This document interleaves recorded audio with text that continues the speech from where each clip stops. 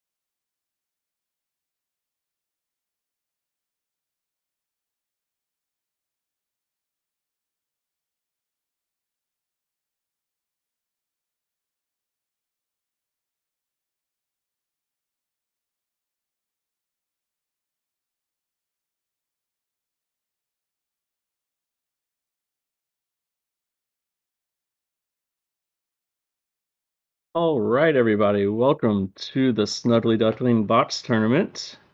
I'm Daniel, and I'm here with my good friend Jack, aka Ghosty. Jack, Hey, welcome to how's the it going? stream.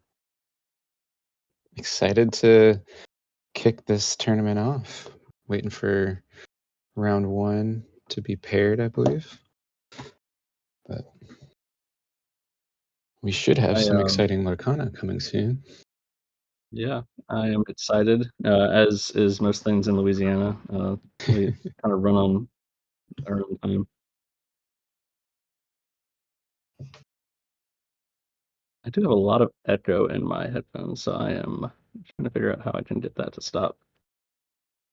Oh, yeah, you might mute in the Discord stream, mute the video from Robbie. That's not sure. Okay, much better.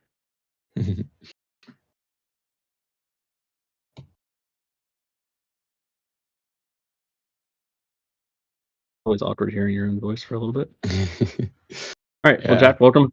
I'm excited. We were talking a little bit beforehand. It's my first time casting a tournament of any scale. You've got a little bit of experience hopping in on different streams that your team SSG hosts, but I'm gonna lean on you to help get us through today. But if you want to do a quick Yeah. intro, I know most people probably know who you are and have seen you on various streams at tournaments across the country as of the last couple of weeks. Yeah, I'm Jack or Ghosty. I play with Southside Gaming. I don't do a ton of casting usually, but I'm excited to participate from the other end and commentate on some of these games. I yeah. What's your background on card games? Boy, that is a lengthy question. We got time. Started We got with time. We got like an I hour started before the college tournament. with card games when I was 5 years old. My dad's friend Eric quit playing Magic and gave me just a shoebox full of cards, and there were some very would be very expensive one day cards in there that I played on the playground raw, no sleeves. I still think about the horrible things I did to those Magic cards. But I fell in love with card games from that early age, and have not really ever stopped playing since. I think something a lot of us can relate to is the first time we played like any card game, not understanding like how important it was to protect the cards, the sleeves. Oh God, Uh, yeah, uh, sure. There's yeah, quite a lot of valuable things that became very much lower value very quickly for you. I know I've had similar yeah. experiences. I had a deck that as a kid, I didn't care about card sleeves or deck boxes. I literally just kept, unsleeved decks in the pockets of my cargo shorts. And I had a whole deck go through the wash one time because I left it in my shorts when Mm. put in the dirty laundry. And yeah, I think now about the cards in that deck and how expensive they are now. Taigas that were just loose in shorts. Oh God, yeah. You've now moved them to just loosen your backpack. Is that right? Still don't believe in deck Yeah, boxes. yeah. People, my opponent's always confused why I pull out these messy pile of no. I could never, not with Lorcana these days. I especially anyone that knows me knows I have a tendency to try to rarity max, so my decks tend to be quite shiny. I did That'd see be some truly criminal. enchanted on some of your streams. Just a little jealous. Yeah, it's definitely a problem, but I have lots of friends that love me and help indulge my shiny gremlin tendencies. Just the hack is to find friends that let you borrow their expensive cards, so you don't have to Yeah, fork over the money for yeah. them yourself. I literally have some friends that they just know, like, whenever they're opening new packs, like, oh yeah, Jack said he was looking for this card. I'll pull the foils to the side, and then It's awesome. yeah. All right, looks like they're gearing up. We actually have Yeah. some people setting up.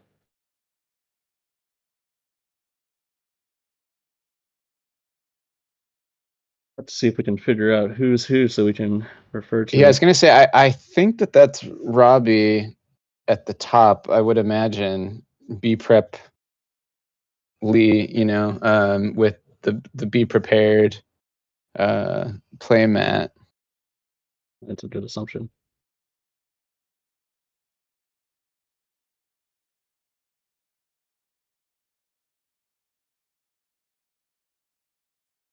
The real Oh, question will be, also, is Robbie on I Ruby? see. Yeah.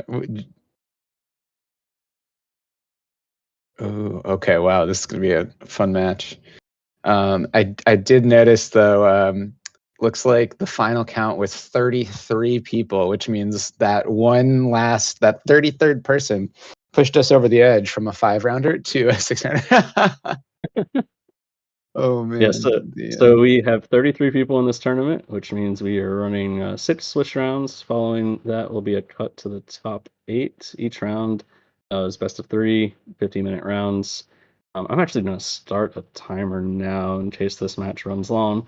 And I'm only saying that because I can see that we are going to have a matchup between Ruby Amethyst and Sapphire Emerald, or Emerald Sapphire, or Saphirold, or Bleen, or whatever glue. code name you call it. Baja. I like glue. No one's caught on to that one yet, but You can green keep pushing it. blue I'm still not glue. using that one. All right, I'm gonna set my timer, and it's one of the things I've always found difficult is it's hard to know how much time's left in the round when you're watching some of these streams. So cool. So Robbie is on the Ruby Amethyst, and Ryan is going to be on the Drew Glue Baja blue green deck. We'll see what kind of version that is. I'm curious. I can go a few different directions. And Ruby Amethyst, I guess, is finally back out of the 0% player population. Yeah, I still can't believe it vanished like it did. I mean, it really just was not the move for a little bit there. But I went to a tournament where for the first time ever, Ruby Amethyst was in the other category, and I was like, what is happening? It's a bizarro world we're living in now. But I mean, kind of hard to see the ink on the top of the screen with the glare, but it looks like we got a Diablo on board and then a Popsicle Bell answer on the other side. hey, even with only popsicles, decks can still pull off the turn one bell. We got It's an like ink. Queen of Hearts comes Yeah, that's what down it, on turn it two. looks like as well. That's a fun new addition for red purple this set. Pretty good at checking some of the 3 strength characters. And also, I mean, Uh, like, because red purple's very much just a deck that for a long time relied primarily on Madame M Snake, right? As its mhm. 2-drop. And you're usually bouncing one of your 1-drop cantrips, which doesn't always feel good. So it gives another answer. So location on board, I cannot tell what that is though. I might need to see if they can It make looks this like the a little bigger. Cove. Oh, okay. Because for putting down a 3/3 turn one, why not make it into a 4/4 at some Four point? four, yeah. There's the crab. Oh, that's beautiful. If only she had actually made her way into the cove, Belle could have survived. One of the most satisfying plays is playing a crab on your Diablo Yes, yeah. trading with something. I It's love it. very, very satisfying. Um, Scrooge McDuck comes down, grabs a dime. Very fitting. okay,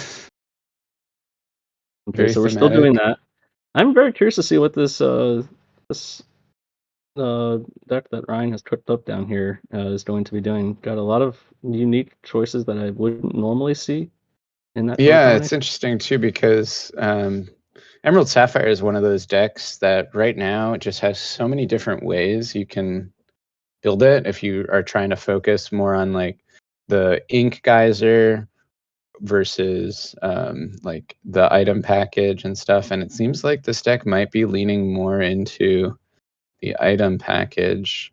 So I We see wonder if an we'll see Oswald. some things like Tamatoas and Oswalds and stuff. I would be very excited. Yeah, the the challenge I think I've always seen with this color combination is you kind of want to play a whole bunch of different cards, and so you have to make a lot of really awkward sacrifices on what actually goes into I'm it. So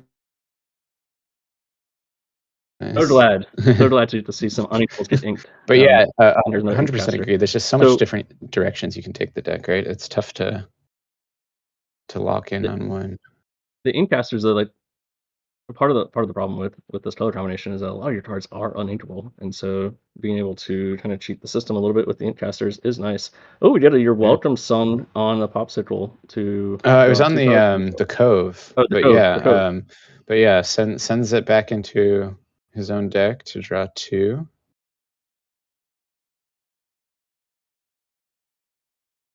And, I wonder. So, given the ink caster and putting the dime in there, I wonder if this deck it almost certainly is running Ink Geyser, I would imagine, but I wonder if it's running the big Mufasa as well, potentially ways to get all these things back out of the inkwell.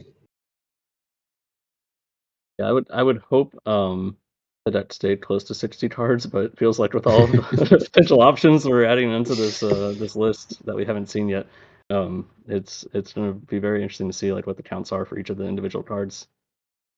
All right, we're singing Friends with Crab. Really, right now, as the Ruby Amethyst player, you're probably trying to manage the board a little bit, but I think you're probably realizing that you need to start racing a little faster, knowing that this blue green deck is going to at some point probably have a pretty big swing turn that cuts off your resources from an ink standpoint. Hmm. Yeah. I really wish I could see all of the characters. I might have them zoom in a little bit or change the light on those for the next round. Yeah. The characters, it's a little bit of glare, but I think we can make it out. The inkwell though is impossible. Another Scrooge. The Scrooge, ooh, did not hit anything on that one. That is that is very rough.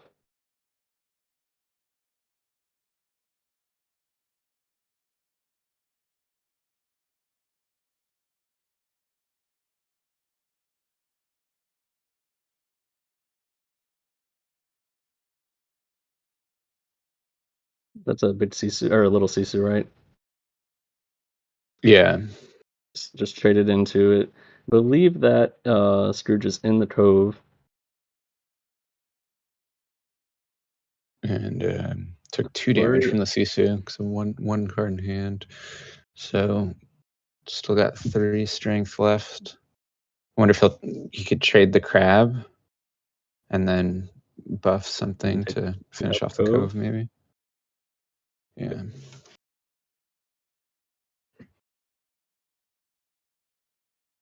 I think Ryan is down to just one in hand. I think it should be 2. I think he had 1 going into this. Oh, Yeah. yeah, yep. But he would definitely like if it was 1 more if he hadn't whiffed that second Scrooge. Okay. Yep. Visions. This can't whiff. That's good.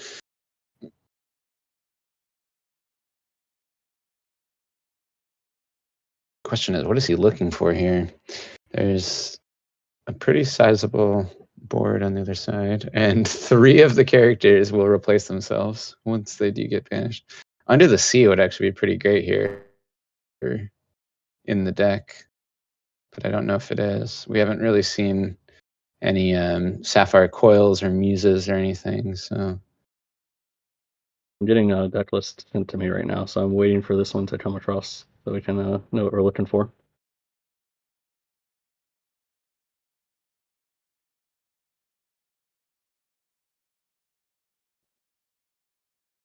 Diablo, okay, I'm that convinced would this be. is it's got to be like 41 ofs in this deck at this point. We're getting a lot of really fun cards in here, but we just said no or said yes to everything. We didn't cut any fun cards. And then I believe that's an Elsa, and so that Elsa's gonna probably Yeah, check this exactly. Diablo. I was oh, if Tremaine will kill it first though. Oh no. Okay. Oh, and it looks like that's a 6 cost Tamatoa in the hand. Ink the Ink Caster. Yep. Yes, enchanted.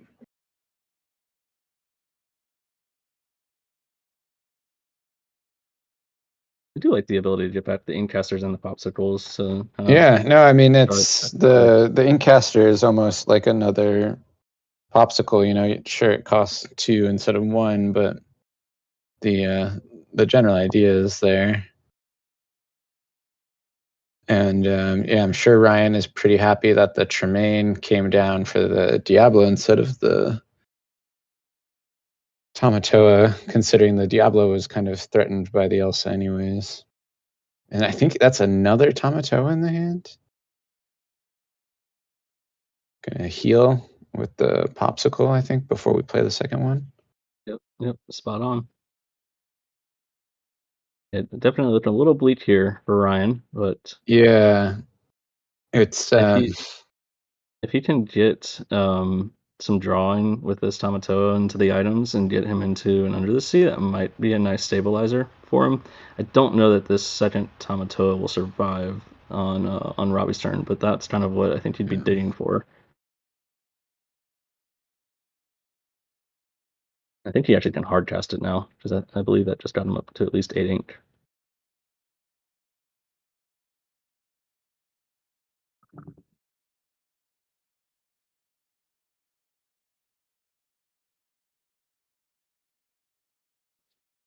Yep. Pump the yep. Yep. Very nice trade here. Crab and the Diablo taking out the Tamatoa, drawing Robbie a card, Oh, do and another another Tremaine. Tremaine. Oh, Oh man, that is not what we want to see if we're Ryan. so And in terms of like the Ruby Amethyst deck, it's kind of been held back a bit, I guess, by the prevalence of the Sapphire decks in the meta, right? mhm. And with the Flaversham ban and Force Sphere ban, I feel like it got a little bit of resurgence as the meta is a little bit uncertain right now. Double Diablo Orion would probably feel much better if he had other threats to Yeah. deal with the board. And again, if But there he's wasn't that Elsa on the board, because he can turn these sideways to draw some cards, but I don't know that I Robbie even mean, cares at this point. He's going up yeah, to 15. yeah, Robbie Yeah. Robbie actually is just gonna win off a goat here. Oh, Oh, okay. Well, oh, he's just gonna pack it up. all right. That's game one. Dang. Yeah, I'm a little surprised Ryan scooped there because I feel like the B prep was potentially a pretty nice equalizer there. Give obviously Robbie's way ahead on lore, but maybe maybe that reset could have given Ryan a chance to take back some tempo. But One of the things I always kind of caution on is scooping before the game is fully over. Mainly, especially in game one. Like I just want to see as many cards from them as possible, even if I know that it's yeah, a lost cause for me. Because that'll help exactly. make better decisions in games 2 and 3.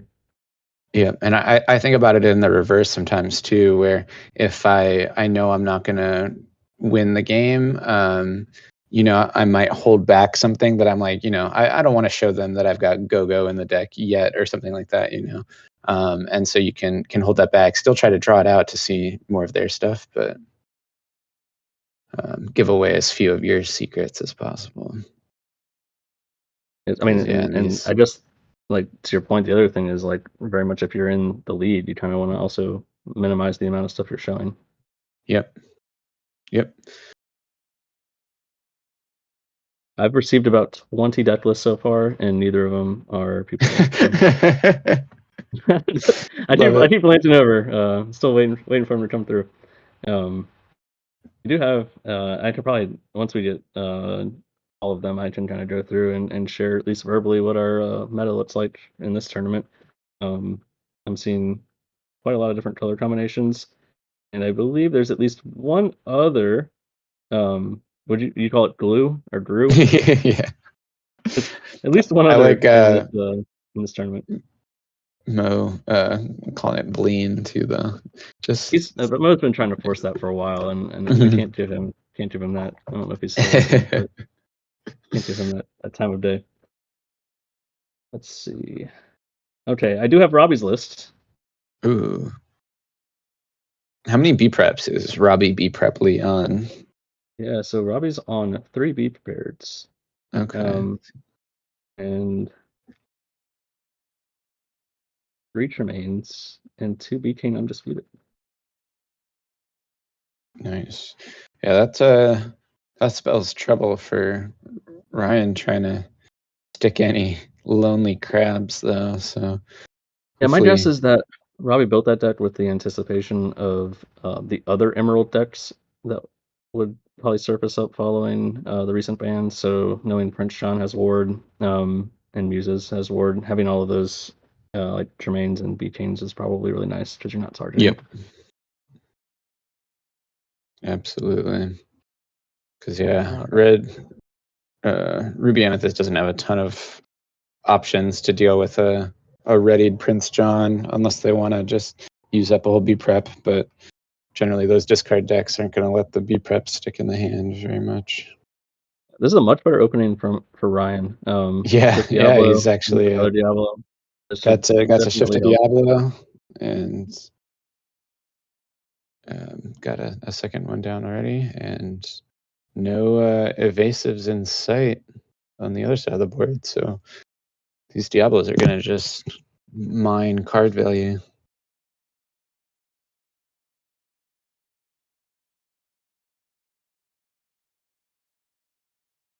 You're singing F1s Okay. and Woozles. Yep, seems good. Slow down this lore gain a bit so Robbie doesn't get a massive lead like last time.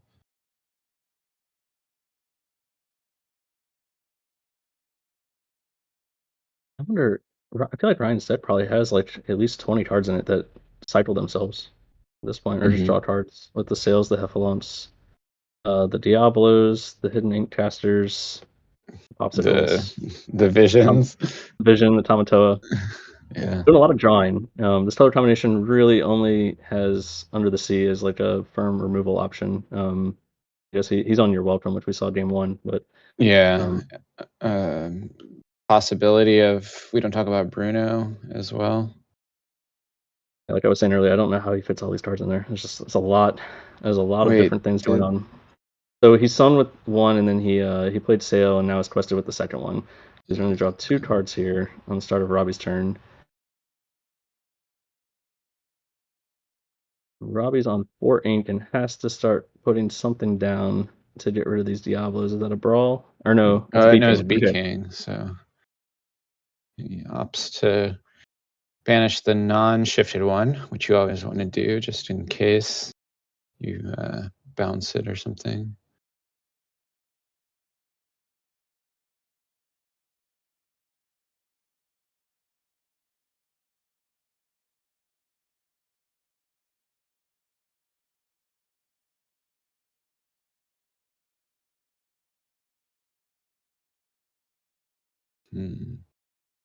Uh-oh, All right. what's I have happening? Ryan's list.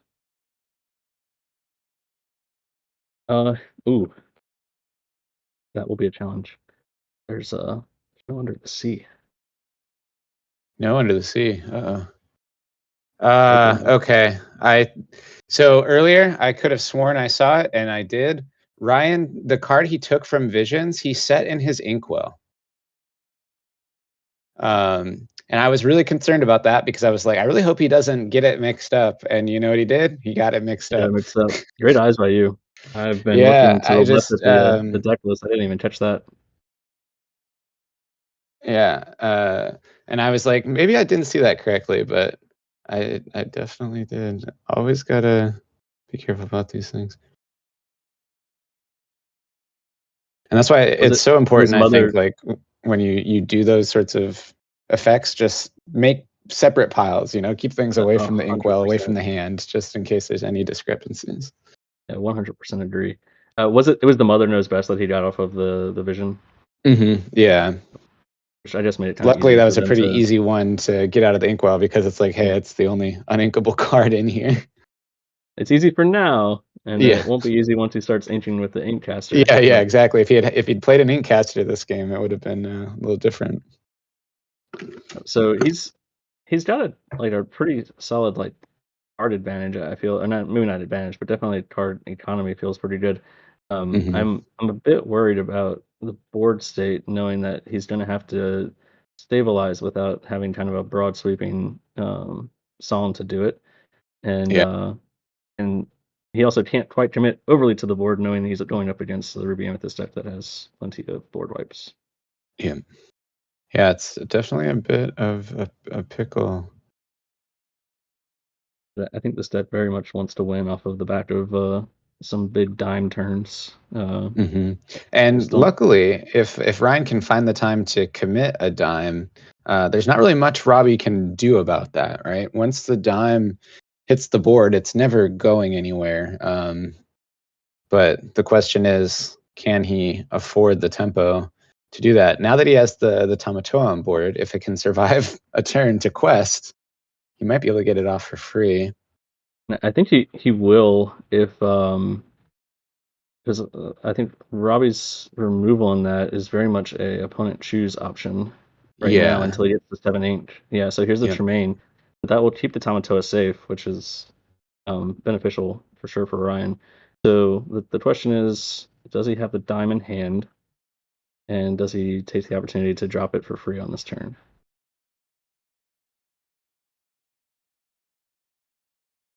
He's loading up the items.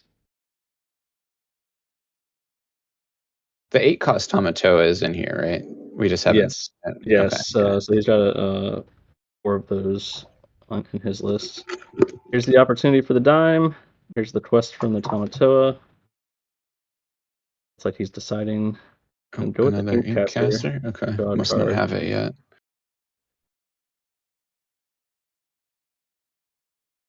He's very much gearing up with the items now, which is not what we were able to see game one because he was using bells to Yeah. kind of challenge the board.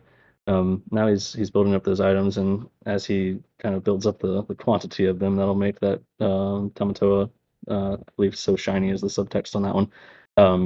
It'll make that one much stronger when he's able to play it, ideally with a dime on board, so he can instant gain some more. Yep. Okay. Interesting Diablo here. Um, Going into B prep if turn, uh, right? if Robbie has the B prep, it's a bit rough. But I suppose this might force it out because otherwise there's a world where he could have just taken out the Tamatoa with his board. Oh, crab. Okay, so that's gonna. Does that tell you basically that he doesn't have the B prep? Because I Yeah, feel I like mean, yeah. that would be the time to play it. Mm-hmm. Whoa, interesting. So Tremaine shift onto Tremaine, and Ryan chooses to get rid of the Tamatoa over the Diablo. I guess maybe valuing the evasive on it and the card draw.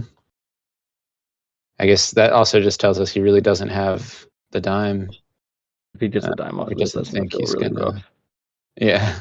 Oh, He but also drifts. so is That's whiffing again. oh These brutal. Scrooges have not been kind. So Ryan has he's on 15 items. Hmm. Yeah, that might be a little low for Scrooge. I haven't played Scrooge at all myself, but I know from my Amber Emerald discard days with Ariel, I really didn't feel comfortable running less than like 20 songs with Ariel because I Yeah. wanted to make sure that, if I'm looking at 4 cards and 20 of my 60 are targets, I hopefully should be seeing at least 1 out of 4 most times, right? With 15, you're literally a fourth of your deck is items, meaning that 1 out of 4, it's like it's going to have to math perfectly for you every single time. When it just gets worse as we've already seen quite a few items come on board, True. so it's Yeah, gonna I guess be that's yeah, right. We're not even taking into account all of the ones that are on board or in the discard already. So yeah, definitely yeah, probably want that item count just a bit higher. there is no Oswald in here, so we haven't seen it yet, and it's because it does not exist. But I do feel like if the win condition of the deck is the dime and the Tomato, I feel like I'd want to have a few more items in there, and maybe he just couldn't really get happy about any of the options that exist in these color combinations, because he stuck with kind of the core um, items, the popsicles, the hidden ink caster, he's got the fishbone quills, and then the dimes. Yeah, makes sense. So is that 3 dimes in the deck? Oh, did I say I just can't do math? It's actually 14 items. It's Okay. 2 dimes. Yep. Yeah. There we go.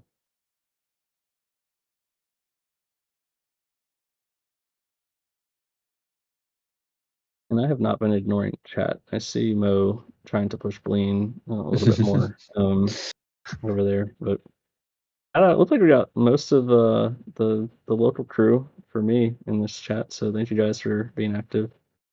Uh, Kristen, I don't think the B prep mat is available for sale, but I do know that Matified has a site now for custom playmats. So be sure to check that out. Yeah, I don't Craig know if we're gonna get ad from revenue Edify from does such great work. Shouts out. Follow him on Twitter at the very least. Dude does all sorts of like giveaways and stuff on there. So Elsa comes down, opting not to exert anything because he already knows he's coming for that bird. Genie. Samato is threatening, right? Like if he's not able to Yeah. answer on this turn, that is potentially enough bursts to get him to 20 with the questing. We'll see how much items he's got, what he's able to plop Yeah, down. I let's don't know where see. his So speed if you count were is. to drop a dime, would be dime for 5, quest for 5. There's the dime. Yeah, so we can go to 12. I think gonna be just slightly short. And Nice.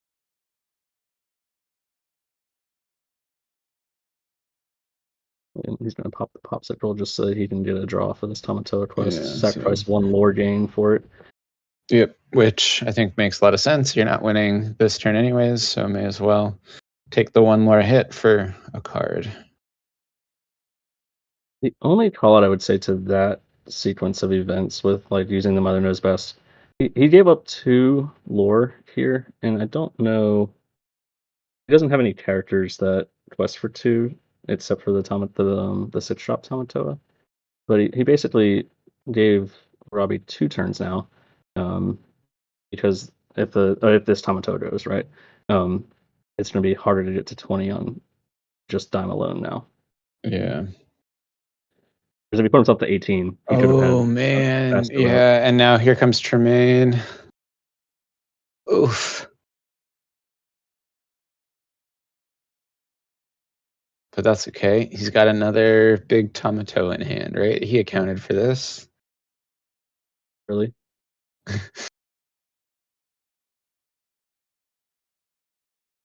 inking a fishbone quill, Visions. Okay, digging we're for gonna 1. find the other crap. How many big Tomatos is he running? He's on a playset. Okay, yeah. So pretty good odds to find another one here. But what's risky is I don't think you can play it right now because he won't have the ink to dime as well. And if you just play it out, you're in trouble. But I don't think Robbie has a way to win next turn. So he can afford the time off. He's Oh, definitely especially with that. he's definitely Okay. the faster deck right now in terms of getting to 20, but he needs to get a dime pop. I kind of worry about not being able to constantly like threaten that lore each turn with the dime, because the more turns you give Robbie to stabilize the board, the easier it's going to be for him to continue to stabilize the board. Um, Yeah. I think Ryan at this point is just playing to the find my other Tamatoa and yeah, then win from hand. yep. Because luckily for him, while Robbie is never going to let anything stick to the board from here on out, he can't really interact with the hand. Robbie's threatening. Oh, he's counting Fine. out the ink. Yeah. Does he have Right. it? There it Yeah, is. there it is. Nice call. Because yeah, I think he probably just had enough to dig in hand when he did that quest out with the Tomato and said, "Hey, as long as I can just get to the point where the next dime wins me the game, nothing else really matters in between that." Because he knows Robbie doesn't have a way to interact with his hand, doesn't have a way to interact with the dime. So I think at that point Ryan's kind of just playing the game on a different axis. And we get to see a game three. I'm pumped that Brian got that game because I want to see this deck go again. It's a color combination that's super fun to play, but it is very complicated because you have so many unequals to manage. Hmm. Um, and so I just want to see more games of it. Just a time check here. So we've got 20-ish minutes if my timer's right, left in the round, which feels pretty good considering the pace that they're playing. Yeah, Feels pretty manageable.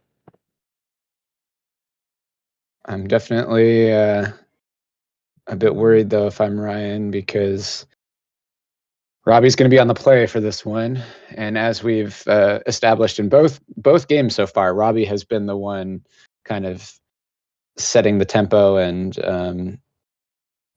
leading the lore gain. And we haven't seen any yet, but I would assume Robbie is playing goats. So there's also always that threat of that lore gain from hand, and so Ryan's going to have to do everything he can to make sure he can stabilize as early as possible, because we also, as we've established, he does not have Under the Sea or any sort of board-wide wipe. So funny you should say that. I do not see Merlin Goat in Robbie's list. Wow, wait, he really doesn't have goat. Okay. I do not. Well, I do not to see be it. fair, Ryan doesn't know that, but No, no, no. But you mentioned it. And I was like, we haven't seen the goat yet. We haven't really needed to see it. There wasn't an opportunity for Robbie to really play it yeah, or need to play it, and so I was like, oh, wonder. But yeah, now that I'm looking through it, I don't see it. Um, so that's interesting. I know Robbie has played a ton of this color combination though, so he's playing what he's comfortable with. Um, and he's got a lot of draw in here. I don't think we've seen the Cuscos yet, but he's got in Cuscos. game one, he had a couple of them, but they weren't exactly relevant other than just the lore pip. I definitely didn't see him with the glare then, but I'll trust you. Yeah, I think he had a couple out before he did that Be Prepared on himself. All right, so starting similar to game one, we've got a 4/4 bell. I'm back out here. Yeah, and the it being a 4/4 is very relevant here because of that queen on the other side, because now it makes things awkward for Robbie, where he can't get that queen activated, essentially get at that damage on it to have the bonus strength. It's kind of stuck as a 1/4. Opting to challenge into the cove. I guess just wants to get use of it while he can, but now unfortunately for him, that bell is gonna just take out the queen with little cost to Ryan.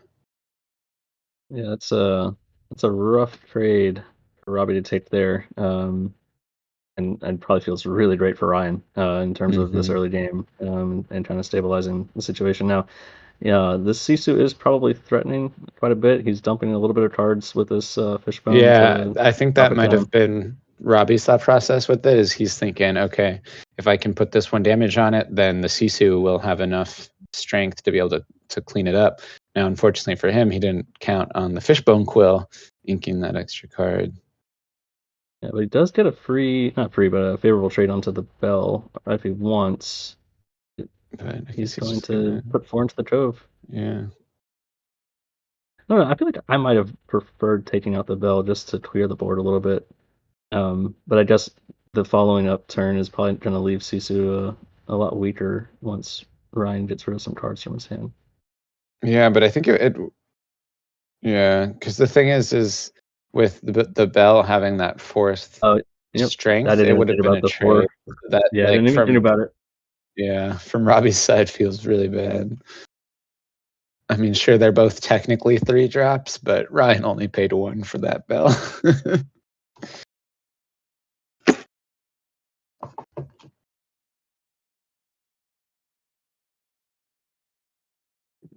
This might be a bit of a rough turn for Ryan, having to dig and not put down necessarily a huge threat. He does have the fishbone and trying to give him some ink, but oh, he just did a Diablo out. Okay, and into the trove. Yeah. Unfortunately, that Cove, I believe, only has 1 willpower left. And oh Oh, and there's the no, Elsa. that is the last thing you want to see if you're Yeah, Ryan.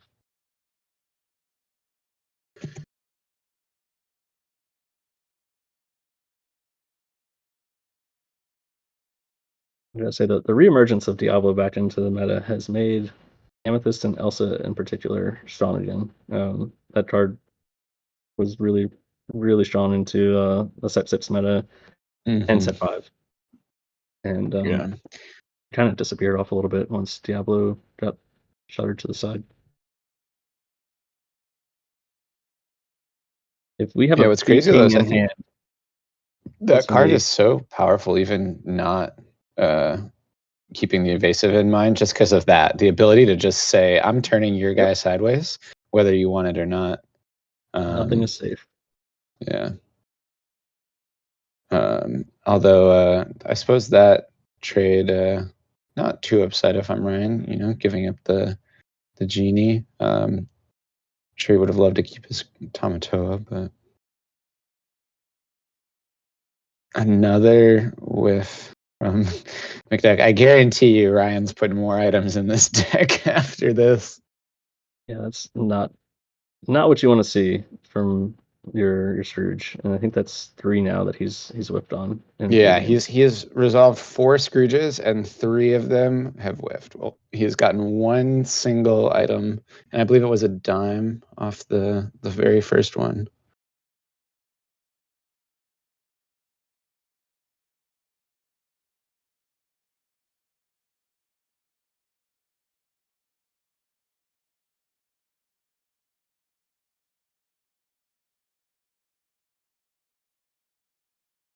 Oh man. Playing that lonely Diablo, just look at all the different ways he can How destroy am I going to everything. lose this game? Like Yeah. what exactly are you going to be doing over there? Because like Ryan's now got nothing left in his hand, right? Like he's empty, Yeah. and And yeah, no items in the discard, meaning the best he can hope for, if he were to draw like another 6 cost Tamatoa, uh, would be to banish the popsicle and cycle it for 1. But as it looks like another Diablo. So, oh, popsicle. Okay. keep Now this is a cycling deck cards here. that probably was very sad about the Hiram ban, and not as oppressive as the blue red. Yeah, that Um, we've. Oh, okay. He's just calling it. No, just a nice handshake. oh Okay. yeah, I guess a little preemptive there from Robbie, maybe thinking, "Hey, you done now?" But nah, Ryan's still still wants to put up a fight here because, as we've said, he has so many things uh, that dig through his deck. A great question from Mo. Is there Clarabelle's in this list? No, I don't think no so, Clairballs right? in Yeah. here. No, I don't Yeah, think. Clarabelle would I be think a pretty nice comeback mechanic here if he had it. Ryan was very focused on getting those enchanted Tamatoas and did not want to fork over the money for the enchanted Clarabells.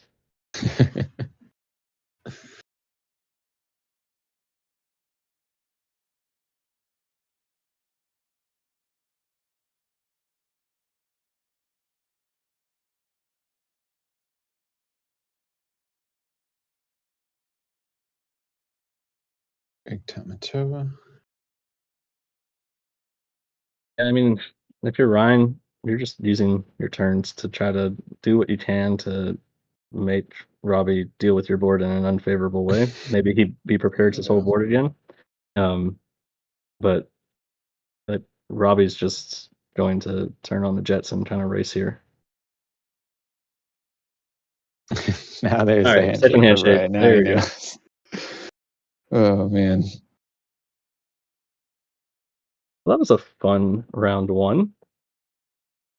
Yeah. Tough break for all the Bleen fans out there, all you glue heads, but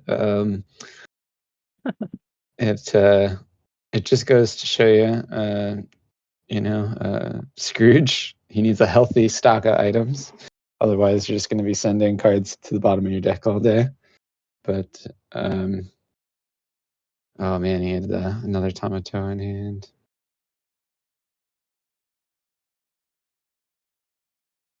But All right, I'm yeah. going to run through the color combinations for us while we're kind of in Oh between yeah, rounds. yeah. What's our spread? If you want to just like jot down some tallies next to the color combinations, that might help us keep track of how many we're dealing with here. Because I've got individual deck Yeah. lists, but I don't have the summary for me, so I've got to go through and shout it out. All right.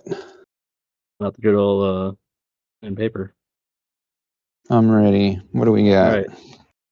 right. We have Steel Song. That's the same deck list twice.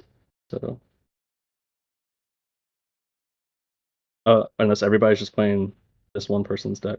It looks like two Steel Songs, two Ruby or three. Nope, two Ruby Amethyst, a Purple Steel, a Blue Steel, um, mid range, neither Wheel nor Tiwi. Another Ruby Amethyst, a Amethyst Emerald,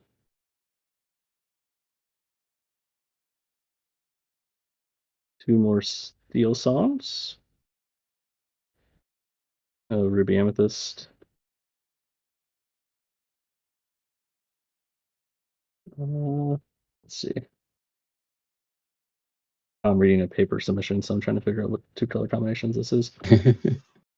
This looks like this is a hyper address. This is amber amethyst.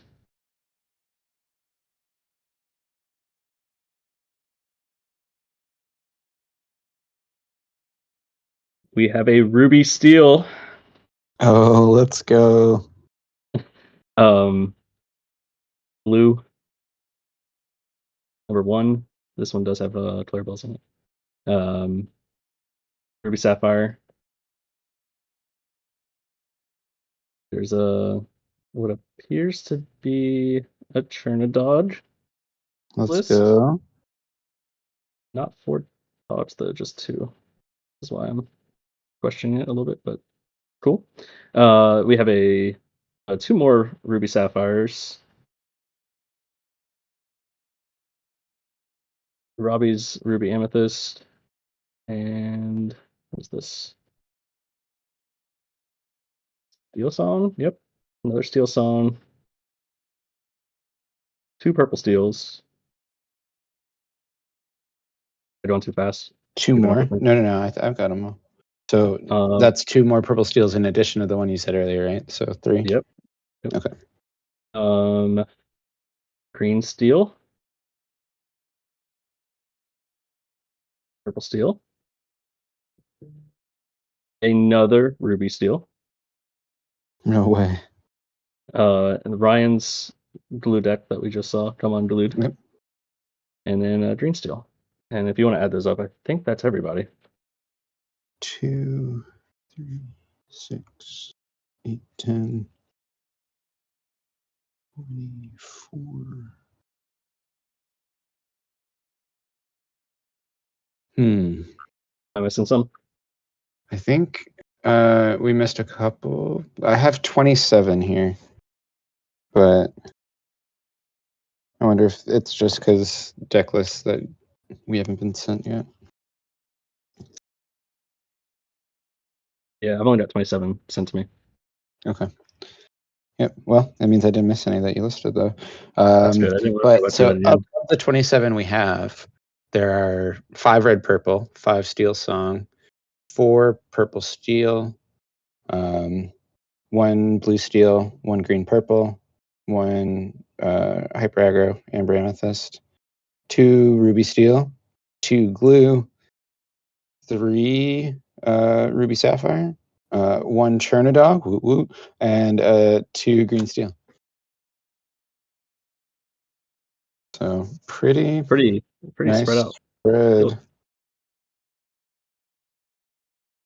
Um, Definitely the 2 decks that I would have expected to be most popular are close to the top, at least. I figured Purple Steel and Steel Song would be kind of the most prevalent, just because I feel like Red Blue taking a back seat has really opened up a lot of space for both those decks. The Amethyst Steel is, I felt, so strong since set 7.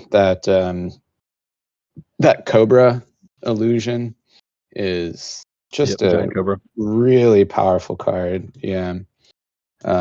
Both being an overstated character and um, yet another source of out of hand lore gain for the deck.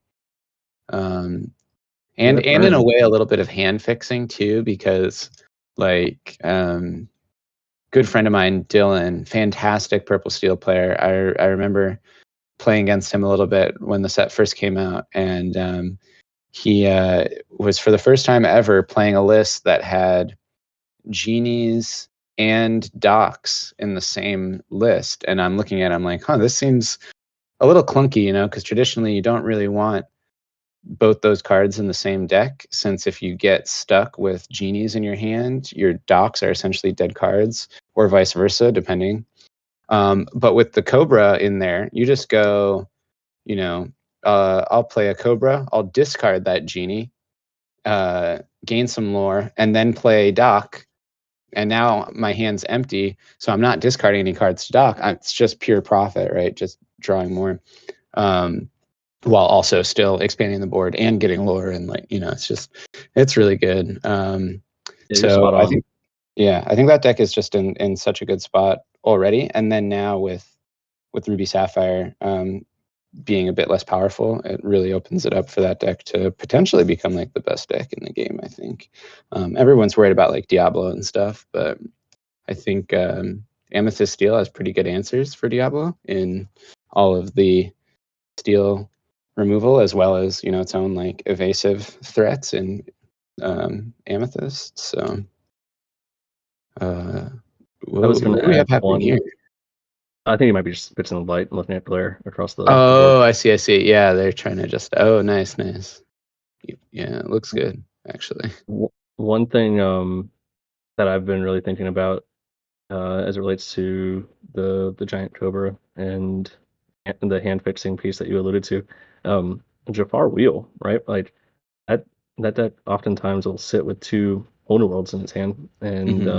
the giant cobra can help clean up your hand with that and make it even easier for you to do some some lore burst on the Jafar singing Holy Yeah, World. So, yeah, um, and also getting you lore too while getting rid of dead cards. Like yeah, it's exactly pretty right. handy. Because I mean, that deck is very much like trying to not race to 20, but very, Yeah, but very like much burst, right? Yeah. burst you. Yep. So the timer kind of accelerates a little bit when you're able to get off at least one, if not two, cobras or white roses or goats or whatever Yeah. you're playing. Yeah, if only the Cobra was a Jafar itself. I know I the know. Jafar wheel Uh, players would be salivating. it's just so brutal. They did get access to a different 3 cost from the set 7 card pool. So Yeah, the 3 drop Steel Jafar. Um, yeah, and the the one that like gives a challenger, right? Um, it's a or it's like a baby version of Merlin Crab. So it yeah, is plus 2 challenger just on the play. But yeah. Quest for um, 2 though, which is nice. I think that card is pretty solid.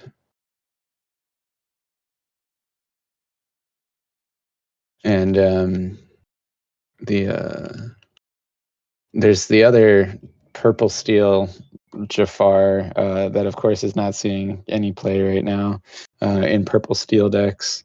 But with Reign of Jafar, we could potentially see that change if there's like some uh, illusions that are a bit more relevant, where that recursion effect could be valuable. I'm hoping we get like illusions that have like a effect that says like this card's name also counts as Jafar. Yeah, that would be That pretty cool. that would be that would be nice. There's about a minute left in the round for those that are just sitting here listening to us chat again. My name is Daniel. We've got Jack, aka Joesty, here, and we will have some special guests joining us throughout the stream today. Some other players and names you may recognize. We're also doing a giveaway, at least one giveaway, and we'll be sharing those details out pretty soon. Ooh, that's cool. I didn't know we were doing a giveaway. So I'm like one for like absolutely hating teasers. So if you look through the chat, Tristan was asking how can I get a Be Prepared mat. The giveaway is not necessarily a Be Prepared mat, but it may or may not be something of a playmat. Ooh. And if I know where it's from, and I have a feeling I do, it'll be a good one. Yes, it might be a This playmat man don't with miss. it might be a playmat featuring characters that can no longer be played in your deck. Oh, wow. Okay. I know exactly which playmat it is now. I You haven't saw. forgotten which playmat it is what you're Yeah. saying? I've seen the art, and it's beautiful. And what's cool too is it's kind of a sequel mat, because the after a certain squirrel received uh, a redo, he made this beautiful mat featuring him, and then now with the mouse leaving the house, um, he has made a follow up. It's actually like it's very good. The rodent removal is very prevalent across the Yeah. game right now. What do they have against rodents? And a sphere. Yeah. Two rodents and Like a mouse ball. You ever have a hamster? yeah. Put them in a little. Those are actually called fortispheres. That's what those are. So we are at time in the round. I'm looking on the melee, which I'll actually go ahead and drop in the chat for everybody so that you guys can follow along if you like. We are essentially live. I think there's a few second lag on onto YouTube stream, but we are essentially live here. So round one has just concluded, and we are waiting for the last few people to wrap up their game and match, and then we should be heading into round two. Again, we have 33 Lumineers playing today, which means we'll go 6 rounds of Swiss, followed by a cut to top 8. Each round will be best of 3 with a 50-minute timer.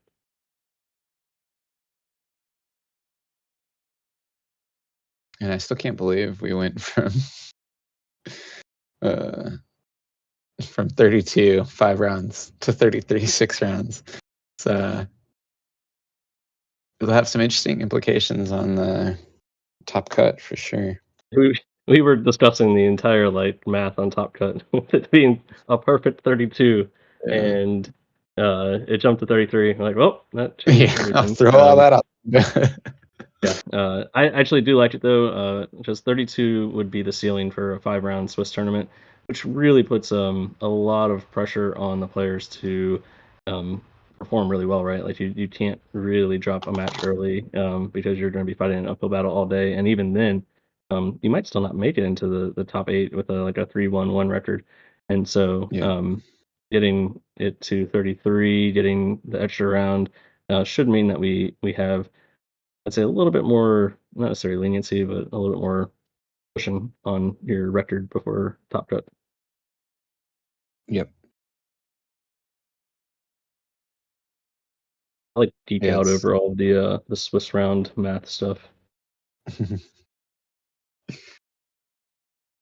yeah, it's one of those things where you'll have the people that like, finish 4-1 or whatever, they'll be like, yeah, let's just cap it here and go to the next go to top cut, they're like, nope, we got one more round now. So they you know, gotta go 5-1 now, not 4-1. But more Swiss rounds generally just means that the higher skilled players will be more likely to make it to top, I think, because you just gotta have that consistency rather than maybe getting lucky to spike around. Yeah, I was gonna say consistency. It puts less of a pressure on your potential like matchup pairing. Um, Yeah, exactly. Like you can have that bad matchup you hit in Swiss and go, okay, cool, we can recover from this.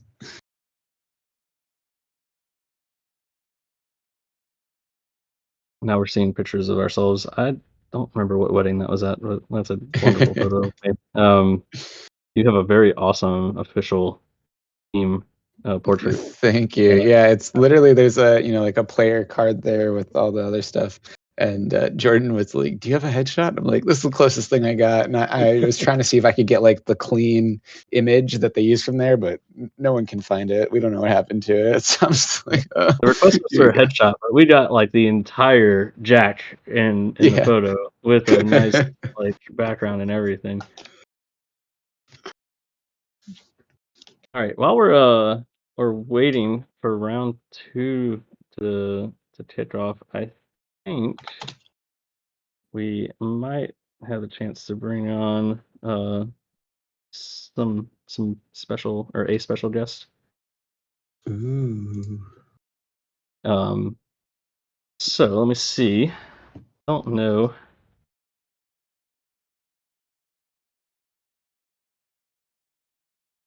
Let's see. Maybe we can get this to work out the way it seems to be formulated in my head. All right, let's try it out. Our special guest, if you can just come on in, guns blazing. How are you? Hey, y'all able to hear me? We Yep, can hear you. coming in good. Good. Good to see y'all. How about that round one?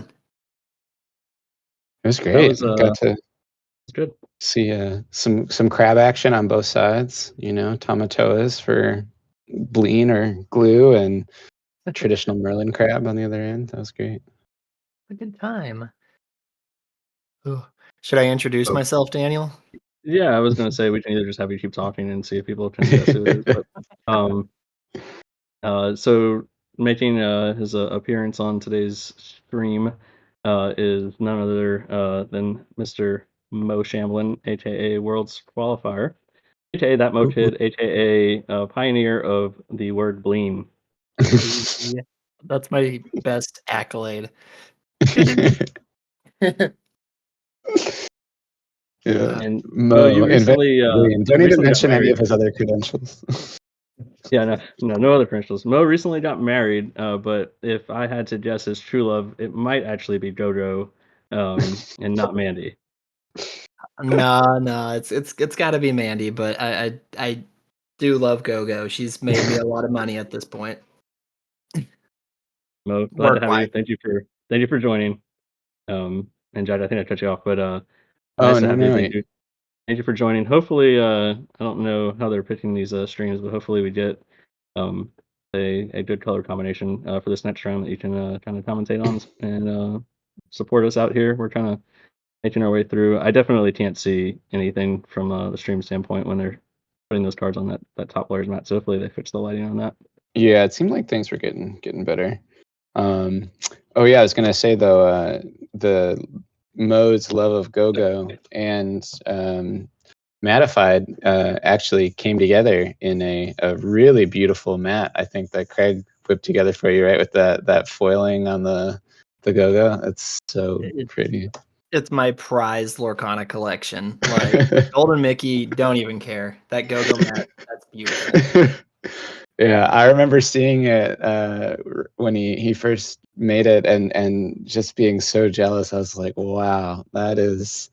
I mean, that's like the real prize for your performance at nationals, not the world's qualification, just that Yeah. mat. Forget the Baymax, no one cares. Like that, so cool. You're a go-go enjoyer as well, right? I haven't kept up, but you've been one of my favorite Yeah, players in set 7. So I I love Go-Go. I like so in set 6, I was playing a lot of green purple, and Go-Go is like an all-star, absolute must, gotta run it card in that deck. I feel like it is just so good. Um, and then in set 7, I've been playing a lot of Turnidogs, obviously, green, yellow. And for quite a while, I had people asking me, they're like, why don't you run Go-Go in this deck? It seems like it would be so good. And I would just point to my list and I'd be like, look at this, collection of creatures. We have 0 strength, 0 strength, 1 strength, 2, I'm like, where's the damage coming from, guys? How is Go-Go ever going to get any value? And then I realized, sure, everyone's only got 1 strength, 2 strength, but it builds up. When that Maui hero to all 5-for-1s there's gonna be 4 damage left on that Maui, and that's when you just play that Go-Go and you go, hey, look, I win. that, um, that's a trade I'll make any day, you know? yeah, I literally at World Class Cards, the second 5K on Sunday, I was playing against DKP, and I had out Chernobog. I was at 15 lore, and he's got out a bunch of stuff. He's been clearing my board. He's got a hand full of various different removals for all my little guys. Can't get rid of the Chernobog. He's sitting there going, all right, do you have to worry about anything else? This deck doesn't have any reach, right? I mean, you've got the Donald I saw, but that's only 1. That would get you to 19. And I'm just sitting there being like, okay, he doesn't remember about the Go-Go that I inked in game 1. And I top deck a Go-Go and just quest for 3, go to 18, slam down the Go-Go, grab 2 lore off his Maui, and the game's over. I imagine that triggered some PTSD from Den. Yeah, he literally, it was a face in the hand situation immediately, going, oh right, I could have done some other things to possibly play around this Go-Go. Like, yeah, it was definitely a great Go-Go moment there. And Go-Go actually has some very interesting ability in this deck beyond just that, like grabbing the win off, just incidental damage, because in the Turnidogs deck, we're also running the 2-cost Tramp, which is basically like a Merlin Crab, just put turn to 11, because you're like, I actually have had a moment where I've killed a big Tamatoa with a Nala, because I was just like, yeah, we'll give +9 strength to Nala and just, But with Go-Go, you can do swing for 5 into your Hiram. Well, I guess that won't work anymore because Hiram's gone. But Yeah. some other large bodied character, you just swing in there and you don't kill it. You just leave it with as much damage as possible, and then you just slam down the Go-Go. And if the Tramp is getting its reduction, that's literally a 5 ink combo to just gain like 4 or 5 lore out of nowhere. It's so good. No, that is that's been one of my favorite decks to play tinker around with this format. It's been a good time, and I Yeah. just love that tramp interaction with Go-Go. It is like it's just green purple, but a little different. Yep. Yeah. Big Ooh. big time go-go enjoyer here, and yeah. I'm seeing She's some player names on the board. Is that the Jordan I know, Daniel?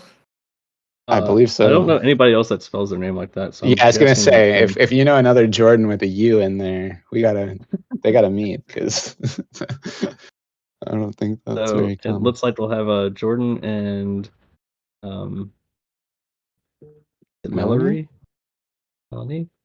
Yeah, I think it's an N. Melanie. Oh no, it's Jordan and Jordan. There we go. It's Melanie. So this will be Melanie is going to be on Purple Steel, Ooh. and Jordan is on Ruby Amethyst. Oh. Whoa. Ruby Amethyst. That's interesting. I thought for sure Jordan would be on old green yellow discard. Now that Diablo's back. They switched up the naming order here on us. So Jordan is on the bottom of the screen, and Melanie is on the top of the screen. I'm assuming because I'm pretty sure that's Jordan's playmat. Yeah. That is a beautiful playmat.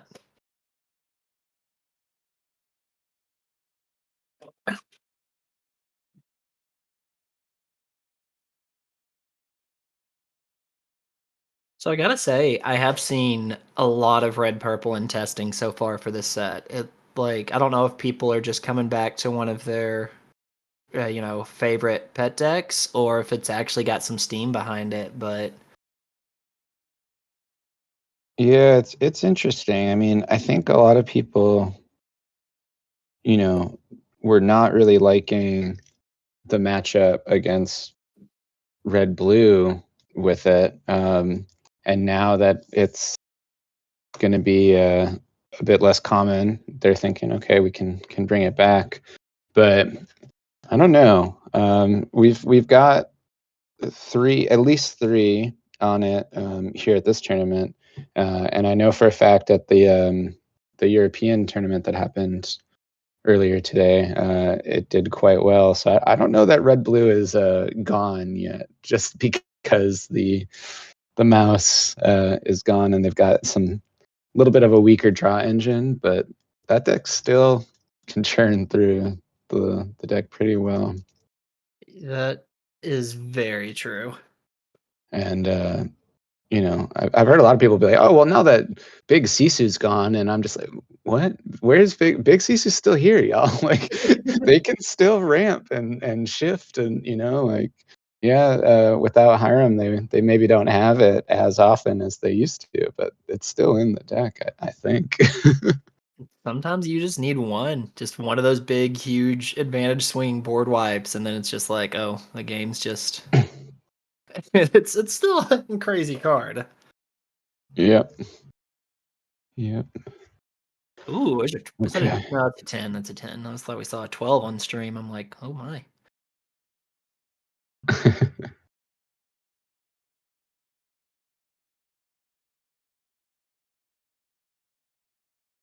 So who won the die roll?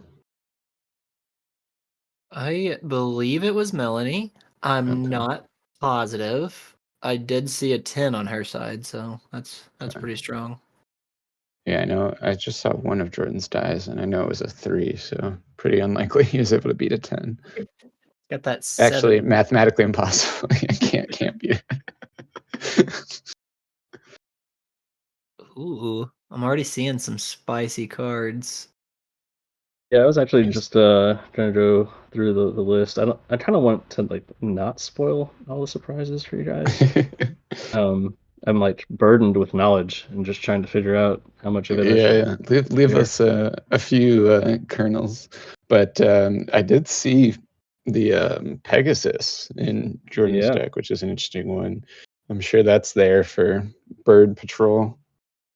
I wonder yeah. if that means we'll see the Peter Pan as well. That's a functional combo I've liked a lot this format, where you have that Peter Pan that gives your evasives rush, and it turns all these like 3/1s or Iago, for example, into just this huge. Oh man, I saw someone give Iago a rush the other day with that, and I was like, oh man, no one better do that to me because I'll be mad. Just a I'm big old not gonna 4/6. not gonna spoil anything specifically for y'all, but I will say that it is probable that you will see a Peter Pan, and it is probable that you will see an Iago, but and whose deck those are in, and in what form or fashion those cards appear or characters appear, will be left up to the players. All right. See the card art. Okay, that's my hint. As it goes into the inkwell. No, that's a broom. Broom, okay.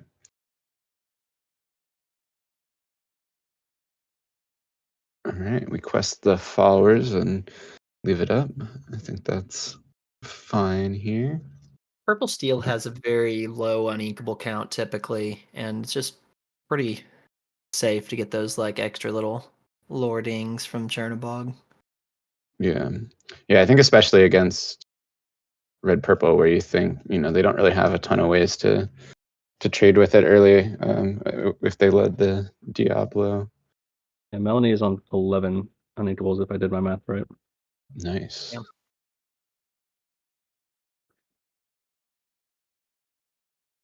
Keela said Ruby, Amethyst, and Joyous unite. Yeah. It's been a while since Ruby, Amethyst, and Joyous have been able to see it on stream back to back, right? Let's see. Inking of a crab here.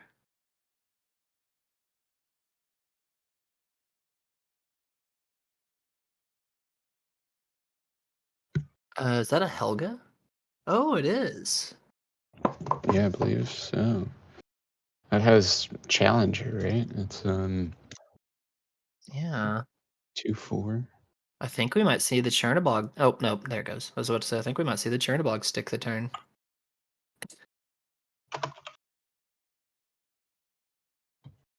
That's his turn, and Smee shoots himself in the foot by being clumsy. That Helga has evasive during your turn too. So it's a 0/4 Challenger 3 with evasive on your turn. So it's a bird killer. Queen removes, goes for the potential 2-for-1 for the queen instead of pumping up the Diablo. Yeah. Makes sense when you see Jordan's hand.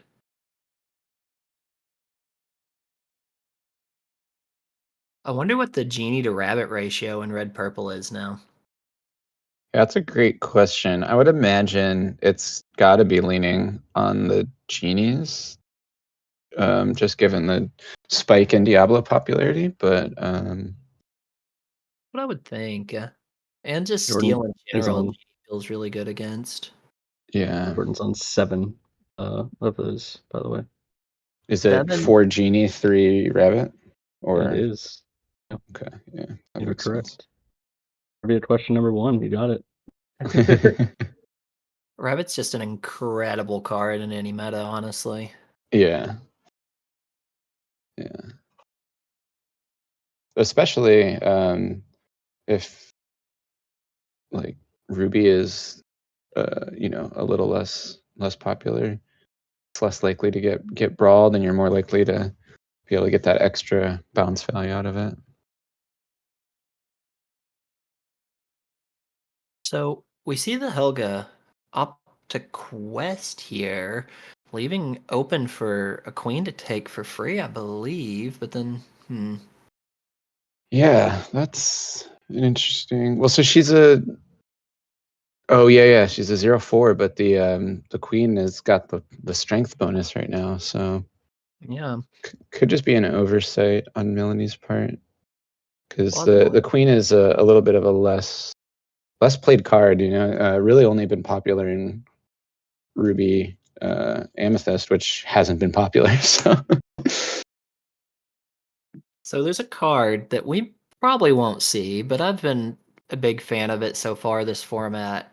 Teeth and Ambitions is really functionally fascinating with that queen card. I You just agree. yeah. remove the bird, and then just give yourself a 4/2. It's pretty strong. Yeah, when I first had some local Ruby Amethyst players telling me about, running that queen, I was like, oh yeah, it makes a lot of sense. So I assumed Teeth is back in, and they're like, no. And I was like, interesting. I don't know. It seems like a match made in heaven. I assume now with the Diablo spike, it'll definitely start to make its way into some of these lists. We do have to give a nice little thank you to Jordan for actually doing his ink normally on stream. He normally puts his ink, Yeah, he like, is normally a above. ink in front kind of person, right? I was like looking Drives at his me hand for a nuts. second. I was like, oh no, please don't do this. Oh, I love it when they do that on stream. It just gives you that extra little bit of separation, but it makes things real weird. Okay, so we're seeing a little bit of an off-curve genie. I think I saw an Elsa in the hand, but it's probably not time to pull the trigger in that yet. Yeah, Yeah, not really any good trades to be made. I feel Yeah. like Jordan's play here is very much to try to just go a little bit wide and then start making the trades if Melanie decides to quest in front. And then from Melanie's standpoint, I think both of them are just like waiting to figure out the Elsa play, right, and figuring where that trade turn starts. Sacrificing this crab might not feel that great, but you're gonna get rid of Jordan's crab. So, but now it's exposed, so that kind of leaves me a little concerned because crab is definitely helpful in this matchup. For sure. We're seeing the off-turn Pete here. I wonder if we're going to see it bounce for the snake. What got bounced for the snake? Oh, Nothing she's yet. taking. Yeah, Yeah, Pete, Pete. spot Okay. on. I like my purple decks. Huh. Yeah, Mo did the purple set champs challenge for the last set champs rounds and got a top 8 with every purple color combination. I did. It was a fun Wow, run. that's pretty cool. And then you haven't really played purple since, basically. Been in a weird purple steel just didn't hit it for me against these blue decks early on, and yeah, I've missed playing. I've played a lot of purple in this past week for some reason or another. I can't tell you gentlemen why, but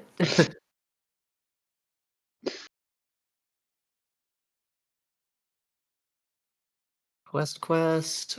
Now seeing how we have that Pete in hand. Okay, comes back out, of course. Oh, another snake. Okay. Oh. Okay, yeah, so Melanie is just playing the I am never going to let you play Be Prepared route, I guess. Can block it this turn, block it next turn. Now If the one only. Yeah. I fear here is you're just not pushing a lot of lore. That is exactly what I was going to say. If only we had like some two questers out while we were doing this, because we're extending the clock, but we're not putting a lot of pressure down, especially when Jordan's got two genies. Yeah. Like those two genies outrace the entire board on Melanie's side. Let's see another Pete.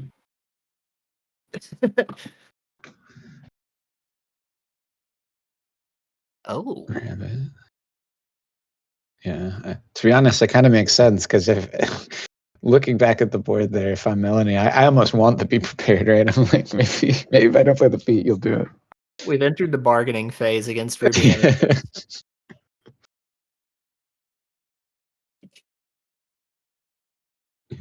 I feel like every time I see like Amethyst matchups when they're played against each other, it's always interesting that you're very much playing like a purple against purple game, and like the sub color is usually like less important than like what you're doing with your Amethyst cards.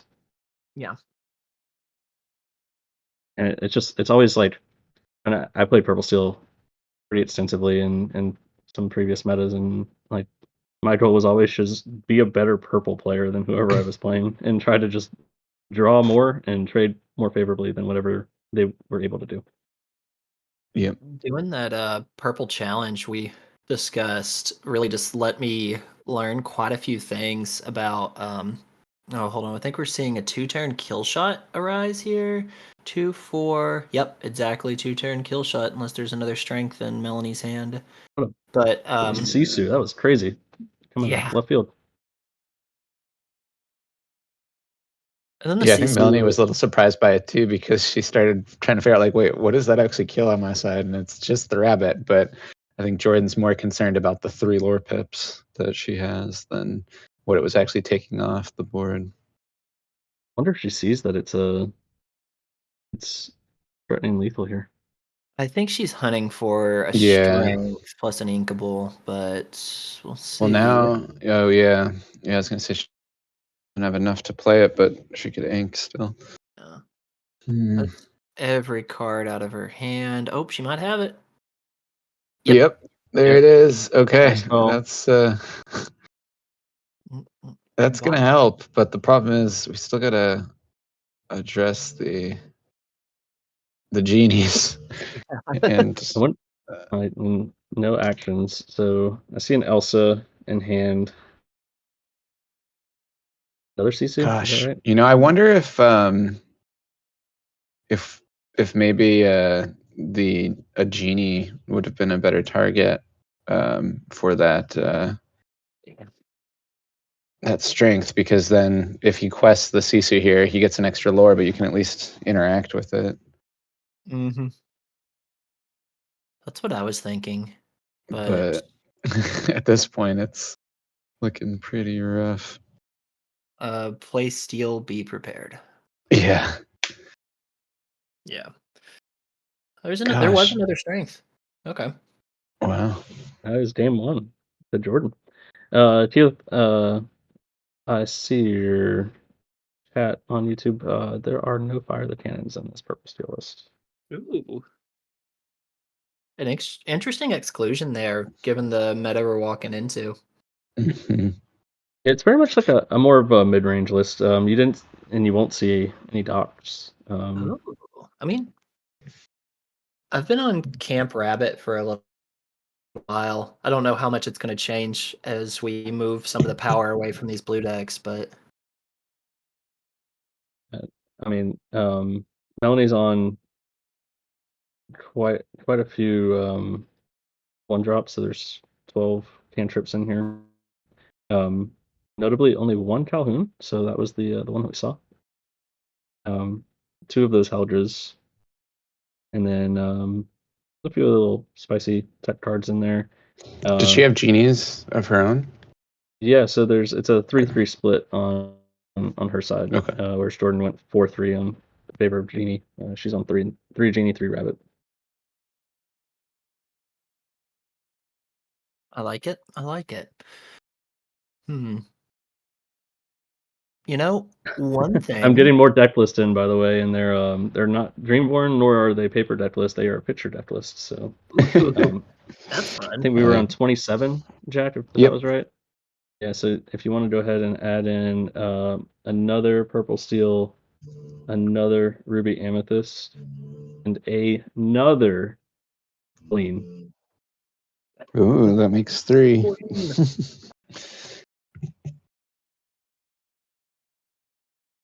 All right, so that brings us up to 30. So I guess there's just 2 more Yeah, deck they're still lists. trickling in, so I'll update you Yeah. once the additional ones come in.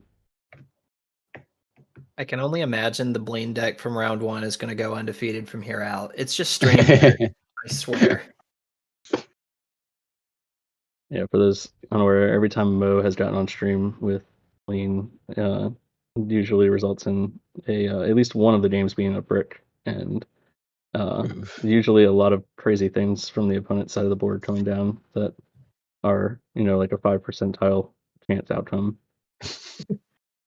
Yeah, I will say I played against a guy, Jeremy, on Green Blue at World Class Cards on stream, and he didn't see Muses either game. And no. I'm playing Chernadogs, like the matchup where you super need to see Muses, like so That match, or definitely. his deck was cool. I think he was on stream a couple times, if I'm not mistaken, Jack. I Yeah, remember yeah. 'Cause seeing he that. played he played one of the World Class Cards guys in round 1, I want to say, or something like that. Like had some very cool matches from what I understand. And then when I played him, it's just like, well, just can't find his removal stuff and just gets run over by the dogs. What did you do for the last 40 minutes of that round after you finished your 2 games? I did what I did with all my free time now that I play Trainer Dogs, and that's go watch my friends play and chat and scout. It's great. I need to find. I need to switch over to that. I've been playing too many long matches. I was on stream against Chernadogs at the Hunter Burton Memorial Tournament, and like game 1 I brick, and then game 2 I have my like muses, I'm bouncing. He doesn't get a point of lore on board for forever, but he gets up to like 6 ink, and he goes play 6 1-drops, play tramp, play tramp, play tramp, play Chernabog, and I'm staring down 17 lore, and I'm like, let's go. what happened to me? Yes. I literally I've had turns like that, like especially at where was it at Charlie's when no one really knew about the deck yet, and I was like having turns like that and people's just jaws on the floor. How much ink worth of characters do you just play for free? I'm like 21, I think. Uh, Yeah. 30, 31. Yeah, it's, insane stuff because you're like Crazy. 2 tramps, a Chernabog. That already gets you to 24. Ouch. Yeah, it's pretty Alright. insane. So we're seeing a Diablo inked here and to play a Chernabog. So that probably means we see like a Smee or something decent on turn 2 in hand. Don't hate it. Or just a fistful of 1-drops. Yeah, I Honestly, believe my we said favorite she's on 12, right? 12. It's a good Yeah, chance to I open think. too. Yeah. Yeah, she's got the full 12 of all the purple cantrips. Ooh. Was that I a do Finder's wonder. Oh, Inks? you might have spotted the Iago.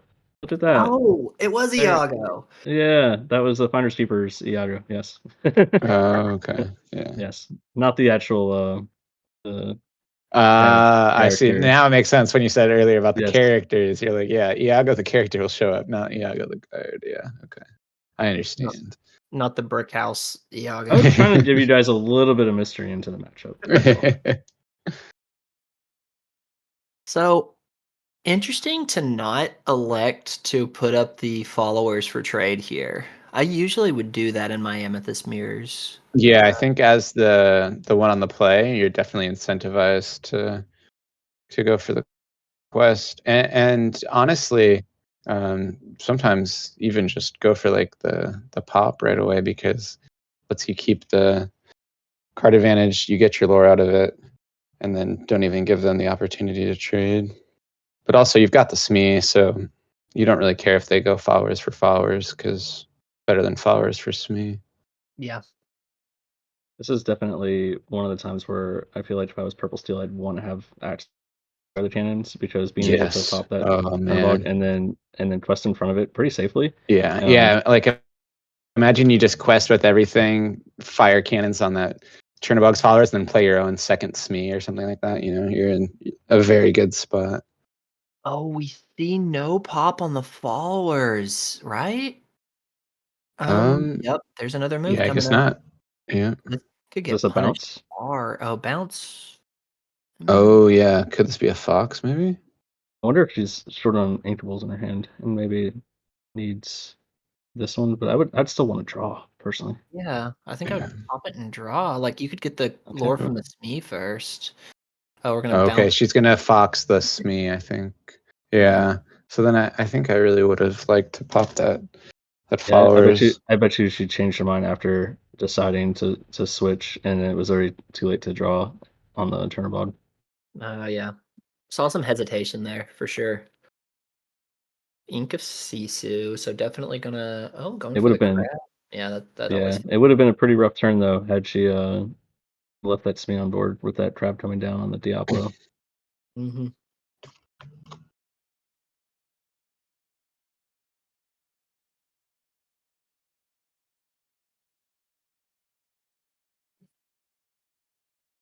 Smee coming back down.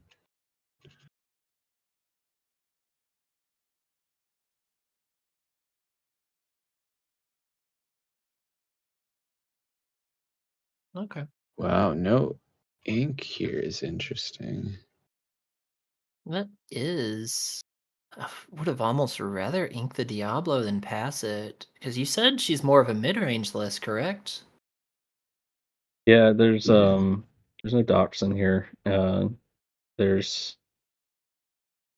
some draw from the usual suspects with the four drops and friends, but notably there's I don't think there's any deuces. No fire the cannons, no smashes, no babooms. Um, there's two giant fairy Tinkerbells. Ooh. Well, that's interesting. I don't think we've seen any of those yet.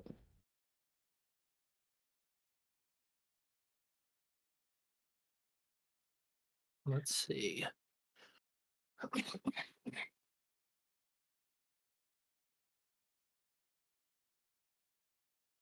Melanie's list is very character heavy. 50,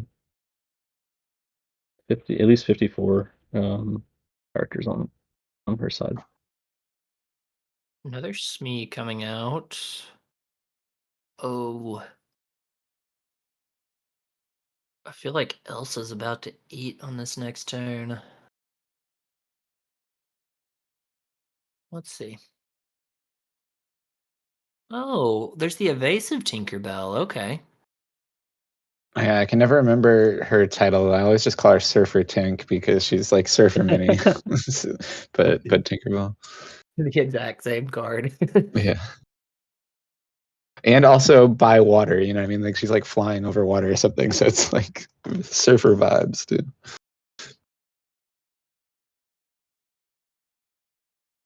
Jordan has so many cards in his hand. Yeah, Yeah. Red purple feels real good right here. Like, if you get to play a rabbit on 4 and you're not staring down like 10 lore on the opponent's side, then you're yeah, feeling pretty favored.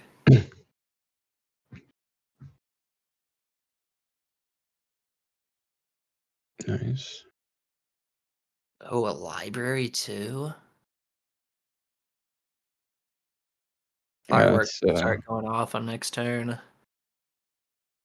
yeah, because next turn he can play the library, move everybody in, maybe quest the Chernobog's followers to draw 2 cards and set himself up for like a nice B prep that's going to draw him a bunch more cards. Yeah.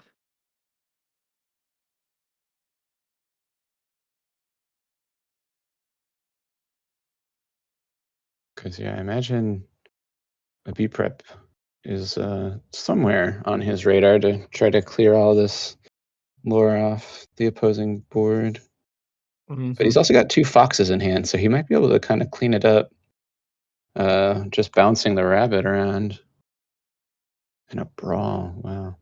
I am Yeah, he interested thinks. to see the Diablo abstain from questing for 2 turns in a row too. I wonder if there's a crab in her hand that she's trying to pull some value from. Maybe. Yeah.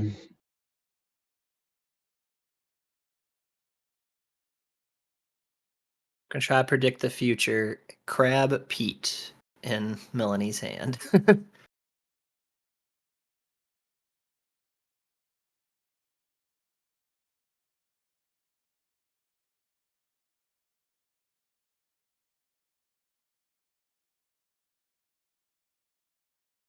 You gotta imagine Jordan really wants to get this library down, but it just doesn't feel like it's quite the time to play it. Yeah. With how much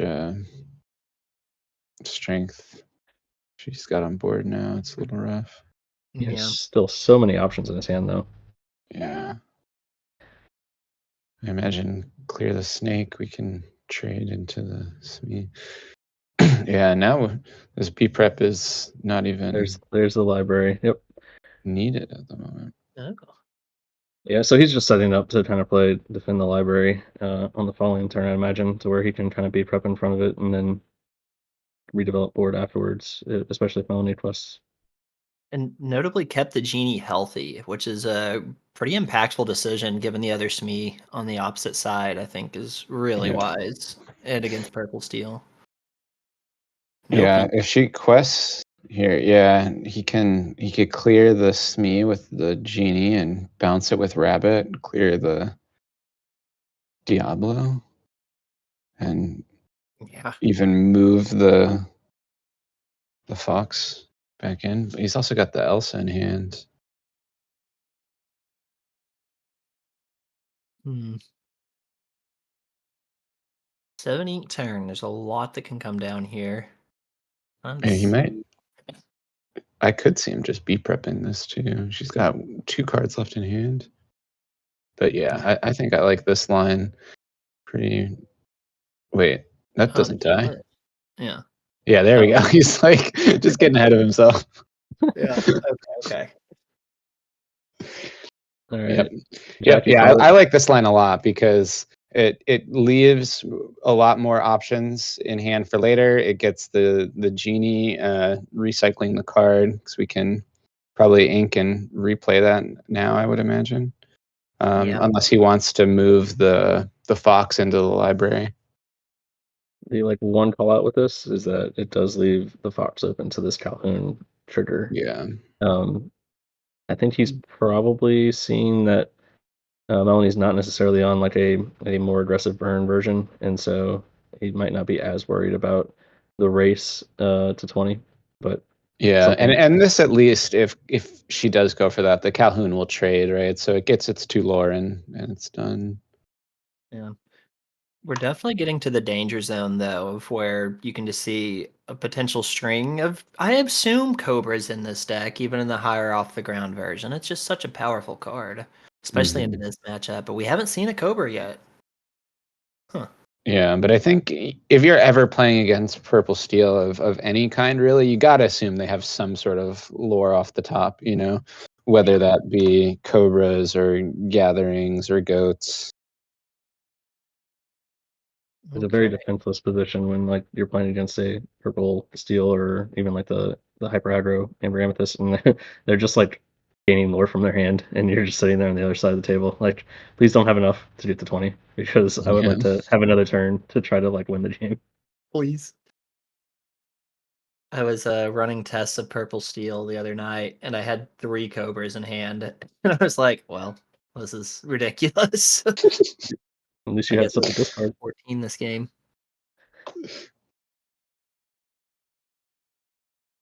I actually played against someone who discarded a gathering to a cobra, and I was like, okay, cool. I mean, you're gonna get that 2 lore one way or another, so I guess that's fine by me.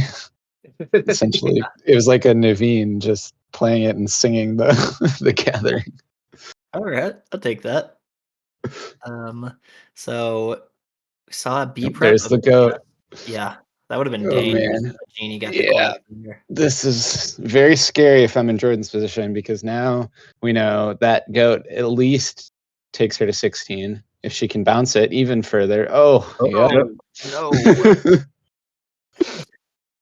Oof. Okay, heart of the cards. I saw a little shimmy. He Did did we get not. our lore ping for Yeah, I don't think he library? got his lore Not up on the yet. library. There we I go. It's like they can hear us. oh, I hope not. Um, let's see. Yeah, I think if we're Jordan, we got to just try to present as much lore as possible here because we know they don't have much really, we don't have any way to stop that goat coming down. Okay, I like this though. Clears the snake, albeit a bit of a big commitment. We spent 8 ink to clear it, but we keep both the characters. Every lore matters. Yeah, yeah. And Elsa move into the library with the last ink of the turn. Friends here. I think you have enough. Okay. Oh, she has enough to friends and replay that goat down. Oh, Rabbit. Goes for the rabbit. Might be looking for another bounce so that the goat, if she plays the goat here and it gets removed, she might come up short. yeah. All right. Well, that takes a little bit of the gas off, potentially. Yeah. Play a genie.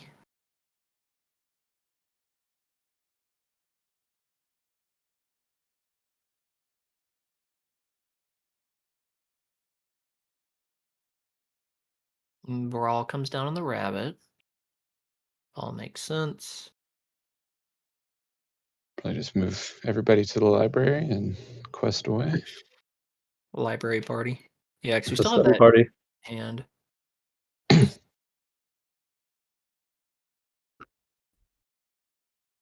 I think after spending all this time in the library, these will be the smartest cards in Jordan's deck.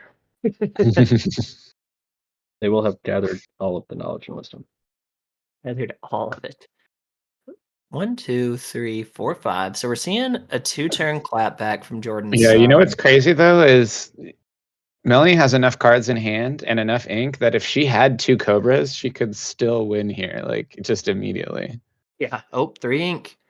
It's 4 ink. Oh, It's a 4 ink, yeah. Okay, so no Cobras. Has to be a goat, right? Oh, the No? tink. Interesting. Okay, so she could kill the. No, but I don't like that because then his genie can kill your genie. Oh, Peter Pan. That's not Yes, tink. the Peter Right. Pan. Yeah, I forget he has rush himself. I was just thinking about giving Yeah. the genie rush, and I was like, well, I don't like that. But yeah, this is not bad.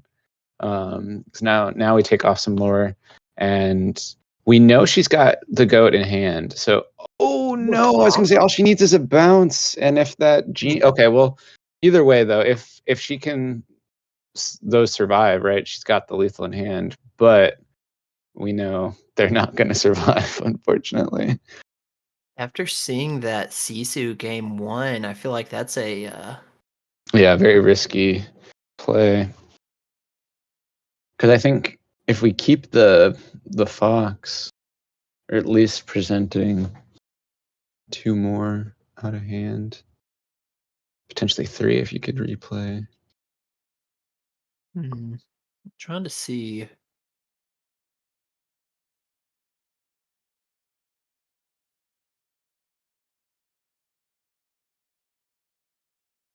Man, yeah, I think Jordan is just in such a commanding position here because he can just quest out, move the Diablo to the library, be prep, remove everything. Melanie's going to draw a card, but Jordan's going to draw 4. Yeah. I don't even know. Would you want to move the Diablo, or would you want to give yourself access to that 4th ink to potentially play a 4-drop after the P-Prep? Ooh. That's true. Maybe he does just have enough cards in his hand. I'm just such a glutton when it comes to card draw. I'm like, why draw 3 cards when I could draw 4? Yeah. He's going to draw 4, it looks like. Yeah. I swear, because like your Questing. 3-drops aren't necessarily as good as your 4s in this color combination, and Oh, so no, for sure. Yeah, I agree. But I mean, to be My honest though, goodness. he just found pretty much all of the 2 drops he could want here. I imagine we'll probably see the queen come down and move to the castle. he has so much in hand at this point. It might not matter. Yep, Queen, Okay, goes for the Queen into Pegasus. or I Pegasus. think the Pegasus is a little riskier just because you're up against the steel deck, you know? You probably want something that you know will stick, but this way also, if she decides to play a genie or something, you can present lethal with Ooh. or With you know, bounce. be able to kill it. This is going to be a very close race now, and a follow-up on Pete. Oh man, think that's pretty crazy. That's going to be really hard to deal with. Yep. Yeah. And he can't. Wow. We That technically were in goat is bounce wild. range, but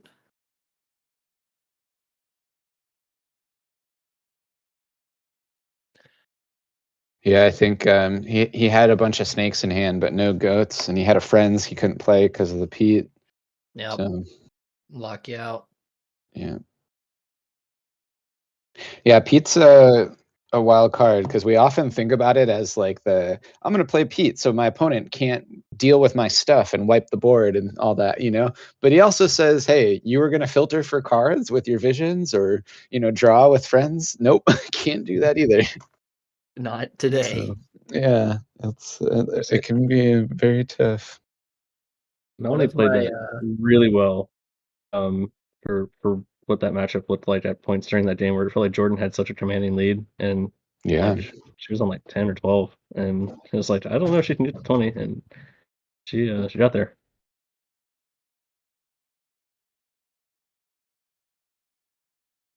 Let's see.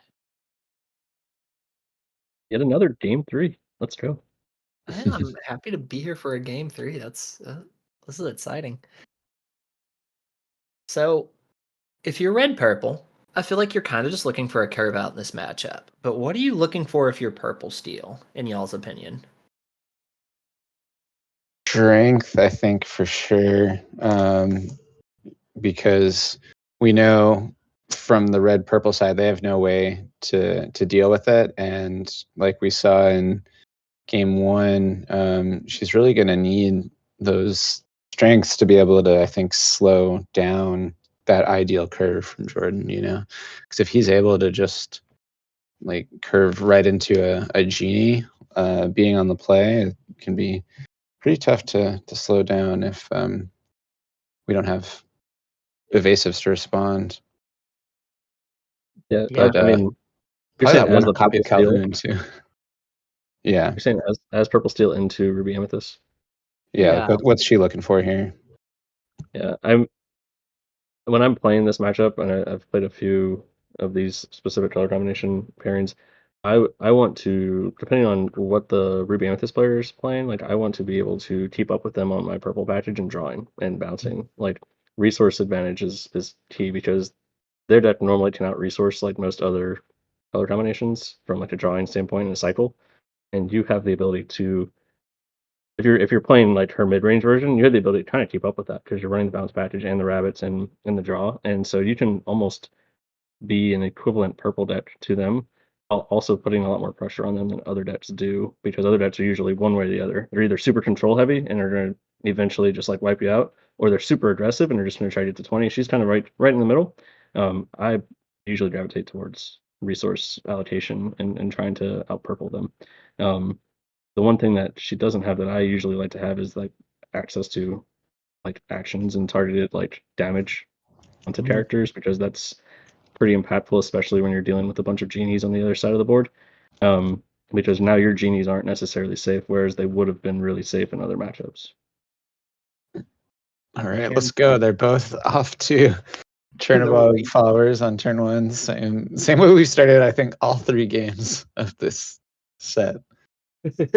Chernobogs for everybody. So, what I would like to see out of Melanie here is a wide board approach against Ruby Amethyst, especially with all of these cycle 1 drops where you just get to trade them off for another card. I feel like it's just kind of your way to force responses from Ruby Amethyst before they're able to generate those responses. Yeah. But let's see.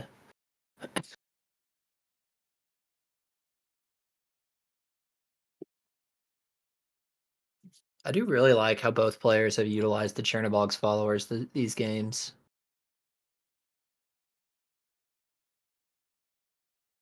Yeah, can be a tough 1-drop to use effectively, like with the Diablo, you're kind of just do whatever with it, and when it dies you get your card, but with followers you got to really know your timing, how much lore can you squeeze out of it before you pop it for that card, or do you forego the card to let it trade with something else? Lots to think about. Oh, just a Interesting. hard Hard cast casting friends into a brawl and a B prep. That's pretty nice, I suppose. Your board answers board. It doesn't feel too bad to make that call to do that. Like, Yeah, and I think Does he have the? Yeah, he's got the genie. He's going to drop next turn into Elsa, into Medusa potentially. So I think using that turn to kind of just dig for some more cards, try to pad out this ink situation, would be pretty nice. Yeah. Because he's got a lot of good cards in hand, but not a whole lot of inkables. Nope. I think we're gonna see the fox sacrificed here. It could be the brawl, but Yeah, it's tough. I would be so hesitant to do the brawl because we know he's running, or rather, Melanie is running things like the genies and the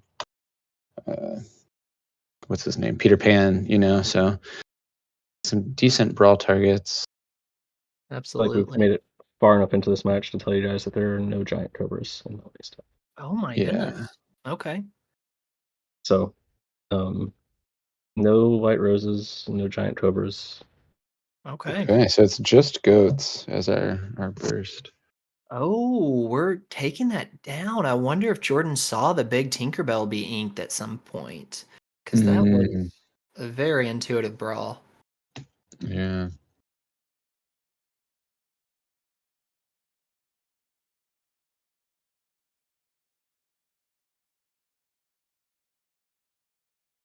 Our first quest of the game. Let's go. And the pop this time. Remember last Yeah. game that was the awkward turn with the fox bouncing this me instead. Yeah.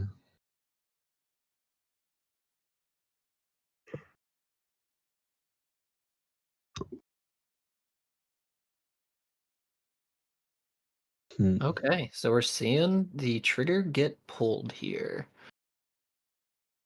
Huh.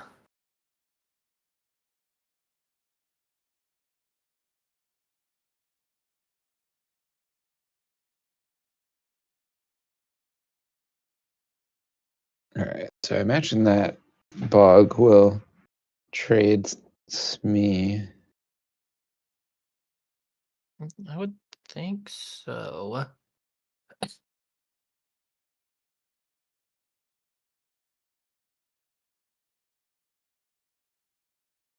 There's a world where you bleed the lore and try to get the 2-for-1 with the queen, but I'm not for sure if I would necessarily risk it in this position. Yeah, I think against this deck, again, we know she's got no cobras, but Jordan still might be operating under the assumption that she's got more burst lore, and after losing to a goat bounce last game, you definitely want to be a bit careful about letting her reach those thresholds. So Absolutely. every last bit of lore you can deny is pretty good. Oh God, a back-to-back genie. Well, using that brawl on the Oh, there's uh, the giant yeah. fairy inked. Okay, so that's some validation there for Jordan on that. But Validation, but also doesn't feel good now that you're staring at yeah, these things. yeah, and I guess so. Ink play Medusa most likely, just to try and slow things down. Yeah, it's probably Medusa coming out here. There's a world where I think that's an Elsa? I think it's an Elsa, but Yeah, he's had one in hand for a little bit now, so he could like just play that, kill the broom potentially, and because if we've got the B prep in hand, so maybe you don't want a Medusa now, knowing B prep will come down on 7. yeah. Even like an Elsa and Genie into a Genie would probably prevent Melanie from like going Pete follow up, which then keeps your B prep active. Because I imagine if you go after the broom and leave the genies up, you've got a Pete coming down on Melanie's side of the board to kind of freeze you out for another turn.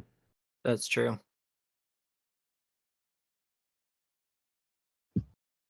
Yeah, lots of potential lines here. Does he have a crab in his hand as well? There is. So crab would be another nice play. But here's the Elsa. He is going to do the broom. I think you just get the damage on the queen, so you now have Yeah, a 4/3. and then take out the double genie swings with that. the Yeah. genie Elsa. Seems good. That feels strong. Yeah, I just think this lets you like not lose to a Pete coming down and stopping your B prep on your Also, notably, opts not to ink here, meaning B prep is not a possibility next turn. Ooh. Medusa still is, but It's because Crabless is only inkable. Yeah. Oh, ouch. yeah, and Oh, definitely and wants to also, hang on to the crab here, so he can take out that genie, assuming one of the evasives gets taken down. Crab will still let it trade. yep, smart. It is so he's is it a big Sisu, Medusa, and B prep? Is that his is it I think it's a rabbit is the fourth prep? card. I do believe it's Rabbit. We saw Fort Ink quickly pulled aside, but then put stashed back. Is this the Yeah. third genie? That would be crazy because she's only running 3. Could be a rabbit as well. Could be a rabbit.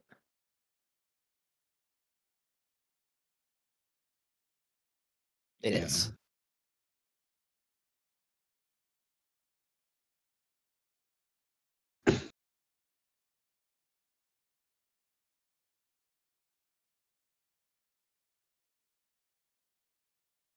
Hmm.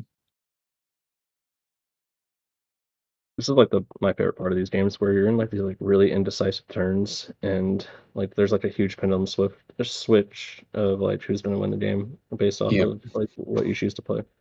Yeah. And neither Okay. player really knows. That's probably the best part with the whole thing. Is like they're both Yeah. kind of just on pins and needles, like waiting to see like, is the other person going to play something I really don't want to see? Do they know what I don't want to see?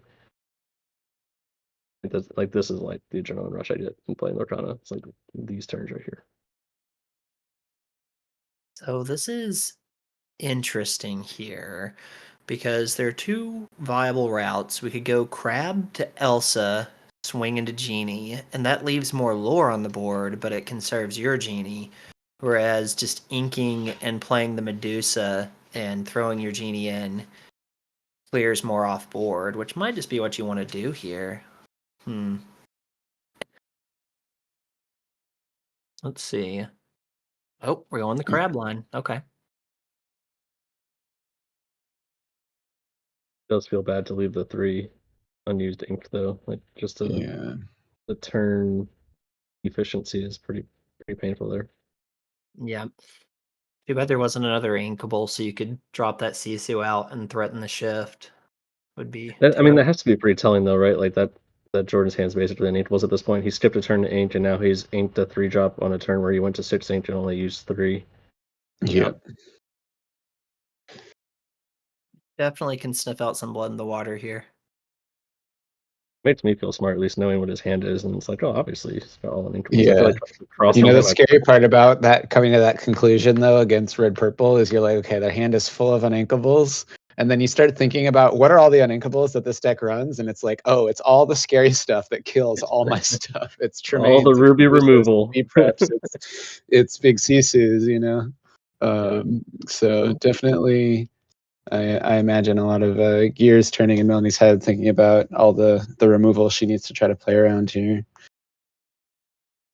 Interesting choice to push the Elsa here. Huh.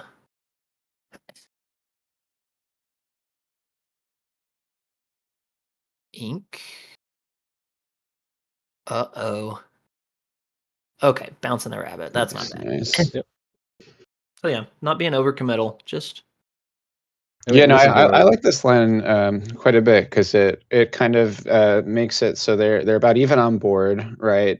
She's way ahead on lore though, and then she tops it off with a little bit of additional card advantage. Keep that rabbit around, but notably it lets her kind of manage through a potential board wipe at some point. Now that she has this yeah, rabbit safe. trade. Quest. That doesn't feel bad. And one adjustment I like to see from Jordan here is a big prioritization on pushing lore whenever he can throughout here. I think one of Red Purple's like deadliest things that it can do is just be like this huge mass removal, like presence, but also the game's just like over in 2 turns all of a sudden, and we're seeing Yep. ourselves get primed for that. Rabbit comes back down. Melanie has got quite a few cards in hand.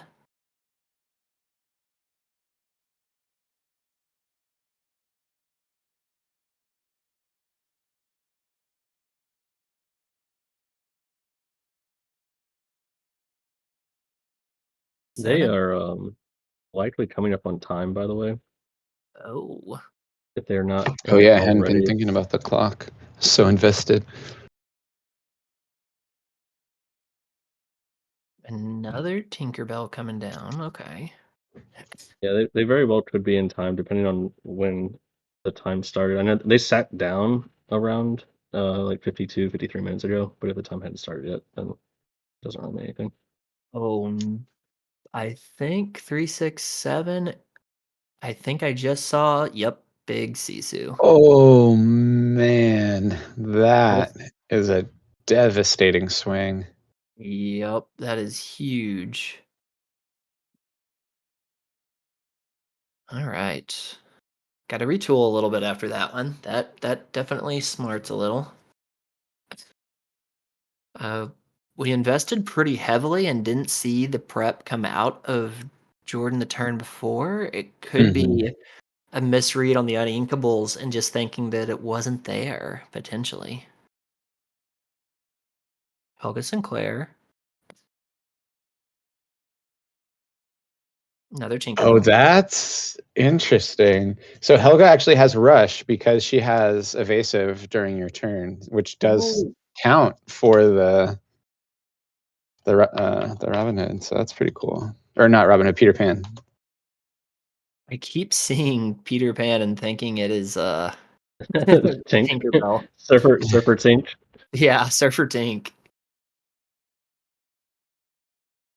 Okay, so a remove and a quest.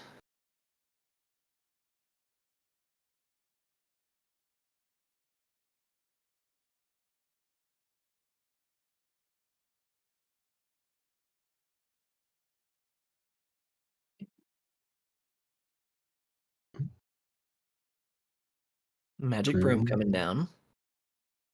Into what?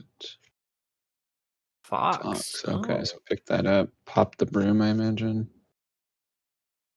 yep. 4 ink to spare.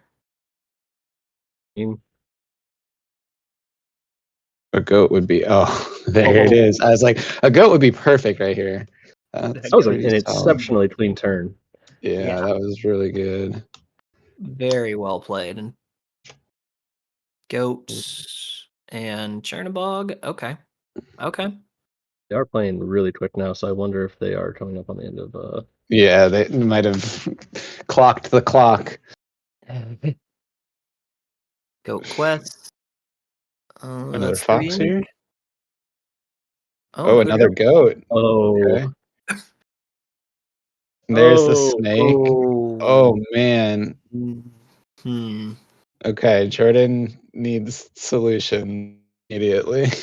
We've got the He's got to be prep. prep, so that'll prep takes her to 18. She's got a goat, takes her to 19. She just We got to got we gotta hope she doesn't ooh. have the bounce. Oh boy. We've got 15 on board. Hmm. 6, 8 ink can go to 9, so 2 left to follow up the prep, but I don't see anything can get played with that. Yeah. what looked like such like a turn of events with that Sisu has quickly shifted with these goats. 100%. Just a flurry of goats. What is goats plural? Is that a pack, a herd of goats? Herd sounds correct. Yeah, I think heard. Not a question I've ever asked myself in a match, Mo. Thank you. That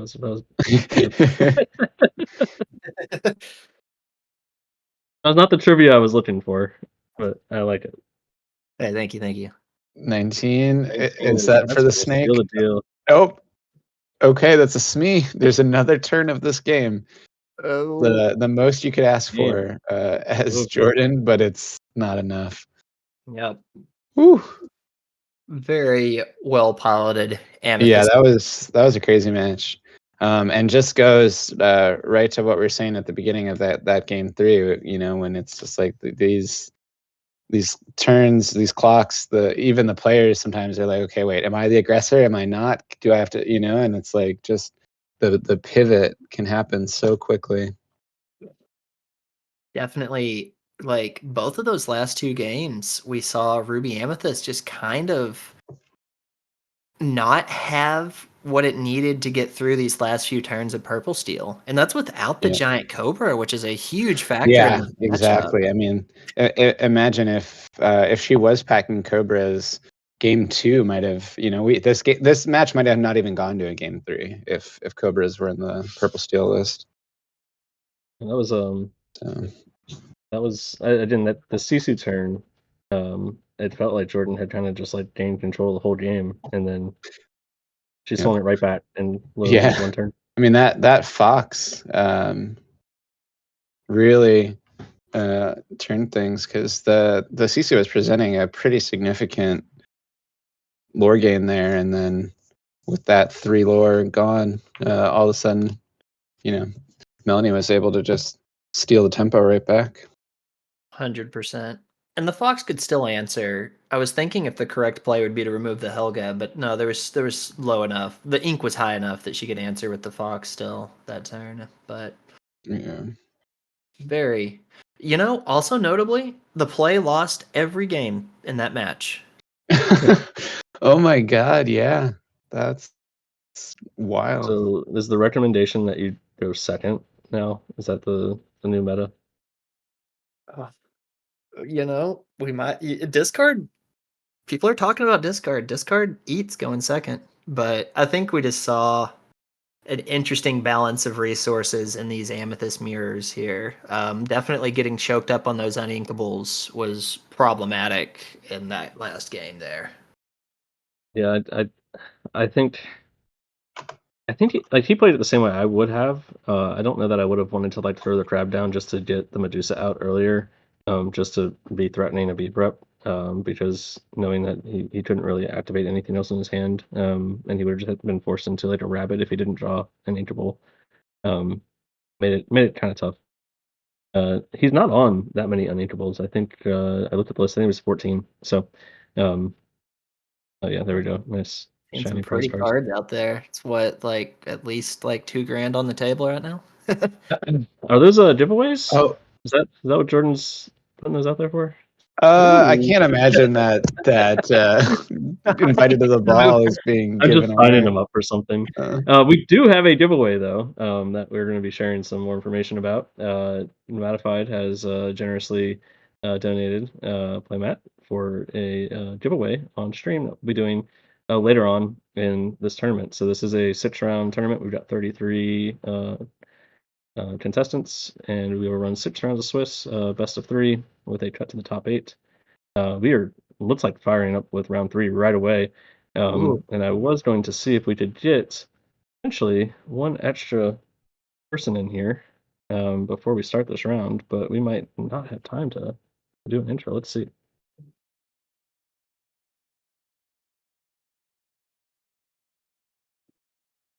Got to clear up all the nice playmats and replace them with what looks like a Cindy Stout-hearted prize wall playmat. Not too bad. What you're looking at is 90 tickets. well, depending on which which DLC you got it at, because the ticket cost did change a bit. What was it in Atlanta? Do you remember? I want to say it was 100. But tickets And were that like was extremely hard to come by. yeah, exactly, and that was before the like ticket increase, because you didn't even get tickets for the main event in Atlanta. So yeah, they were definitely adapting, evolving with each one. All right, while we're But gearing still, up for very nice the start of round 3, we do have another guest commentator joining us. So I'd like to do a quick intro, and I'm going to be throwing him into the fire here because we're about to jump right onto the next round. Mr. Zach Butcher, welcome to the stream. Hello, hello, hello. Thanks for having me. Welcome, welcome. You have missed two really exciting first two rounds where both games have gone to best of three. So we are hoping that you keep the momentum here, and we did another three-game match because those two have been really good. But Zach, if you want to do a quick intro, who are you, and what are you known for? I don't know what I'm known for.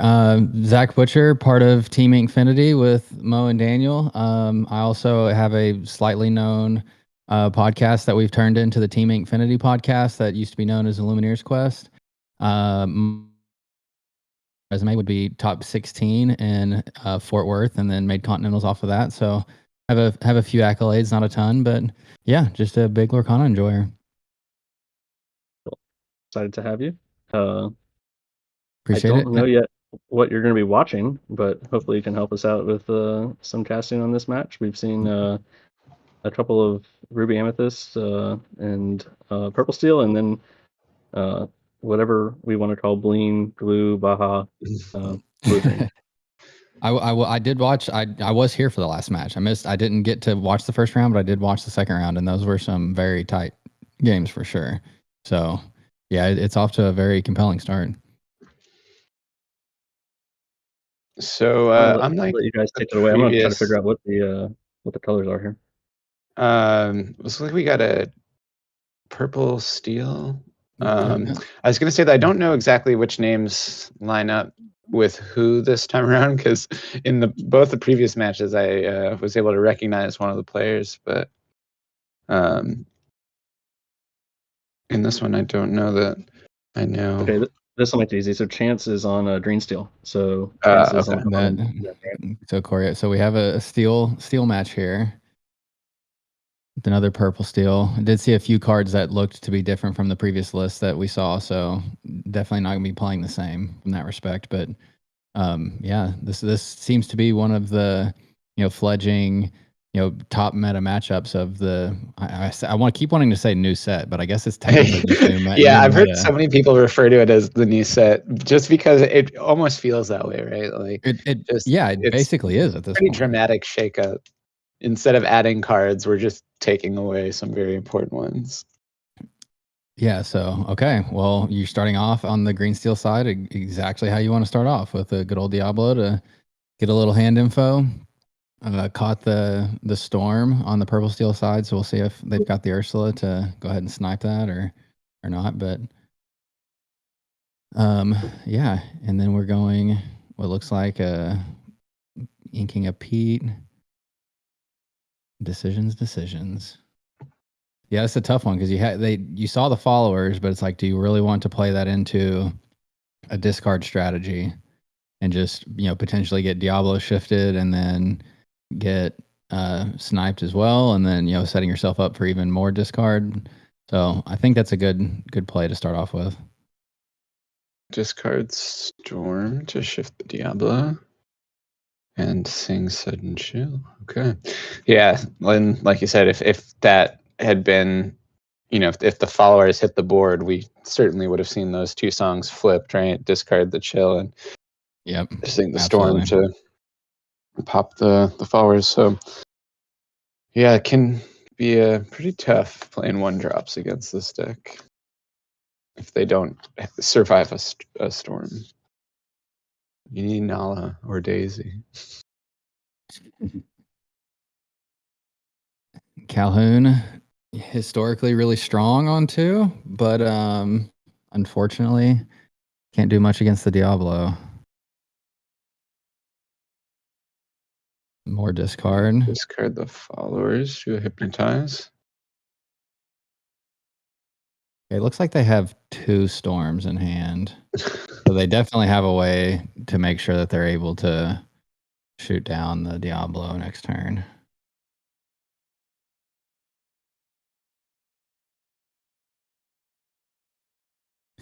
Yeah, it's just such a man. And then Diablo. Oh, okay. We went with Pete. Oh wait, no. Yeah. Okay, so giving the Diablo another turn to go through and wanting to sing the storm next turn.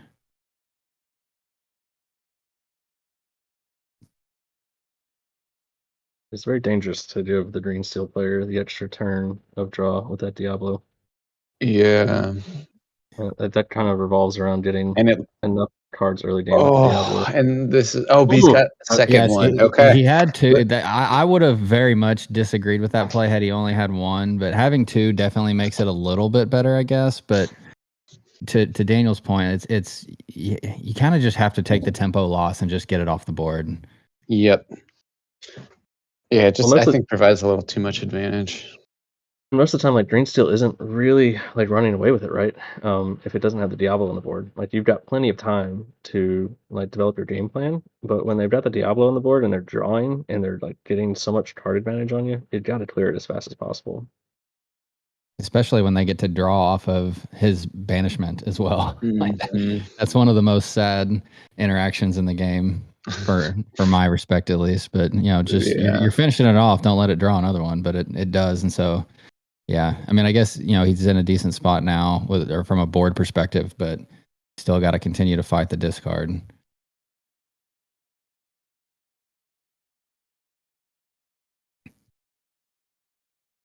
Calhoun will do a good job of checking, their chip lore that they can get from just little things like this Ursula questing, and so that's a good respect from the ability to just kind of weather the early storm and keep the lore game pretty close here.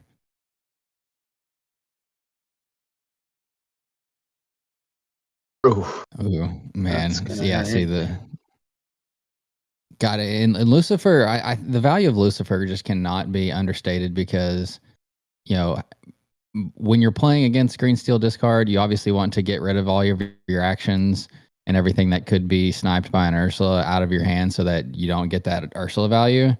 And then you just play Lucifer and then you get even more value off the Lucifer because you're trying to, mitigate the risk from everything else that could come in discard. So yeah, it's a very rough combination for sure.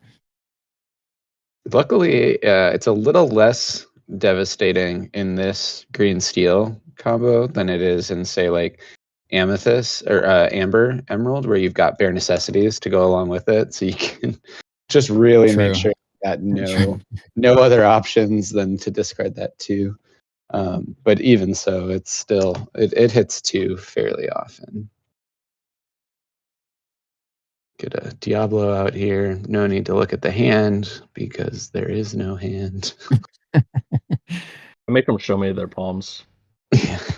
I always do that. I'm always the little jazz hands, when they play the Diablo, and I'm like, yeah, you already got it all, buddy.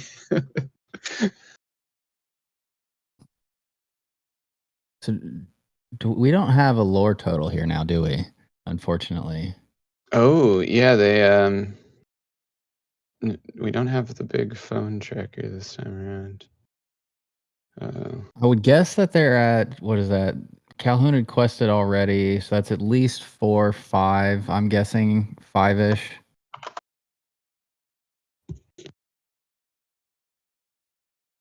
It's probably 5-ish to nothing, but again, the double singer, Let's see if I can get it. the double singer on board here now definitely makes it very scary from the purple steel side, especially since you don't have a lot of resources to come back if they do have a really impactful song like Strength or Storm, or a Beast. Also, is not an ideal card to lay down. Yep, and then there the Calhoun goes. All right, this is where it starts to rely very heavily on the top decks, obviously, to keep yourself in the game or to be able to continue the pressure on from a lower perspective if they have that. So luck. Oh man, I was gonna say it looks like and they have it. It might be going down to no cards in hand as well, but it's gonna be a pretty devastating last card here as we remove the entire rest of the board. Yeah, and they're Nice. getting Got our lower counter. Getting the lower counter for it. Okay, so I was way off, man. I said 5 or 6 to nothing, and it's 8-2. But yeah, this is where green steel has definitely started to turn the corner. because your opponent has no resources. You just lost all your board presence, so you are 100% reliant on your top decks. I'm glad they put the lore counter up because I was just starting to rewatch all of it. I do love that they've got it upside down for us, though, but that's okay. We're card gamers. We read upside down all the time. What did they ink? I missed the ink. It's always such a tough decision. It's like, do you ink to try to get to one of the more home run cards? It was a strength. Okay, that makes a lot of sense. Then that's not really going to do them a whole lot here. Unfortunately, not even enough to take out the Lucifer. Only potential value, I guess. There could have been merit in just hitting the beast for one, right? Yeah. Just turn off that extra draw at least. But I imagine they want to get to that 5 ink threshold so that anything they draw off the top is playable, which is respectable. Yeah, that's exactly the point I was about to make too. Is I think you obviously do want to turn off the draw, but to your point, I think if you have bad top decks from here on out because you don't have enough ink, then it definitely hurts you more than the draw hurts them. So I think that I would have probably made the same decision in that spot because it's just you're between a rock and a hard place for sure, and you just kind of again weather the top deck storm, hopefully, but you don't have to be prepared either. And so, I believe he drew a goat there. Is a bit tough to see, but I think it was a goat opting to hang on to instead of ink it. That's I think we're scooping up, yeah, because just one character on board, you can only deal with one thing at a time, and I think they were presenting a 2-turn clock. Even like if you do have a fox to hit something with the rabbit, and then potentially remove 2 threats, but even then you're still on a 2-turn clock, and so there's just a lot of things that had to go in your way to even have a chance to come back. But yeah, So- the Emerald Steel definitely just did its thing that time. Did the good old Shift Diablo, discarded a few cards early to make it the very tight resource game, and then just kind of turn the corner. Notably, and I think Jack, you'll appreciate this. Tricky made an appearance in that game. Not a card that historically has been in Green Steel. It was primarily used in Amber Emerald discard as a way to manage the board when you don't really have great removal options.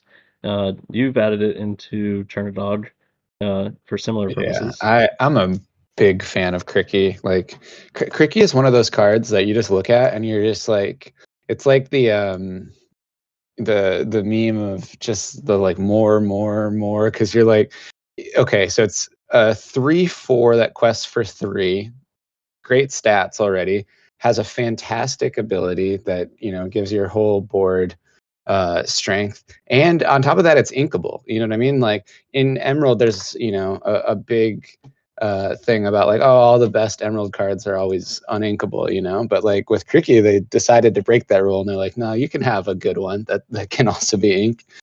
I wonder if that was a typo on their part. Incredible. Yeah, they meant for it to be uninkable. I didn't realize they made it inkable green. Yeah, it's wild. That card is like literally everything you could ask for. I know I have a very biased audience here, but I've been thinking a lot lately. Outside of Ruby, is Cricky like the best board clear? Grab Your Sword has lost so much value over the past 2 to 3 sets. That was one of the other better options, and it just doesn't see play anymore because the value just is really hard to get.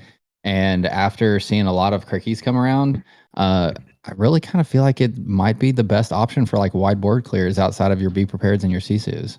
Yeah, no, I mean if we're talking like beyond Ruby, who can really like wipe a board, Emerald is pretty good at it between the Under the Sea and Cricky. They've got some options. And I think Cricky is extremely powerful and potentially one of the better board wipes, with the one caveat that you do have to have a board yourself to make it useful, right? But it's definitely it's up there, because when you have one of those like big swing Cricky turns, your opponent is just sitting there being like, oh man, this map, like everything, it just allows you to make such crazy challenges where all of your guys live and theirs don't. Yeah, it's brutal. But okay, back on track here. So Yeah. you're definitely starting off on the amethyst steel side the way you want to. You got to put on the pressure to not let them have a couple turns off to set up and to really get their discard engine going and just put the pedal to the metal. So they're doing a good job on that front. Let's see how. Okay, so we're going the morph traditional emerald steel morph shift line. Hopefully set up a big swing turn. Now I wonder, will we see the hard cast storm here instead of yes, and I think we are. I think looks like we're gonna ink the Pete, hard cast the storm. Yes, Yeah, we're bring learning it. from last There time. we We're go. not gonna Okay, perfect. don't let That's the exactly. value exist. Yep, that's exactly what I would have hoped to see too. To again, just you have to just keep the pressure on, put the pedal to the metal, and really get all the value or all the early lore you can. So I do really. There's not often that I would say I like that play, but this is definitely one of the scenarios where I Yeah, really I like think that in play. this particular case, just to keep the green steel off the shift, and because you don't even know, could it be beast that's coming down next turn? Do they have the Diablo they want to shift out? It's no matter what it is, though, it's you don't want it, right? But Yep. Notably, like when I was playing this matchup as the purple steel player, like it's actually a matchup I really enjoy. I don't know if I mean it's probably like pretty close to 50-50, just depending on how green steel's playing, but I like having access to a ton of steel cards that are really strong against these like green steel like power cards. So if Ooh, you've got they answers to had this. Diablo, you have ways to turn off their tragic heroes by just pinging them. And you have a lot of answers to their power players. Yeah, and they did it again that time. I really again it's a crazy like kind of negative tempo play, but in the current circumstances, I really like it. yeah, I mean, Unfortunately, it's keeping the value engines off the board, and allowing him to just keep questing with the two characters. Oh my god! And then the oh, Elsa. It okay. couldn't be the other one. I was just about to Oh say the back-to-back man. Diablo could very Yeah. well be the end of the game, but when you have the Elsa, that very much Yeah, keeps it. Storm, Elsa, Frozen doing a lot of work here to keep those Diablos off the board. Yes.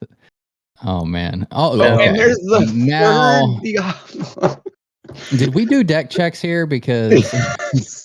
no, that's I mean, if there's one way to keep, okay, Wow. well, all And right. then the string. Okay. They, Daniel, what was that you were saying about just the purple steel side having all the tools necessary to deal with this setup when this comes? Okay, Chance is just like, and yeah, we're done here. I'm not even Said, all entertaining right, it. you were able to answer the morph and all three Diablos ahead in hand. You got it. But so Not like, coming back from that one. had they finished playing that game out, it was going to be a little interesting to see how many turns it took, because that Smee self-destructed and we were only sitting on 2 lore quest power per turn.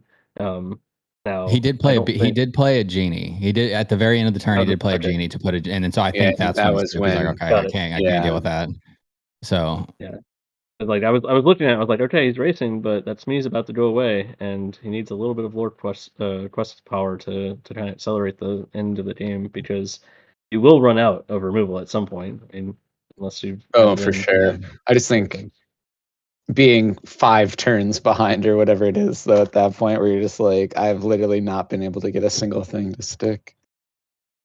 I think that could have taken a very interesting turn in a couple different ways. My initial thought was, okay, try to save the Smee, bounce it with a snake, like replay it, keep the lore pressure on board since you've done a good job clearing up into that point. But when they just keep dropping bomb after bomb that you have to answer, then you just keep answering them. Eventually, you have the momentum on your side. I'm going to tag out real quick, Mo. If you want to jump back in, I'll tag out for game 3 here. And hey, we got another game 3 too, by the way. That's right. That one went so fast that I Yeah. completely forgot. Well, yeah, we're on game 3 now. I Let's didn't start the go. timer, and I don't think it matters.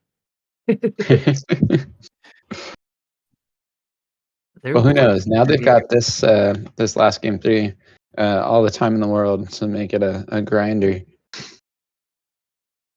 So we're seeing purple steel versus green steel, just getting caught up a little bit. I had a missing teddy bear fiasco I had to resolve for my daughter. Oh, So no. I Well, hope game all's one, well. Green Steel basically did the Green Steel stuff, shift Diablo into a bunch of discard to just start to build up the board. And then I think you caught the end of that one where they just basically had every removal necessary to deal with all of the Diablo pressure. So yeah, we'll see who has the tools to deal with the early pressure that each of the sides of the board bring to the table. But yeah, this is much more interesting than I initially thought it would be. Purple Steel, I feel like, is very well equipped to take on a discard meta because they can not only have plenty of viable, if not strong, Diablo answers between Fire the Cannon, Smash, Genie, Elsa, but they have the resiliency of Amethyst to kind of keep generating these cards and just keep having these, because a lot of decks that have too many Diablo answers just kind of steam themselves out in a lot of ways. But That's exactly what Daniel was saying right before they shot down 3 Diablos in a row. So very well said.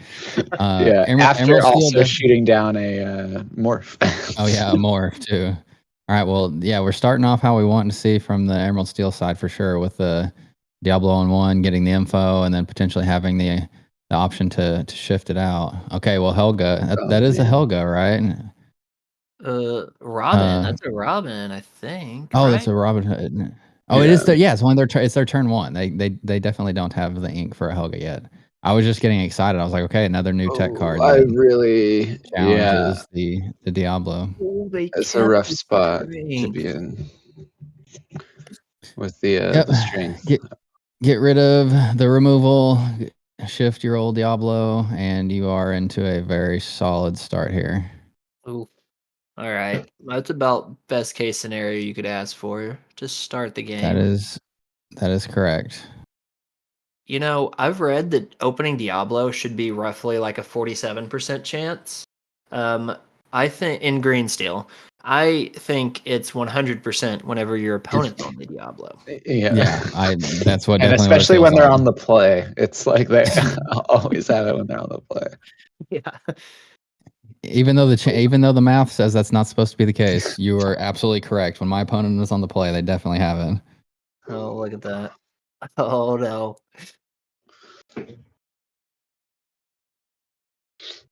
Man. All right. I think that's the one, like that feels like the one out that they had was the ability to shift that, because then you have a big enough body that could potentially live through a Yeah, lot of and even turmoil to just sing some continue removal questing. songs if we're able to top deck them. But Yep. I haven't seen But deck lists, but there's still potential outs. We just have to. Oh, well. what were you saying again? Oh, this is a heater he's got opening from the Green Steel. Yeah. Yep. Man, this is just okay. okay. Pete's good. That But we can gives them a buys a turn for sure. Yeah, I don't hate the quest here, I think you but have to. It's one of those weird Yeah. scenarios where you kind of just have to put the pedal to the metal and hope that they don't have a bunch of stuff on the Emerald Steel side that can continue to just deal with your board. Because if you don't, then give them enough time and they will discard your hand and you'll run out of resources. yeah, I just want to facilitate a strength, which there is none, so that's good for the purple steel. I'm not trying to pick sides here, Fair, but it's obvious fair, one fair. deck's in the lead here.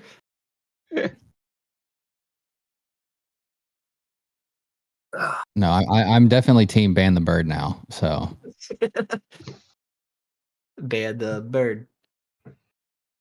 yeah, I don't want to just go from like ditch to ditch on, we thought this is not what we wanted, and then we go to something even worse, which, being a not a discard fan under any circumstances, I think is also another way you could definitely, classify myself. Was, it feels like we're very much going into that the other ditch back to the very intense discard meta. This card's such a polarizing matchup to be in against because, like, statistically, it's not like crazy outweighted to other decks, but they just have particular like openers or just strings of cards they play that make the game feel almost hopeless in a way. Yeah. Let's Yep. see, did we draw an inkable Yep. here? We did, but we Pete. just go ahead and fire it off. I like that. Pete's decent. Buys you another turn. Mhm. But yeah, we were complaining about turn 1 Bell, so we had to nerf Fortress Sphere, but we're not going to complain about turn 1 Diablo. So I think we've been complaining. Yeah, no, I'm just salty. Diablo has strong. answers, right? That's what I heard. Well, there will always be a strongest card. That's just how it'll be, and so there's always going to be something to be, I guess, against at this point. But yeah, Diablo. Are we? And one of our teammates is like, "Is this back? Are we back to a 4 Fire the Cannons meta?" Because we need to have. Yeah, it's definitely looking that way. I mean, obviously, this is a pretty good showing here, and we can see where the top cut lies over the next couple weekends, but it's definitely trending that way for sure. Inking the double singer. We do ink the double singer. Oh, I think we're about to give the beast up here. Interesting decision knowing the 2 genies are in hand. Oh, no, we're not giving up. We're questing. Okay. Don't hate the quest. Oh, yeah, no, it's a good challenge. No, okay. Huh. How many cards does the... Well, I guess they have the Diablo on board still. Like, do you really need 4 cards per turn? This is fair. I guess you don't want to just like keep getting Pete bounced. So quick with their inks. I think that was a small Diablo there. I can never tell either. I agree. They've been very fast with it.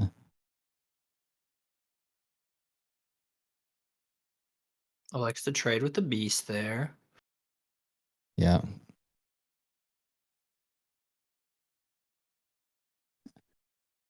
That is a very, I would say, polarizing decision with the beast for sure. Because if you're under the assumption that the Diablo lives, then obviously that doesn't hurt you very much at all, and you basically got a 2-for-1 with getting rid of both of those Petes. But if something does happen to this Diablo in the next turn or two, then that turn might come back to haunt him, not having the additional cards from the beast. Another PJ coming down. This is the first Pete-free turn we've had for the last 2, so we might see something. Yeah. Ooh, Space Pirate Pete to the Inkwell. I was wondering if they were running that. I love that card. Yep, that's a very strong one. You can never have too many Prince Johns on board to just... I guess that's another draw engine that you have. So yeah, that the beast, with your ability to draw 3 cards this turn, I definitely think that's a fine decision to get rid of the beast. Huh. So we're cycling here. I wonder if there's another storm or strength in hand. There must be. I see a John turning sideways. Oh, Ursula turning. Oh no, they're just questing. Yeah, I guess you just throw the damage on there so that when they hit the Diablo on the backswing, that they trade versus having a clean removal. All right, I'm calling it Kristen here. asks if that Diablo is shifted. Yes. Yes. Yep. Yeah. I was gonna say I'm calling it here. Grab your swords. That would be pretty good here. But I don't think. I think still no one's running grab your swords. Even in this meta where we've got Prince Johns and Diablos running wild, people say 5 ink for 2 damage. Not good enough. I have 0 facts to back this up, so everybody listening, take this with a grain of salt. But I'm just gonna say, put the grab your swords on a body and give me some Bagheera, and let's just run with that one. Because then you protect your Smees, you protect your everything else, and is it good? I don't know. It's definitely just been on my mind to start testing a little more because of the Johns and the Diablos. I haven't messed around with that card at all, but it definitely seems like it could have potential. But I'm always a bit wary of those cards that need to be activated on like your opponent's turn, because it gives them the ability to kind of dictate when those effects go off and stuff. Kind of reminds me of like the Emerald Coil, I think, or no, Chromacon. Emerald Chromacon, that's the one. Yeah. That one, I just feel like it's a little too easy for your opponent to play around correctly, and you're only ever going to get value out of it if they misplay, which I don't like cards like that. Yeah, I definitely agree. And that was my initial hesitation with Bagheera too. I was like, you have to be the aggressor in every scenario Yep. when you're wanting to play Bagheera. And Though to be fair, there's definitely against green steel, a lot of decks want to be the aggressor because they're just like, okay, you're going to very discard my true. land. I'm just going to try to end the game before the card Yep. disparity matters, right? Yep. Very true. King coming out. We're We had staring 12. down 2, 4, 6 lore on the board, so there's not a game shot in sight unless there is a go-go, perhaps. Green steel go-go insurers. Surprisingly, one of the few green decks that go-go doesn't see a ton of play in is steel, where you'd think you'd be able to just Yeah. get all that damage. The disgrace, That would honestly. that would be the prevailing theory that would be the best deck to have it in, but I will definitely disagree with you on that one. I disagree with everybody, I guess, on that one. I just think green steel players hate fun, and that's what I'm learning today. Yeah. Man. Well, that's I mean, we knew that to Oh my begin with. God, the third Prince John. And the Pete. Yeah, but that basically locks up the game here because no actions. You just quest out. You only got one body on board, so you really hard to deal with everything as it is. Throw it all in the cove, sure, why not? Yeah, might as Yeah, well. now even if they did somehow manage to recreate a grab your swords like effect, it wouldn't do it. Just no such Yikes. luck here. Yeah. This Ooh. is this is well, yeah, I was to say there's potentially something you could do to just, We just play it need out to get a little bit more three big cards. Tinkerbells. Yeah. Just We're good. Tinkerbell, shift on Tinkerbell, shift on Tinkerbell. Yeah, exactly. Easy. Casual, what is that, 14 ink we need? Yep. Yep. Oh, Yep. yeah. Yeah. Which you definitely get to that high of an ink total when you're playing against your discard opponent. So Yep. Oh, Oh yeah. boy. Well, that was a match. we got to a game 3. And the Amethyst Steel definitely did its thing and showed that if you have the tools, then you can definitely keep up. But when Ursula comes down on 2 and takes your song, and then you have a Shift Diablo and Beast on board, that's all the the resources that you need from the Emerald Steel side to finish off game 3. Yeah. I think Yeah. The Ursula was rough. Yeah. Ripping that strength. Yeah, that was pretty nasty. It was a little greedy to keep the strength, but No, I for sure. I think as soon as they play the Diablo on 1 and see you have a lone strength in your hands, you got to make that your turn 1 ink, because as much as it's like, oh, I want to hang on to this to kill that Diablo that they just played, you got to think realistically, right? And if you ink that there, then the Ursula whiffs and you've got one more card in your hand to maybe try to use that to navigate out of this discard situation. Yep. That's the real problem with Diablo in my eyes. It's not necessarily Diablo itself, it's more the tools around it to protect it. Because it almost forces you into the hard cast or the actions, not the songs, because songs are just too much of a liability, early game. If you, to your point, if they see you have it, then they play the Ursula and they take it, and so you make the rough decision of to just mulliganing them all away, knowing that you're gonna have to draw into it at the perfect time, or do you just concede a lot of Diablo draw to your opponent? It's a really, really tough place to be for sure. Absolutely. Now, moving forward, I wonder if we're going to see a shift, because we've seen 2 of these purple steel decks not necessarily, from what I saw, be like your just pedal to the metal gas decks that are just like aggro burn almost. I wonder if we're going to see a bit more Maleficent and Fire the Cannons make their way into these decks over the next couple weeks. Yeah, that seems like. I mean, I'm not a purple steel, aficionado by any means, but again, early aggro pressure. If they miss the Diablo on 1, can be a very devastating, hill for them to have to climb, as we saw in game 2 of that set. And so, yeah, I mean, in Maleficent, the back to like the dock bounce to just keep refilling and playing a bunch of threats out every turn. It can be very scary to somebody that takes a lot of time to set up, like your Emerald Steel, and so there's definitely a merit for it to try to test out again, I think. I think we'll see a resurgence of babooms. I like that card. I like Yep. Baboon. I also like Smash, and I feel like it's always been it's almost just Steel Brawl in a way when you look at a lot Yeah. of Brawl targets now that Hiram's gone. Like, there's just a lot of Yeah. cards that it hits out there. When you put it like that, it makes me like it a whole lot more.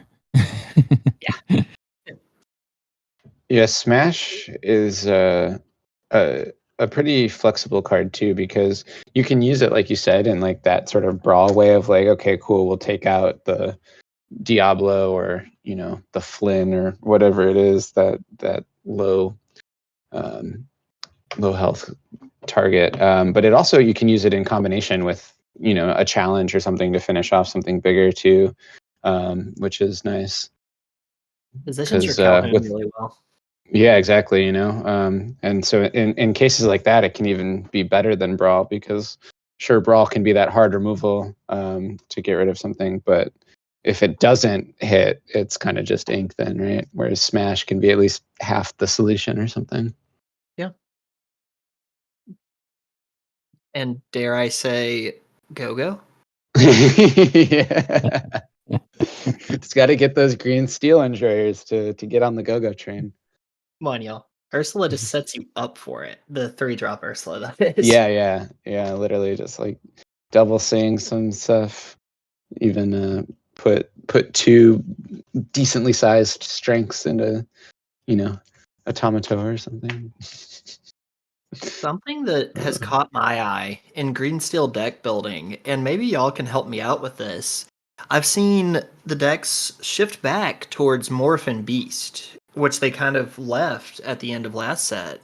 And I don't know about you guys, but Morph was my least favorite part about that deck in the mirror. Like, it just felt win more in the turns that I could set up the Morph. And I felt like on the games where you don't just have like the perfect opener, it just really opened me up to prepare for a play line that's going to get stopped by one Let the Storm Rage on. Yeah, I Yeah. think more.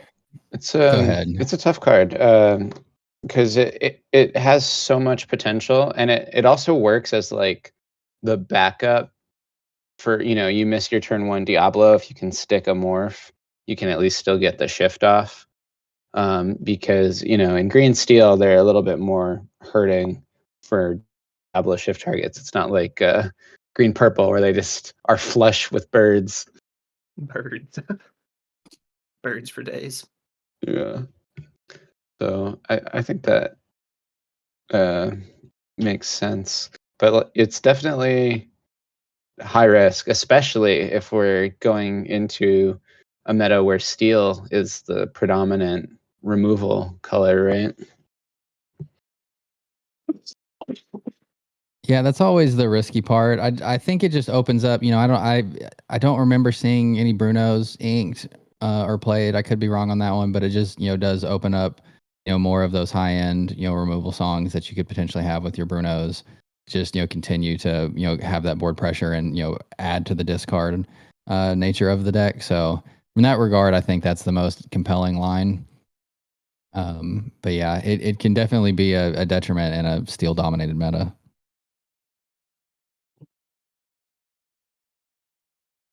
Just something I was wondering there. It's always been one of my absolute favorite cards. Notably, Clarabelle shifts onto Morph, guys. Just throwing that out there. That's true. That's true. Yeah. I mean, Morph is one of those cards that is just going to be constantly getting more to work with, right? Literally every single time a Floodborn comes out, you just get to go, huh, does Morph matter with this? Is it relevant? Because Yep. with like the Tragic Beast, right? Like that card came out and people were like, it's fine. You play it on curve because it doesn't have a good shift target. And then Morph came out and it was like, oh, okay, now this guy shifts on curve, which is like crazy, So I think it's just interesting. Every single time a Floodborn comes out, you get to give it the morph test. It's a heck of a 3-drop Tragic Hero is. Yeah, I mean, pretty gnarly on 3. On 5, it was like, okay, cool, this is fine and fair. And then he played on 3, and it's like, whoa, that's a big guy, and he's drawing you how many extra cards? 1 million. Just assume they have all the cards. Yeah, That's when you shift Clarabelle. yeah. That's true. True. Mo is being sponsored by Big Clarabelle and Go. They're funding him. The emerald cards that no one really wants to talk about. Yeah, what he considers the socially acceptable cards to play. You know, Yeah, no one can get mad at you for drawing off Clarabelle because you're like, hey man, I'm just evening the odds. This is how many cards you have in your hand. You know what I mean? Like, exactly. Mo is the with fairest Beast and good Bird, player. people get mad because you're like, man, this card advantage situation's getting out of hand, and it's like, yeah, no one can be mad at you for drawing off Clarabelle. It's like, you did this to yourself. You don't want me to draw off Clarabelle? Don't draw cards then, dude. Yeah, don't draw 1 million cards. Come on. Play me Yeah. with your 1 or 2 cards in hand. Let's just scrap, bro. Come on. Gosh. I'm back-ish. I've been digging into our melee here just to dig in and see kind of what's at the top tables and what's still undefeated after this round. It looks like we have 3 players that are 3-0 following this round. We have either some intentional ties or unintentional ties that have happened. So we have a few technically undefeated people that are 2-0-1, but 3 players with a 3-0 record. One is the green steel that we just saw, and we have a hyper aggro amber amethyst that is Ooh. now 3-0. And then there is a steel song. Okay. Amber Amethyst in this economy? I'm interested. Yeah, I say it, and I'm like, now I'm like, did I just misspeak? Like, let me go confirm that that's like the right name and deck list and everything else. But I'm pretty sure it's accurate. So I'm gonna go double check. But I just wanted to kind of jump in and tell you guys what I've been working on the background while y'all have been holding the string down. Nice. How's the Trinidad player doing? Do we know? Are they 201? That's Tell the me they're important 201. question. I don't know that I should answer that question for you, chat. It's not. No worries. It's not looking good. I will say it was a Trinidad deck with only 2 tramps in it, so it wasn't like a Oh, true. okay. Oh, It wasn't man, yeah. the true thing, right? Whoa. That's You gotta, why they're not 3-0 right now. They got to add in those other 2 tramps. yeah. Like I that. mean, we don't need 99 puppies, but at least need 4. There's just never a world I don't want more of that card in my hand. I'm just like, Yeah. sure, give me 1 million. Yeah, literally, dude, it's inkable. You know what I mean? And it's almost one of those like inkable cards that isn't actually inkable because you never want to ink it, but when you need to, you can. So I love that card. So strong. Do we need to take up fellow teammate Cody's qualms with Ghosty over here on raising the enchanted prices on the tram? No, dude, don't worry. I'm mad at myself for that too. I literally sent a screenshot to my friends the weekend after World Class Cards, and I was like, I can't believe I spiked the price of this enchanted before I completed my playset because I only have 2 myself. I still need to get 2 more.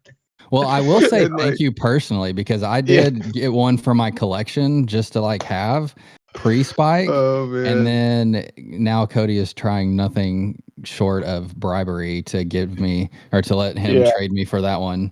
But yeah, he is very upset with you on that, and so I just figured it was time to no, trust me, break I'm the mad ice too. and you know what's so funny too?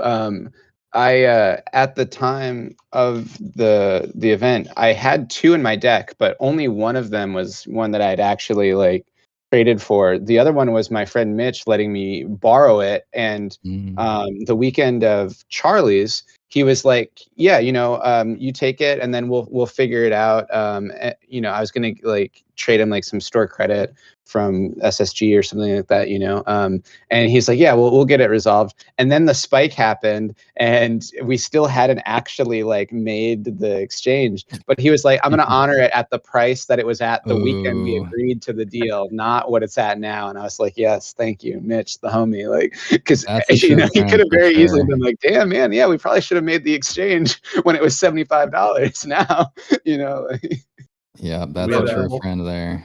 yeah. we have somebody on our Yeah. team who I swapped the foil strength for their non-foil, so this is Devin. And this was like the week before it shot up to like 130, and so I Oh. texted him that day of, and I was like, hey, so opposite of you, I was like, hey, we're gonna need 130 value on this one. Yeah, it happens. I traded my friend some sharks, Maui sharks. I like the night before they spiked up to like $50. I sold one to, I think two of them to him at like $30 a piece or something, and then literally the next day they just skyrocketed. And he was like, "Hey, sorry about that, but it is what it is." I was like, "Yeah, no, I did trade them to you yesterday before their price doubled. That's on me." So, Shark's a great card, and I should have known. But notably, the market probably hates me because like the only times I've gotten cards to spike, they've always gone downhill. Like on my green blue deck I played in the LCCC, and Clarabelle's ended up Yeah. going up to like 150, and then Yep. the deck just does nothing. It just falls flat, and I'm like, and then I watch, and now it's back down to like 90 to 100. I'm like, oh, I can get those now. Let's go. Blue green does a man. lot. It just doesn't do a lot on the scoreboard. Yeah, it'll churn through its whole deck. It'll sometimes hit you with the "you're welcome" bend in my will. But Notably, Daniel and I went to time like I don't know, like 4 turns into game 2 a couple weekends ago playing a blue green match.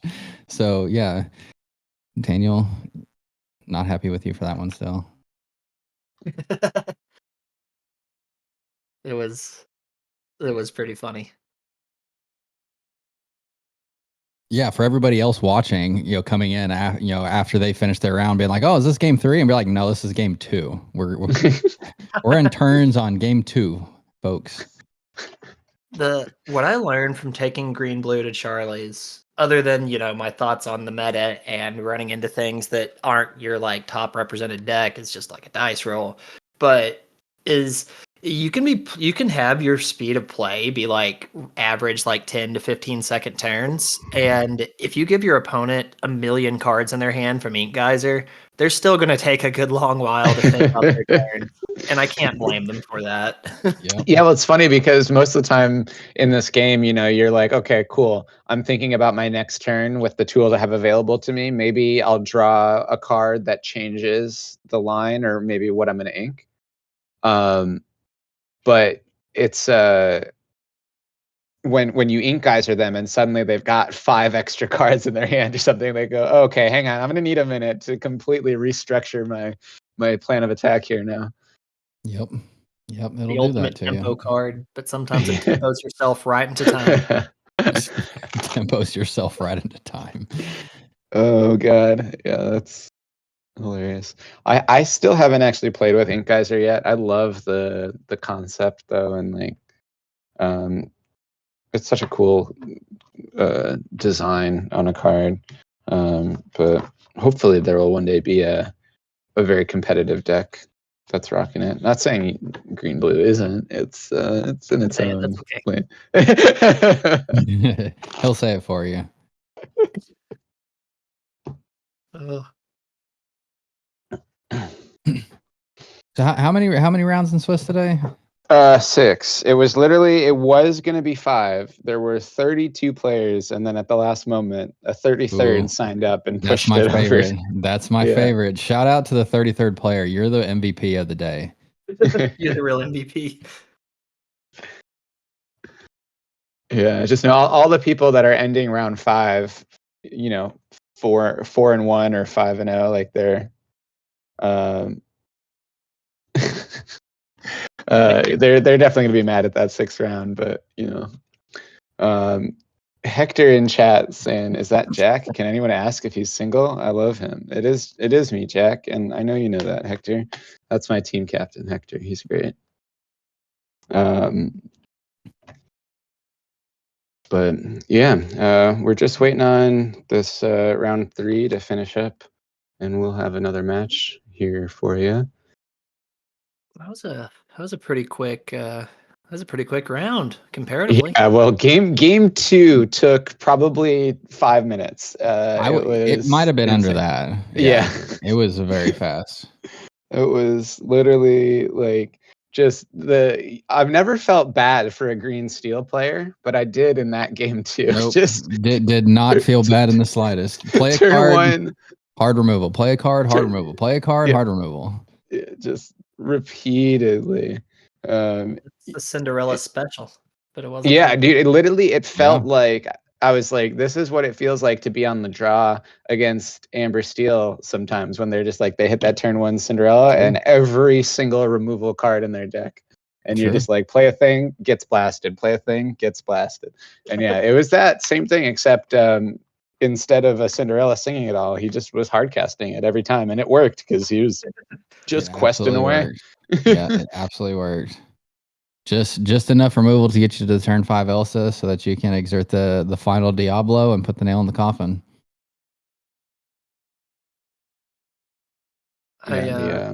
Green's still such a combo-oriented deck where you have these inherently like overpowered cards, but Ursula, Deceiver of All, doesn't really do anything by herself without a song. These songs don't do a whole lot without their singers, and like if you just keep blasting those birds and those Sea Witch Queens, then you're doing pretty good. Yep, that's fair.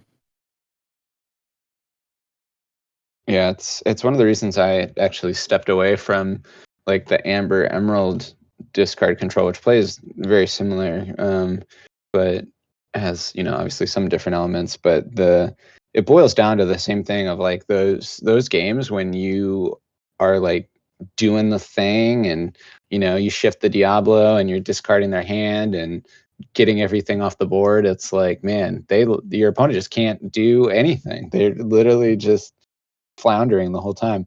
But then you have those games when you don't open up the Diablo shift and the perfect curve, and you're just playing a Diablo to board for 3 ink and hoping it sticks, and you don't have your Prince John, so you're discarding the hand, but you're not getting any gas yourself, and so you just kind of peter out while they're just top decking stuff. And it's definitely, it's got its ups and downs. The highs are very high, the lows are quite low. This is true.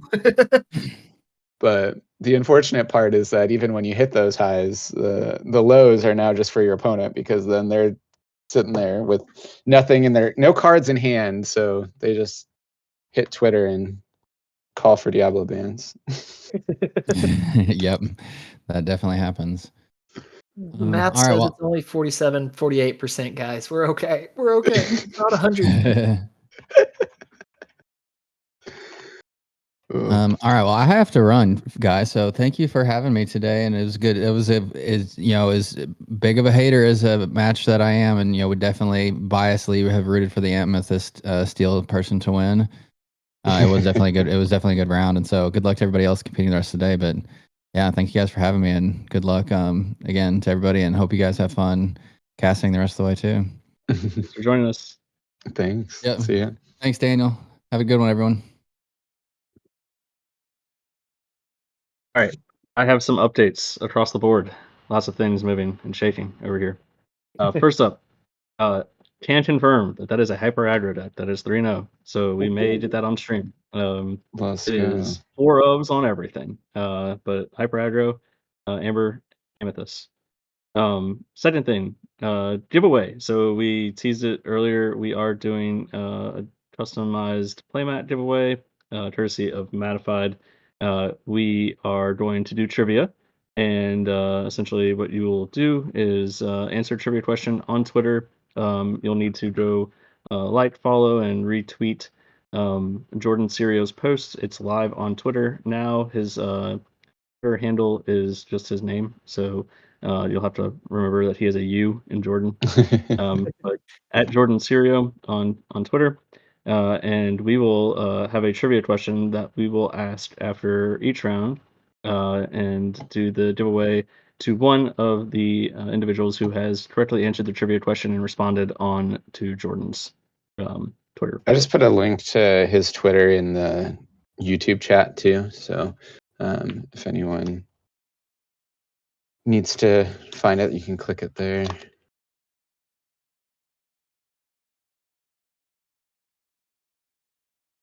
And I think it's our job now to figure out what that trivia question is going to be.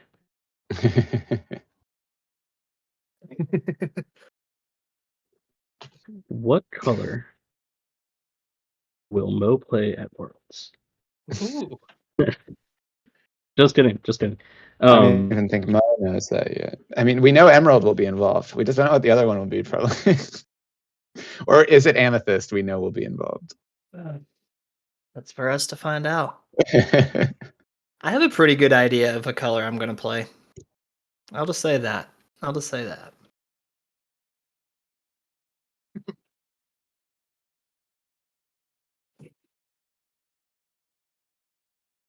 And we'll have a picture of that playmat, I think, coming up on stream pretty soon as well.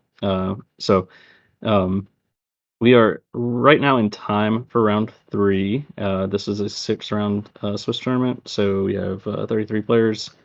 We'll run 6 rounds, best of 3, 50-minute timer each round. We are essentially halfway through that Swiss round now, and we'll be getting started with round 4. And if they keep it on to table 1, we will have some combination of Steel Song, Hyper Aggro, and the Green Steel deck that we just saw on stream. We also have 2 201s.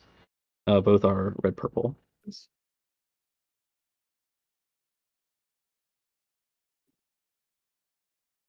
Lots of Wonder action what from the red purple today. Red purple went to time with. That was the red purple mirror. They're both 201, and I think that was IDs. Okay. Oh, and there it is on screen. You can see this incredible mattified mat. That's beautiful. And yeah, it's so great. So Craig made this mat with just the Bucky in the middle after the errata first came out. I got to see it in person in Vegas. And it was so great. But then made the change with it now to add in Hiram there, who's joined him in the realm of unplayable cards. Because technically Bucky is still playable, like it's not banned. You could put Bucky Squeak Tutor into a deck. You just don't want to, probably. I was so deep in the bag when I was trying to cook green blue. I was like, is there a world where I just play Bucky? I have all this in. I can just Bucky shift. Cool. We're gearing up for round 4 here, and I can tell you the color combinations. So we have Woody, who is 201 on Ruby Amethyst, with the beautiful Jafar map up at the top of the screen. And Bobby, who is our Hyper Aggro Amber Amethyst. So we will probably have a pretty substantial in between rounds here if this match goes as expected. Just have the second feature match ready to go. Just swap them in here in about 10 minutes. I'm gonna ask these players to take a few minutes in between their turns just so that they don't finish this up in 5 minutes. So Amber Amethyst is a combo that I grew quite fond of towards the end of set 6. Not necessarily hyper aggro, but more of a Mufasa slant on a very aggressive, very resilient deck backed up by those Amethyst draw cards. And there's a lot of ways this color combination can really go, even if but, hyper aggro, obviously, goes. So, It is. I will say it is not like the super conventional version. There are a few surprise cards in here. This is one of the deck lists that I got that was not a Dreamborn link. So I'm looking at a paper deck registration sheet and reading card names and trying to remember, which Maleficent is biding her time. And I do know that there's a certain Amber alien 626 in this deck. ooh, Ooh, that's exciting. Rockstar, perhaps. If we see a rock star in the year 2025, I'm gonna be so happy. I've been calling this hyper aggro. I'm looking at the sub text and I feel like we've got at least 16 one drops in here. So Okay. Hey, I and then played 18 and I called my deck mid range, so sometimes you can just call it what you want. we do not have a library. We are gathering some knowledge and wisdom with this Ooh, deck. okay. It's hyper aggro. Now Woody is on a more conventional red purple list that I cannot find at the moment. All right, he's one of the ones who I'm looking at a picture of. Lots of foils, so check Ooh, the box there. I think everything's foil. love that. We do have All an right. enchanted Maui, so that's cool too. I think his list is going to be pretty similar to what we saw from Jordan earlier in round 2. Yeah, they are teammates, so I would not be, and this would not be the first tournament where they would be on the exact same 60. So, wouldn't surprise me to Notably, see red Woody's purple on the wins the same one. dice roll, which is very impactful in this matchup. Oh, for sure. Oh, there's a From the set one Lilo. Oh, look at her go. She's making a wish, and that wish is to get more than 2 lore. Please. God, it ain't happening, Lilo. It ain't happening.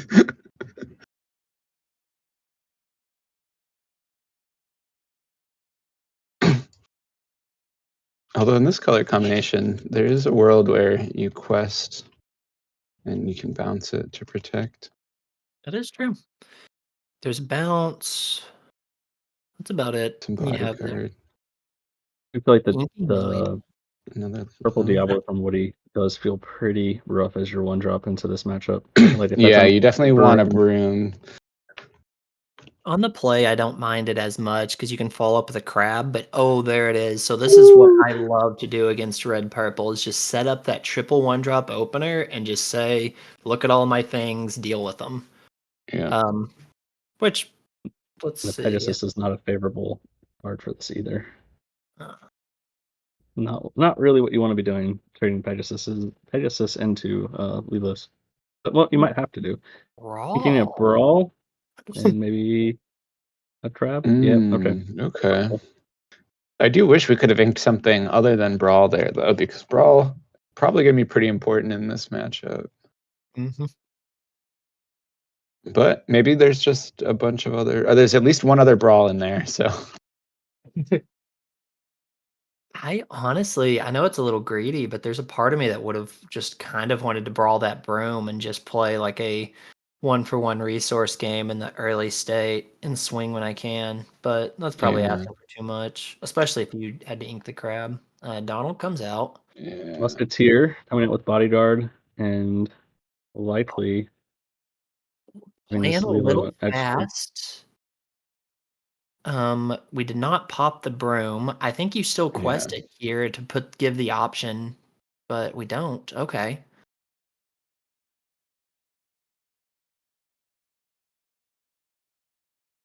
Pegasus will happily trade into this Donald, I think.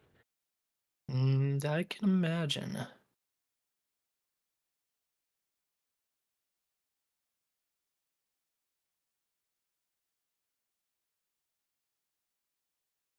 Oh, a quest coming out. Okay, interesting.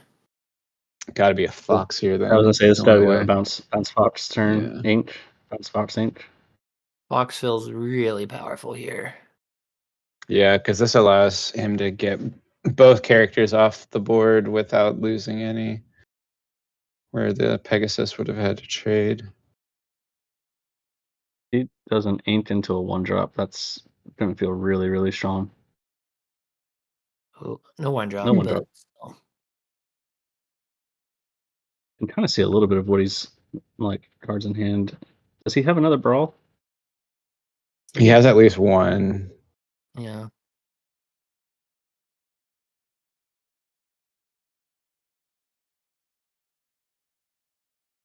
Honey Marin. I'd love to see that card. Are we popping the broom? Popping the broom, I perhaps? would assume so. Oh, okay. Maybe popping it here. Okay. Popped it, but no draw. Yeah. Missed the- I think there was like a frame stutter. 'Cause I think he did draw it. Okay, good. Because I don't think you can pop it and And like, not draw it. I just want the broom gone. Don't worry, not- I'll do it for you. So threatening going up to 10 lore. That's on pace to be in a decent spot moving into the be prepared turns, but still not Yeah. great. You're not as far ahead as you want to be if you are the Amber Amethyst player right now. Like Yeah. Bobby would much prefer to either have much more character pressure on board or a little bit more lore. There's the There's brawl coming out.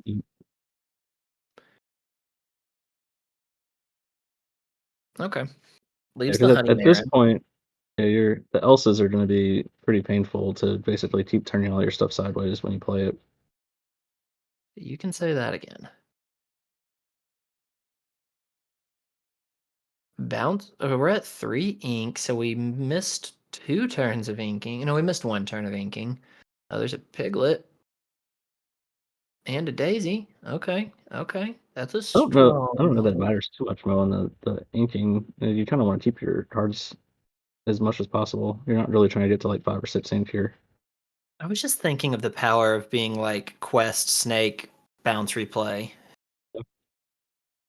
But I don't even know if there's snakes in this list.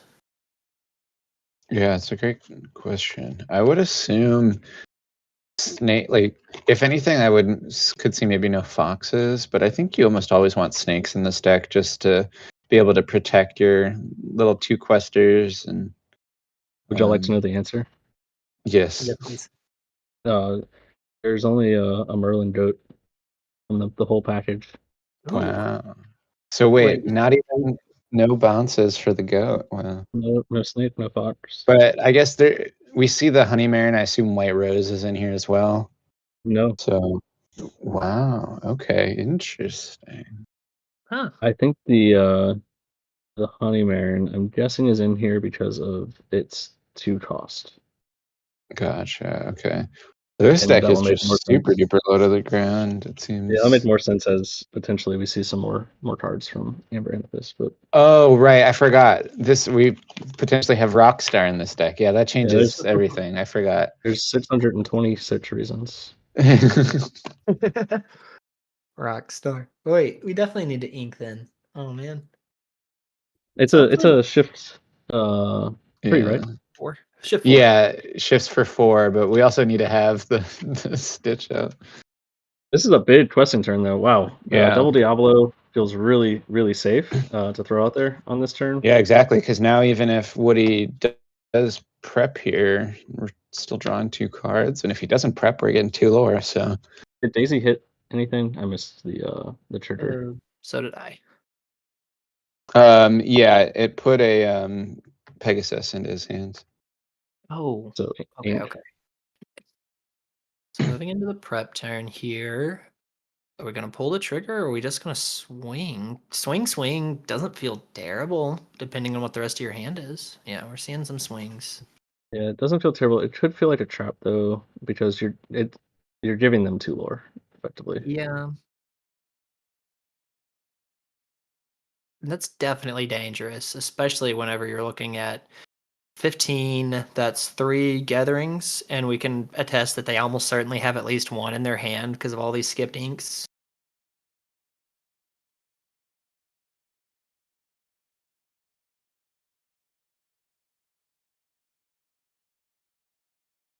I'd love to know how many cards Bobby has in hand. Yeah. Okay. Lean forward just a little bit.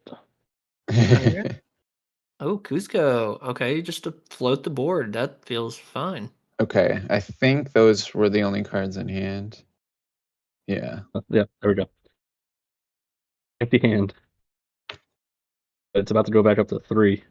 Yeah, I mean, prep refills Big the hand Sisu quite here. a bit here. Big Sisu here. Yeah, would big be Sisu very would strong. be devastating. And again, if I'm he's on the going. exact same list as Jordan, we know he's running it. I have it on good authority that there might be foil Sisus in what he's decked, but not enchanted, just regular. Not enchanted. Okay. I judge my Ruby players on the quality of their Sisus. I have a local George that he's been playing red purple for like 1,000 years, and he every time people are like, oh, red purple's dead, he's like, I can't change off it because I've invested too much into the deck. It's too shiny. He's got all the enchanted Mauis and Tremaines and stuff, and like it's just Okay, so we're seeing the little fox shimmy here. I really like that coming out. Just like utilizing these foxes to just float like a yeah. character every turn is really fun. Cusco is gonna quest. Quest into no, we don't have enough to ink and double gathering here.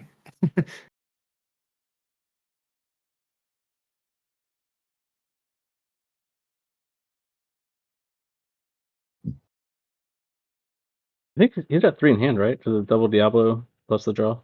Oh yeah, so we could ink double gathering. That'd be fire. I imagine we wouldn't be in the tank so much about that play though. Well, we did ask them to play slow. If my opponent's slow playing me on double gathering, I'm so mad. Oh, Piglet comes down, followed by a broom. Golly, the floaters, so many. Yeah. All right, Okay. this Okay, Piglet well, I is mean, very. this is potentially lethal if Woody can't answer the piglet. Let's see. Sisu is very strong here. Sisu is what? Almost threatening lethal. I see another brawl though, so that piglet is Oh, definitely not long for this world. goodbye, Piglet. Can we answer the broom? Because giving a draw here is dangerous. Yeah. Rabbit quest. Oh, nope. Thinking about it. Doing a little dance. Okay, Rabbit does quest. So probably the other fox coming down here then. Yep. Yeah. Finally, both foxes are on the board at the same time.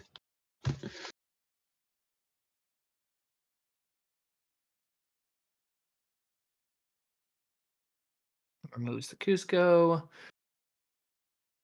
Goes to 13, so we're probably 2 turns off from red purple being able to threaten lethal. Maybe. Well, let's see.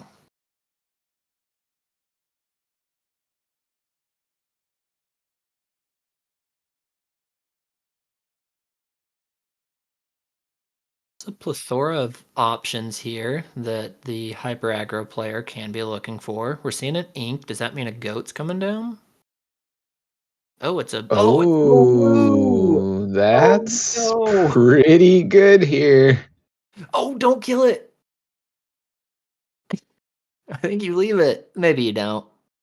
Yeah, I you're don't just know. you're ditching for a That's burn tough. now because you're going to be on 19, right? Yeah.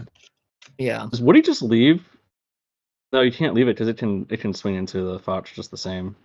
Yeah. The blue I mean, maybe you just don't quest. I don't know. It's rough. Is the appropriate play putting up 4 more lore on the board?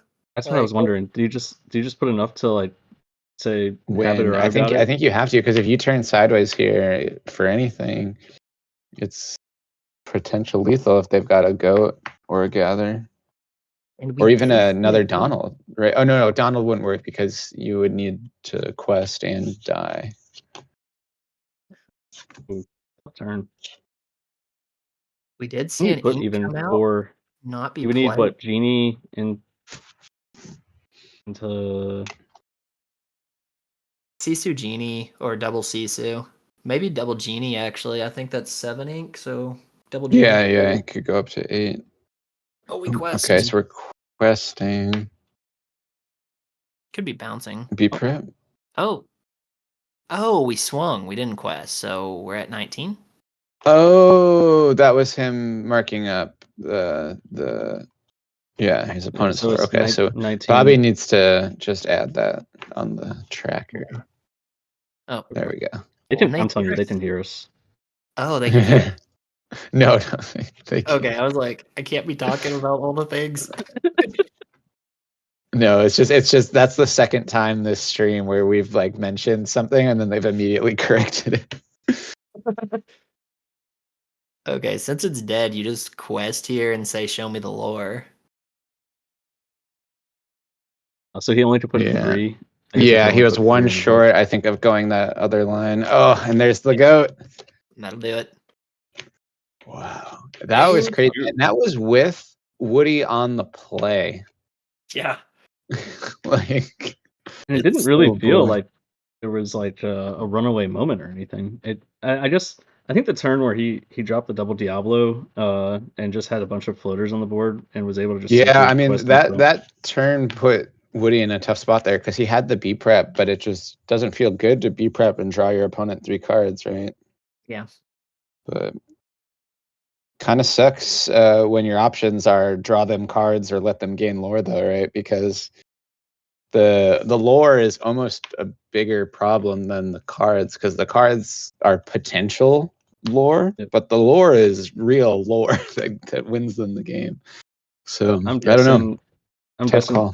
we couldn't really see all of like Woody's hand, but I'm guessing he only had 1 full board wipe. I think if you had 2, you kind of confidently can just be prep that board. Let Yeah, him replenish his hand. that's a great point. I'm not a red player. I've never cast a B prep in my life, so it's purely speculative for me from here. I don't know Have how you these ever things actually work. have you ever played a card game where you did have like a full board removal card in the deck? Like a Oh board wipe? yeah. I mean, I even in this game, I've played with Under the Sea and stuff, So, How does but it yeah, count? One of I my team play members Under the Sea. They're going mostly under. mono black in Magic, so I Okay. love board wipes. But just in this game, I don't know. I've just never really gravitated towards red, even though red feels like the black of Lorcana, almost, with like all the hard removal and stuff. Yeah, that's fair. So I was just wondering if you were like a very much like anti like board wipe removal, much like No, Poe is very I anti just discard. yeah. Like, I like discard a lot too. I'm also, I understand a lot of people that don't like it. In this game though, I feel like it is an unfortunate like necessity because we don't have counter spells or any sort of like way to stop your opponent from enacting game winning plans and stuff. So discard is kind of like your only sort of like preemptive strike in this game. It's interesting. It definitely, I understand the people that think it doesn't feel good though, right? Because people like having cards in their hand. I love having cards in my hand. Card draw is great. But most favorite thing to do is to let you have all the cards in your hand, but only on 3 ink. Yes. It's like, why don't you play Bend to My Will? Because I want them to look at all these cards they can't play. Oh, you're gonna re-ramp? How many T-Pos you got in the deck? Because I'm just gonna keep playing this. I miss green blue sometimes, I'm not gonna lie.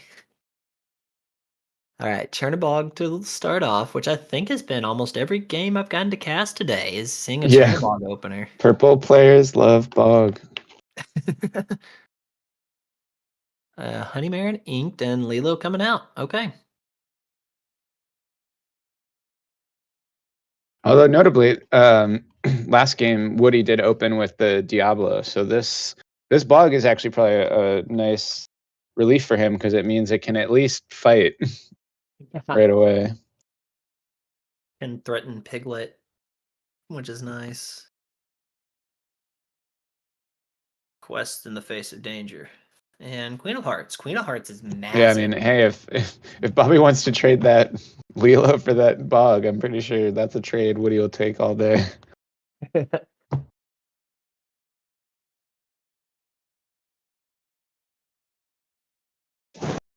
Inking a Magic Broom. Oh my goodness.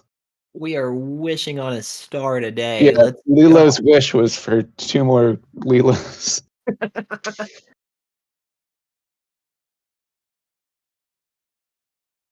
All right. Yep. Supercharge the Queen. She is now capable of killing the entire deck.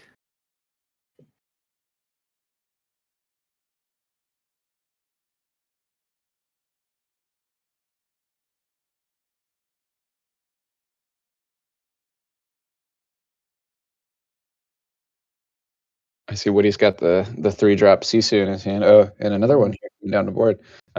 Definitely probably wishes that was the other 3-drop Sisu, though, that could take out a small wishing child.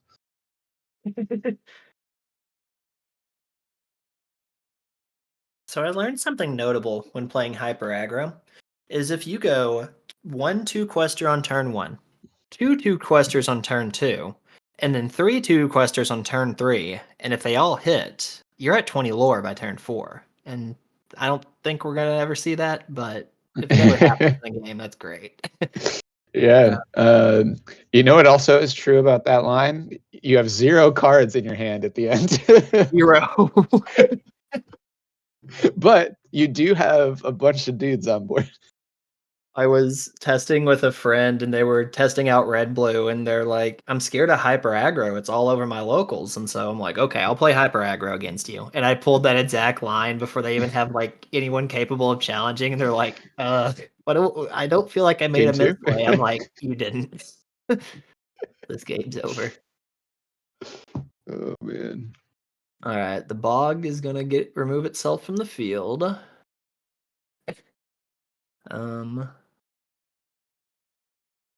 So let's see. We got a fox in hand that might come down here to clear one of the Lilos, but might just do it with what we have on board. Oh, brawl. Yeah, and then we can just clear here. Yeah. And this is really the opener Red Purple wants here. They want to just like set Hyper Aggro up in a place where it can gas itself out. And Yeah. I imagine we're getting pretty close to that point. Well, Cusco's a good start. And a broom. These cycle amethyst cards are just so fun.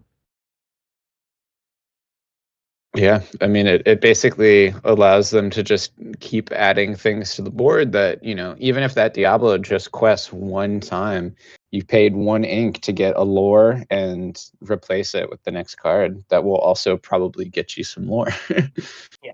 So When you're like constantly forcing the other player to be reactive to you because yeah, like they can't just ignore these like effective like gain 1 lore per turn cards, but yeah. it doesn't hurt you at all that they're dealing with them because you're just getting the card back. So you just keep going. Eventually, ideally, you get to 20 before they can, spend enough turns accumulating lore.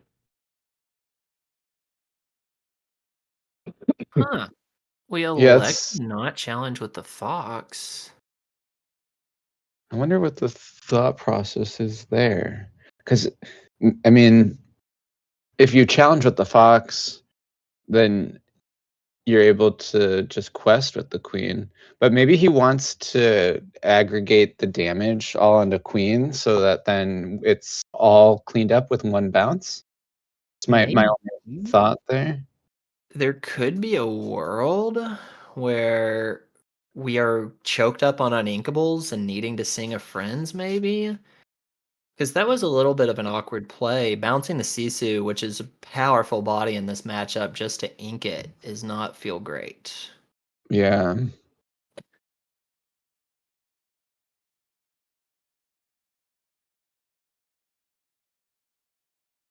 I see multiple B preps in the hand, so it does speak to your theory there. There's a lot of value placed on not putting any damage on that fox. Goat comes down. Okay. But Hmm. this Lilo is going to apply a lot of pressure since we're seeing, like, just like I said, like Yeah. before, blood in the water moments. Like, if you see them not ink here, you know you have some turns to. Yeah, so we just got a great look at Woody's hand there. It's 4 cards, 3 B preps, and a Medusa. Oh no! Oh no! Oh, not like this. Yeah, this is it's rough because in like, you think B prep, that's what I want against aggro, wipe the whole board, but definitely not in this quantity. And also, usually B prep not even that effective against this deck because by the time you can play B prep, they've already won. Oh, yeah. And it looks like he drew an Elsa, which is not a bad draw here, but you kind of want to ink it. I think you have Oh to. no, he doesn't even have the. I thought he was on 5. He's on 4. Yeah. So that means, yeah, he has to just ink it and can't do anything with the ink. Not inking the goat last turn is really looking rough here. Oh.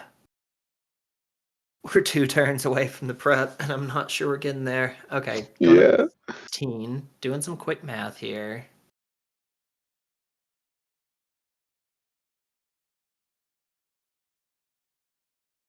Okay.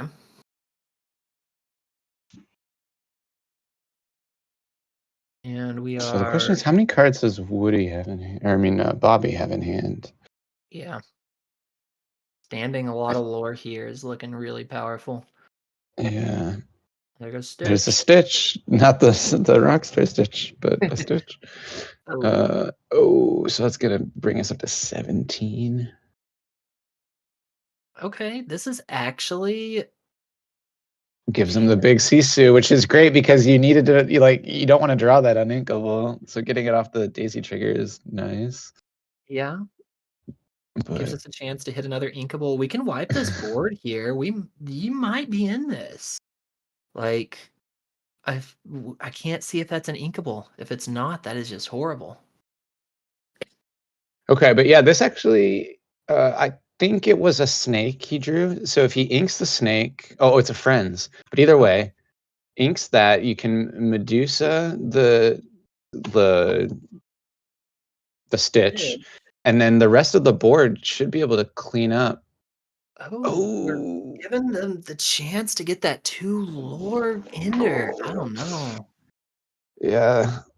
I think we got to just drain them for everything because now you can quest with the fox, but Yeah, we'd be representing yeah. moving up 12, setting up like a 3-turn lethal shot here. Probably not with So I this think if prep. if we went this round and we weren't going to swing with the fox, I would have just sang friends with the fox and draw, because there's no way we draw 2 uninkables, right? Oh no. The balloon, Well, the that's the bear, ball game, folks. I don't know what we do. the bear. Really pissed about this. Oh, go out You on your beat own that terms. win. Oh man. Hyper aggro undefeated on the day. Holy moly. Yeah. That was That was wild. on the draw both games too. Yeah. I thought they were cooked. Like, I was looking at this game and counting cards and thinking, oh, they're down to like 1 in hand right here. This has to be just the end. And then these Cuscos and these Diablos start coming out. Oh my goodness. The Baloo finisher 2 games in a row. Yeah. And if it was Ruby Sapphire, there are some outs with Hades and Let It Go and stuff to navigate around that. But in Ruby Amethyst, they, banish or bust, and can't really banish that blue. No Pirate's Life here today. Goodness. Okay. Well, honestly, that lasted longer than I thought it would. Wow. Oh, there is a gathering knowledge. That was pretty impressive from our hyper aggro Amber Amethyst player. Just thinking through the cards in that deck, and I have the list, but we didn't see. I don't think we saw Rockstar at all even get inked, right? No Rockstar. Yep. So we are done with our feature match for round 4. We do have about 25 minutes left in the round. So as expected, we finished pretty early, given the stream was a hyper aggro. We are doing a giveaway for a custom mat courtesy of Matified. You will need to answer a trivia question in response to Jordan Serio's Twitter post. So if you go onto Twitter, respond to Jordan Serio, who just posted on Twitter. Like it, repost, and follow. And you will need to answer the trivia question. And the trivia question is, which movie is the first card that's been errated in Lorcana, Bucky the Squirrel? Which movie is Bucky the Squirrel from?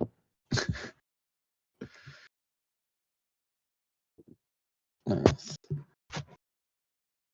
I know this one by heart. I'm a huge fan. So I'm really curious about Bobby's deck here and the matchups that they've encountered today. Like, I don't want to. I just look at it.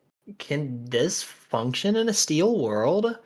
Like, it, we've got a bunch of the floaters, which is really nice to play against things, but I'm also seeing stuff like Lilo and Piglet, which I feel like puts you in a really bad way against a turn 1 Singer.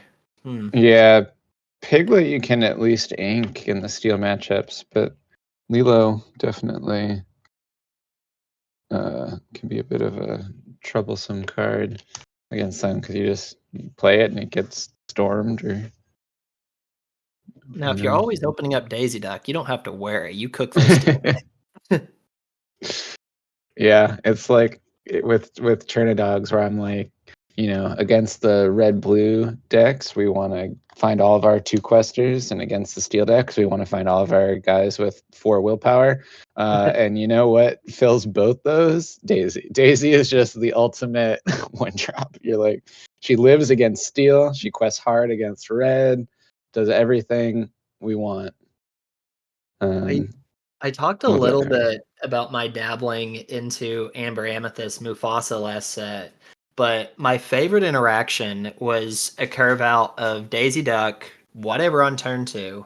Turn 3, Merlin Crab the Daisy Duck, swing your 4/4 Daisy Duck into something, and then turn 4, if they haven't Rapunzel. removed your Daisy Duck, Rapunzel. And I'm like, this is Yeah. just dirty.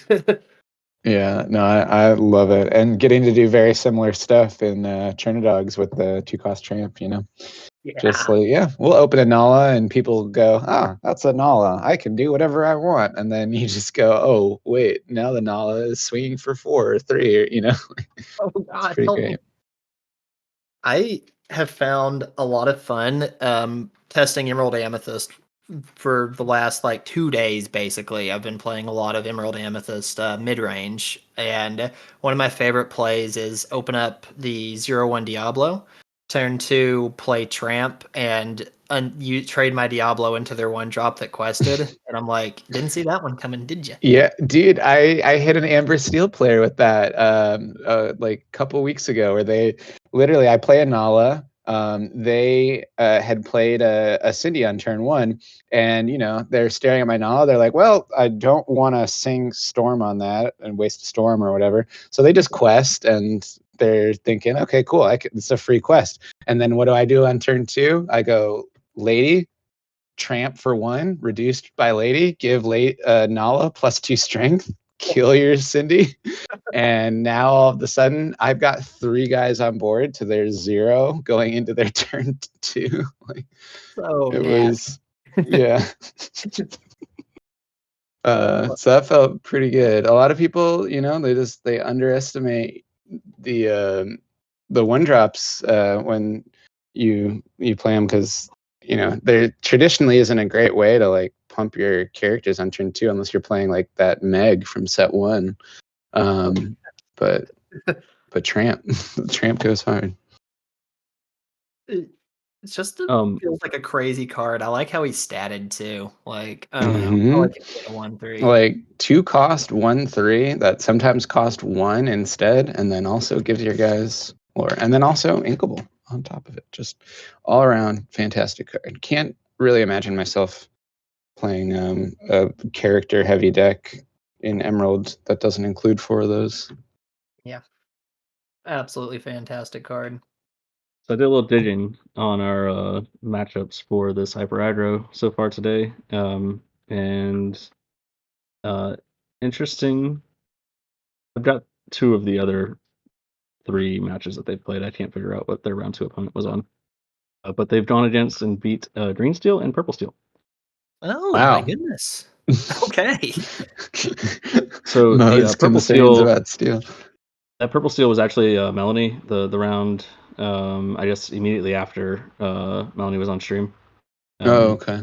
And then Green Steel was round 1, was a 2-1 against Green Steel. Round 2, they 2-0'd their opponent, but I cannot figure out who that player is from the deck list submissions I have. Their name doesn't match up 1-to-1. I can't figure it out. But either way, 2 steel decks from the other 2 matches.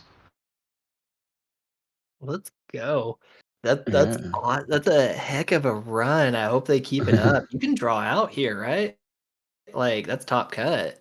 Yeah, For 4-0. I mean, 402. even 4-1-1 would make it, I Yeah, think. it's gonna be a pretty soft top cut in terms of like record. So 402 is pretty confidently in, I'm pretty sure, probably the top 2 seeds, because there won't really be anyone, unless somebody goes 5-1. There wouldn't really be jumping. I'd imagine most of the 4-1s are going to ID in their last round. You might see a 3-2-1 sneak in the 8 or 7 seed. Okay. I do love to see, X2 not being auto out, like a tournament where that happens. That's always nice. Yep. Keep believing. Yeah, I like we've seen a trend recently with a lot of these bigger tournaments cutting to top 16 instead of top 8 as well, which definitely keeps the X2s live, which is pretty nice. Because sometimes you show up to these big tournaments and it's like the field is just so stacked, so many DLC winners and golden Mickey havers, and you're just like, how am I supposed to make it through this undefeated? And yeah. You roll into it and you start off poorly and you go like 1-2 or 2-2 drop and it's like, well, I'm glad I took the trip, I guess. Yeah. But yeah, it should be interesting to see what all is able to make it, and I hope we get to see the hyper aggro go against Steel on stream. I want to see how it handles it. Yeah, that would be fantastic to watch because, like, Against Green inherently, Steel. I feel like Deceiver of All just is like the fun killer in games. I don't know. Oh yeah. Those are our last 2 remaining undefeated, by the way. The Green Steel that we saw in round 3, I believe, and the Hyper Aggro that we just saw in round 4. Wow. Okay, you're picking some good stream games. Whoever's doing it. Yeah, that's crazy. All right. I'm gonna take a quick break here. I'm gonna run to the bathroom and get a beverage and stuff. But stretch my legs. But I'll try to be back before the next match starts. But either way, I'll be back shortly. See you shortly. So let's talk a little bit about what we're seeing so far in the meta. Like, obviously, we kind of expected these steel decks to show up and really put in a lot of work. Ruby Amethyst making a slight return to what we're seeing. We've watched it lose on stream twice. Just twice, right? Or have we watched it lose 3 Uh, times now?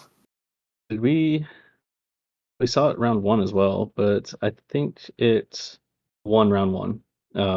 It yes, it won round 1. So it's 2 and 1 on stream, or 1 and 2 on stream. Okay, okay. You know, it could be worse. Could be worse. I'm And actually going was through it's an interesting meta. I don't know Mo, if you were if you had hopped on yet when we were going through the initial um kind of deck list submissions and looking at all the color combinations. It's pretty wide in terms of what has been submitted, but as I'm kind of pulling the information together and grabbing the standings, you can definitely see the field is narrowed down at the top. Um, and we've got um, a bit of a purple steel consolidation up top, and got there's a lot of red purples that were at the top of the list as well. So um, I'm not too surprised by that. Unfortunately, it looks like some of our more off meta decks have kind of fallen. The Amber Steel also not performing as well. ooh, that's fascinating to me. Yeah, That I was mean we do my have we have an Amber Steel that's 3 and 1, okay. but the other Amber Steels are all kind of underperforming relative to that one, especially. So conversion, I guess, into a higher seed is so far not too great for our Amber Steel players. That's a deck that I was really high on with my first thoughts of the format. I feel like it kind of wins against a lot of these other decks. They're going to pop up now that there's a little bit of room against these blue decks. And, you know, red blue is what was kind of holding Amber Steel back. And then I always thought Green Steel was fairly play draw in that, but I feel like Green still had the caveat that if it was on the play, it really does need to open up Diablo because just Ursula doesn't just get you there alone, whereas Amber Steel has a lot wider of opening ranges. So that's really interesting to see. I'm gonna let you keep talking a little bit. I'm pulling together our updated standings and then trying to live capture our round 4 results so that we have a little bit of insight into where everybody's sitting right now. Let's go. Okay. Let's see. Well, in the meanwhile, YouTube, would y'all like to talk about puppies? Because I want to talk about puppies today. We look at a world, not a world without Sisu, but a world where Sisu is less powerful and omnipresent. I think that the Amber Sapphire puppy deck has a little bit of line of play. We didn't get to see Rockstar last game, but have y'all ever considered how powerful Rockstar Stitch is if you play him on turn 3? It can happen. You know, you Are you just trying to ramp on push? 2. Did you buy out any of these cards beforehand? Are you trying to manipulate everyone into going strip up foil puppies? Foil puppies, foil rock stars, yes. Uh, I did jump up the puppy by like I think the line by like 3 cents. One day I did a lesson on puppies, a deck building lesson, but I don't think that held. It isn't there's so much room for creativity at the moment, and it doesn't feel that way because it is disheartening to lose to discard. It's a deck that really puts so much pressure on you, but when we look at the results, it's not as bad as it has been. It just feels worse at the time. And so we get a lot of room to Craig in the chat. I'll let Jack answer that question. Um, we get a lot of room to be able to kind of manipulate and build our decks in different ways than we used to. Previously, you had to kind of have a certain speed to your deck if you hope to compete with these blue decks. And now, without the pseudo infinite resource generation of Flaversham, there's a world where they can be beat in the long game, and that is huge. Um, in my time not spent playing puppies, I have given green purple mid range a good run of the last 2 days, and the results are surprising. It can hold up. I think being able to I think deck builders are going to start to shine again. Not that they haven't in this last format, but the decks did get a little stale towards this entire last month. And I think there's going to be a world where you can put some really interesting results up on some different speeds of decks that we haven't seen in the past. What would you say are like 3 or 4 under, not necessarily underperforming, but definitely like dark horse decks or color combinations? All right. Well, let's start with Are the Ruby Steel. puppies? Puppies? No. I think Ruby Steel has all the tools it needs to be a successful deck moving forward. It has a strong matchup into fellow Steel decks because of a lot of what it's trying to do involves the term resist, and we know resist is powerful against Steel. Um, it's not the fastest in the world, but it does have a lot of things it needs in this format. Answers to Diablo, some resiliency against discard, and just a steady but strong game-winning plays. Like I think the new Mushu rare from the last set is just a fantastic card. It's a Um, very, very cool effect for yeah, that card.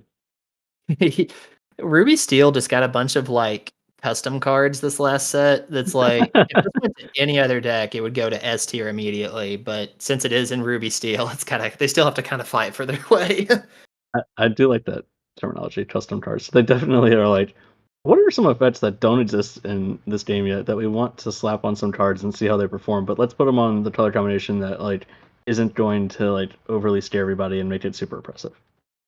Exactly. I think that there's a world for not puppies, but Amber Sapphire Hero aggro decks. So like basically an Alice deck, but just a little bit faster than what we've seen from like Kiwi Birds, for example. Which is a deck I don't think's going anywhere, but it's not necessarily we should talk about as a dark horse. Um, but I think those decks, just everything being 4 health, is something that we've seen Chernadog enjoy this last set. And I think moving forward, it puts you really well positioned to do well against steel decks. And the only potential downside is you really need your Rapunzels to hit to be able to fight against discard, which can't always happen with all these evasives. But want to shout out that color combination as well. It's a lot of fun. Um, and then let's think of a third one. So, what all do we have represented at the moment? Ruby M's coming back. Not really too worth talking about. Oh, this one's an easy one. Blurple. Well, Blurple has we need to talk to Jack about Blurple because he was the Blurple player pretty predominantly in the last set 6. So whenever he gets back on, we'll definitely want to talk about Blurple. Sorry, keep going. no, you're good. I found myself getting really fond of Blurple in the last set, especially spending some time with it in set champ season. But the deck itself is just like I don't know. It's just like a big hodgepodge of different stuff. You have aggro options. You're very resilient from the Amethyst, and you have these high off the ground answers in Hades and Elsa that really just put on the pressure to your opponent. And I think Blurple's ability to just out resource these other decks is very strong. We've seen twice now that Ruby Amethyst has delicate choke points where they don't have like rabbit bounce to be able to continue push those resources. And if you're a deck like Blurple and you have like a genie and something else in a library, those turns are brutal. They're just brutal because it's like, okay, what are we even fighting for to get to this B prep that's going to give them 2 draws? Or um, I think it's definitely really well positioned to move forward. The only bad matchup, and I would say, because I think it's pretty resilient against discard, it's pretty strong in that matchup. You have plenty of answers to Diablo and the color combination. But um, where a whole new world song decks land, I think is a big thing, because that's notoriously a rough matchup for Blurple. So one of the things that you just said really hits home a little bit too close to home because when we played and you were on Blurple and I was on like Blue Red in set champs, it was really, really frustrating to try to clear your board when everything just replaced itself because it was in the library. and I think like that nails kind of the strength of that deck. Um, and then like you're super efficient. Like every turn is just spent like drawing and playing stuff or clearing stuff and trading. Like it's just a really, I'd say, satisfying deck as it relates to like using your ink Yeah, effectively. it's Um, really a beautiful deck. I've got our current top 8 Ooh, standings. let's Um, go. Relatively. I'm missing. There's one 2-1 player who's still playing. Um, so I don't know if they're going to win or not. I think they got paired down. Um, but I've got basically 9 players in their color combinations. So sitting at 4-0 after 4 rounds, we have Green Steel and Hyper Hydro Amber Amethyst. In third place at 301, we have Ruby Amethyst. And then we have a collection of people at a record of 3-1. We've got 3 of those are actually Amber Steel. And I haven't got a chance to like go through their list and see. I know there was a Steel Fossa hanging out there, but I think most of them are on Steel Song in some way, shape, or form. 2 of those 3 ones are Purple Steel, and then 1 is a Ruby Amethyst. Okay, I So like it. I So I was definitely a little mistaken on the Amber Steel. There's still quite a few of them that are underperforming and are currently 1-3 or 2-2. But we do have these 3-1s. So Purple Steel, not surprised to see it. We've seen it on stream, and not surprised to see it at 3-1. Definitely the Hyper Aggro is definitely my surprise so far of this tournament. yeah, that is huge in a steel world. Like that, I want to see them continue to push this. That is fascinating to me. Um, so I might be right about songs after all. I did like, and I've been pretty open about people asking me what deck do I think is going to be the best, and I've said songs strictly because I think it beats Green Steel on the play, and it has less requirements to beat it from the draw. So, but I don't know if there's anything that beats Diablo into Ursula, into Prince John, into whatever. Like, if you have just that perfect care about, Green Steel's just absurd. Yeah, I do wonder. I know we have like we have a couple of instances where Green Steel can kind of brick, but I do wonder with that Deceiver of All play, like that's kind of just like a like let's close the book on this match when that card like lands against a hyper aggro I because just it got can back. do so much. Hey Jack. And yeah, hearing the tail end of this, that's where Fire the Cannons and Smash and Baboom, all those come in because they play that Ursula on 2, and you just go, huh, can't discard this, and Yes. that's the only hope I think right now. Jack, I want to pick your brain. We were talking about what are some underrepresented color combinations that might see play in what I will call set 7.2 meta versus Sure, 7.1. yeah, I like it. Um, and Mo was going through a few, and Blurple came up, and I know you played Blurple quite a bit Hmm. with some pretty good success in that color combination. What are your thoughts on Blurple in this 7.2 meta? I think it has a lot of potential right now.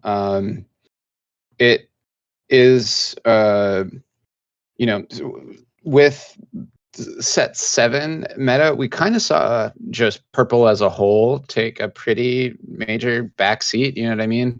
Blurple kind of fell off after being what I would say definitely one of the stronger decks in set 6. Green purple kind of completely disappeared at first until we saw this like mega Diablo version pop up. Red purple obviously completely disappeared. So it's just purple in general just really felt like it was not the move in this red blue mega dominated meta. But now, I think Blurple is positioned to be a pretty solid contender here because it has a lot of solutions for Diablo. Because you can get out evasives like that can deal with the Diablo, like Genie and the Elsa, much faster than the other purple decks. Like if you're on the play as the Blurple player, your genie is coming down like just one turn after their Diablo, basically, right? Like if you're playing genie on 3 and they shifted Diablo on 2, so you've got the ability to deal with those Diablos pretty well. And you also get to run discard's least favorite card in existence, which is Finders Keepers. I love Finders Keepers against the discard decks. Really, just any deck. When you're playing Blurple, Finders Keepers is so powerful just to gas up the hand with more threats. Like if you're up against red blue, you know, they all eye roll when you play that Finders Keepers because you just get more stuff. But against the discard decks, it's pretty solid as well. And I think if red blue isn't this big overbearing presence that you're expecting to have be, you know, half of your matchups, probably in a pretty good spot. So yeah, very long rambling answer, but I think I definitely am considering playing Blurple again. I would not be lying if I said I wasn't. I think like my only hesitation on that color combination is that I feel like you're like 56 card core. It feels like it feels like a very strong like core base where you don't have as much room for like flexibility, which like kind of scares me a little bit because I don't necessarily want my opponent to know like my entire deck list when I sit down. And Yeah, that is true. I mean, luckily there's some flexibility now, especially with Bell being a thing, because I feel like now it is pretty much objectively correct to just run Bell in the list. But I think there's versions without it that work well. I But just realized you can shift the Mystic Road oh onto yeah, the yeah. I mean, dude, you can also do the I'll play Bell on 1 into turn 2, sing Friends with Bell, you know, and then do the same thing Blurple always does anyways, which is ramp and do all your other stuff. Like it's pretty gross. And one of the biggest sort of things against Blurple last week was that why not just play blue steel, right? They can do it better. They have 8 popsicles to your 4. Yep. But now Fortisphere is gone and the playing field's been leveled a bit. And now, you know, you're just as likely to have a turn 1 Bell in Blurple as you are in Blue Steel, you know? And,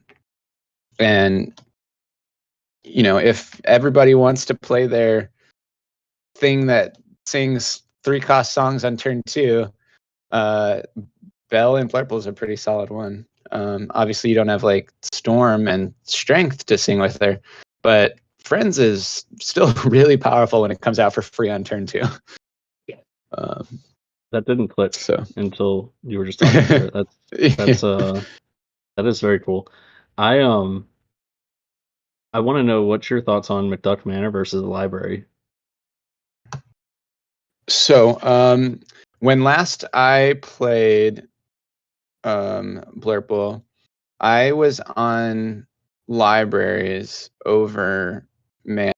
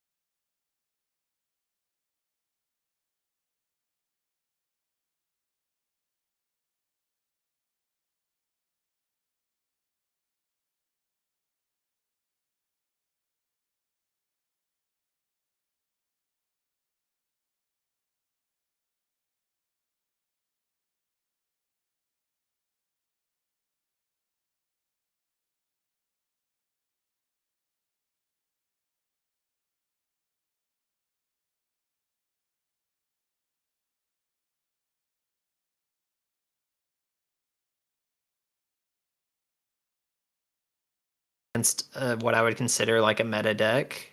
Besides, I got one purple steel, and he was on Jafar, and I'm like, of course. Oh man.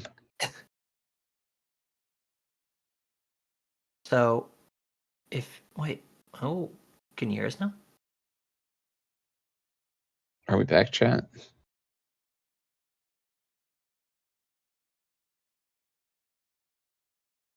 I like Mo doing the text. All right, production says we're Sounds good. fixed. Sound is back, they say. Okay, cool. Yeah, we're not muted. Thanks, guys.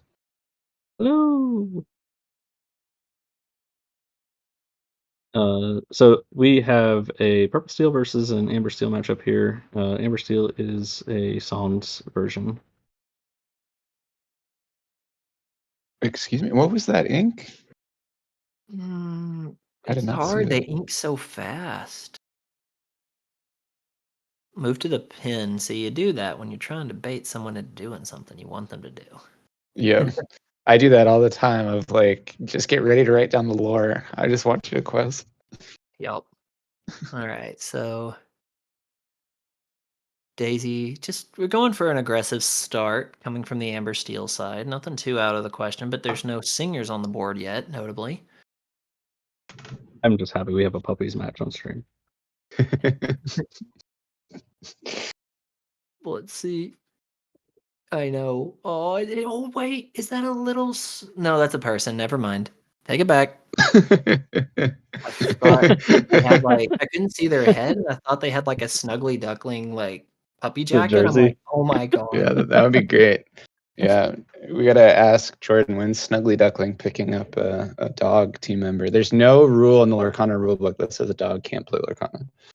They need to get some ducks, like some actual ducks, to just wander around Oh, or waddle around. like that hotel in Little Rock. Oh, two whiffs of Ooh, a Daisy. twin fire to the bottom, which is definitely unfortunate because you kind of want twin fire when your opponent is going wide like this. Bare necessities, huh? Oof. What is that? Is that that's that new card from set 7 that's like exerts all the opposing characters and you get lore whenever you challenge or something. Oh wow! Yeah, it's like completing the crown. I wish Going- that was a Ruby Steel card since we were talking about Ruby Steel earlier. Yeah. I'm gonna have production turn down the brightness on that phone. Restoring the crown, it's called. 6 cost uninkable action. Exert all opposing characters, and whenever one of your characters banishes another character in a challenge this turn, you gain 2 lore. Ooh, that's So yeah, it's kind of like a really good like board wipe / finisher card. An interesting inclusion. A shame it got bared. yeah. Goodbye. Didn't see the ink again. Yeah, this dude is like lightning with the ink. I know. I leave it up all turn, the whole turn. I'm the same way, just because I'm forgetful and I like to know. I'm like, did I ink this turn? And if it's face up, there's no debate. Yeah, it keeps you honest. And like, you know, I've heard people say like, oh, well, it gives your opponent an edge because they get to, you know, commit the card to memory better. And it's like, whatever, man. I need it too. Yeah, like I don't know. I'm all for like people being able to take like notes or something during a game. Like it's fine. It's public knowledge. Yeah. Yeah, and then leaving it face up to you, don't ever have to have your opponent being asking you like, wait, what did you ink again? Like I can't remember, you know, and it's just like, I don't know, saves time. Okay, so we see just the Daisy, push more lore. Robin Hood comes down and notably no ink.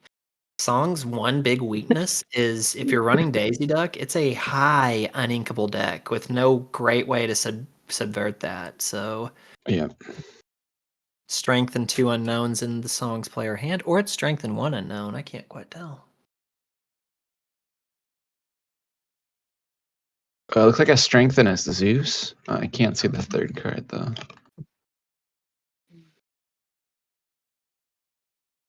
Shift Robin Hood off the top would eat here.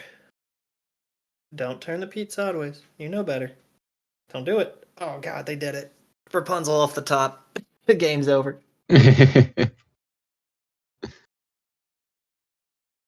I always get punished by Rapunzel. Oh, there's the shift Robin Hood off the top. Oh, Okay. that's pretty good here.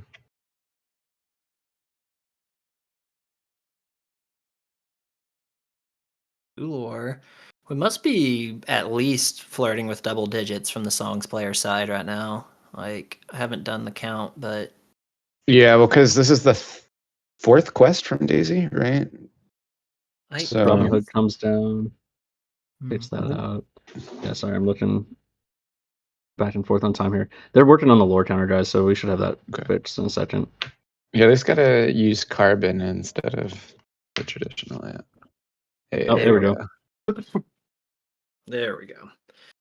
So, one thing I will say is we're just pushing to 10. I kind of would have removed the Diablo just to make the Fox play less powerful here. Because Fox looking for a 2-for-1 on that aerial, and then the Robin Hood is pretty strong. We know there's a strength in play, though, so maybe it's not that bad.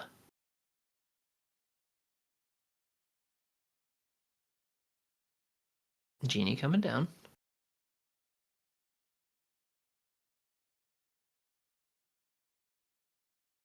And another bird. Oh man. Does not feel good to pass it over to that board, presenting Hive Lord potentially. So character strength goes pretty hard here, but there's no guarantee that's what's in their hand. Oh, something. Oh, there's a strength, but not the character. Okay. Oh yeah, I wonder if Might have a been a misplay there. miscount there. Yeah. Yeah, actually, you could tell. I think Harper was a bit surprised when he wasn't just taking up the board. Oh, there's the wheel. Wheel. Okay. Okay, that makes more sense now. Play the wheel. I wonder if you were counting that back, if Harper should have hit a Diablo just to nullify that card draw a bit.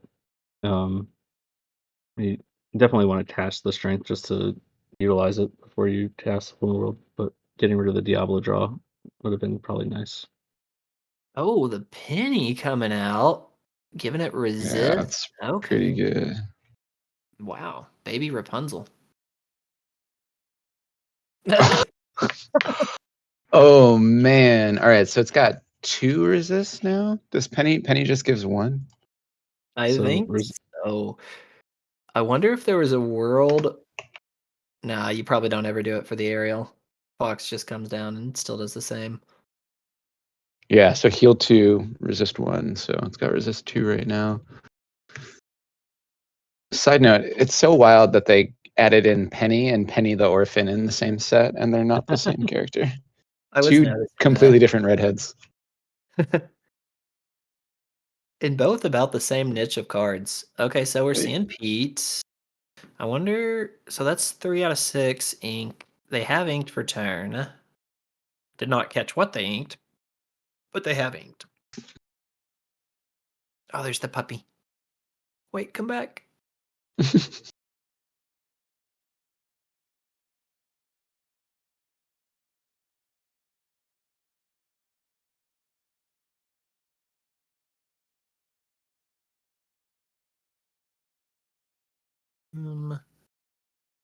Thinking real hard here.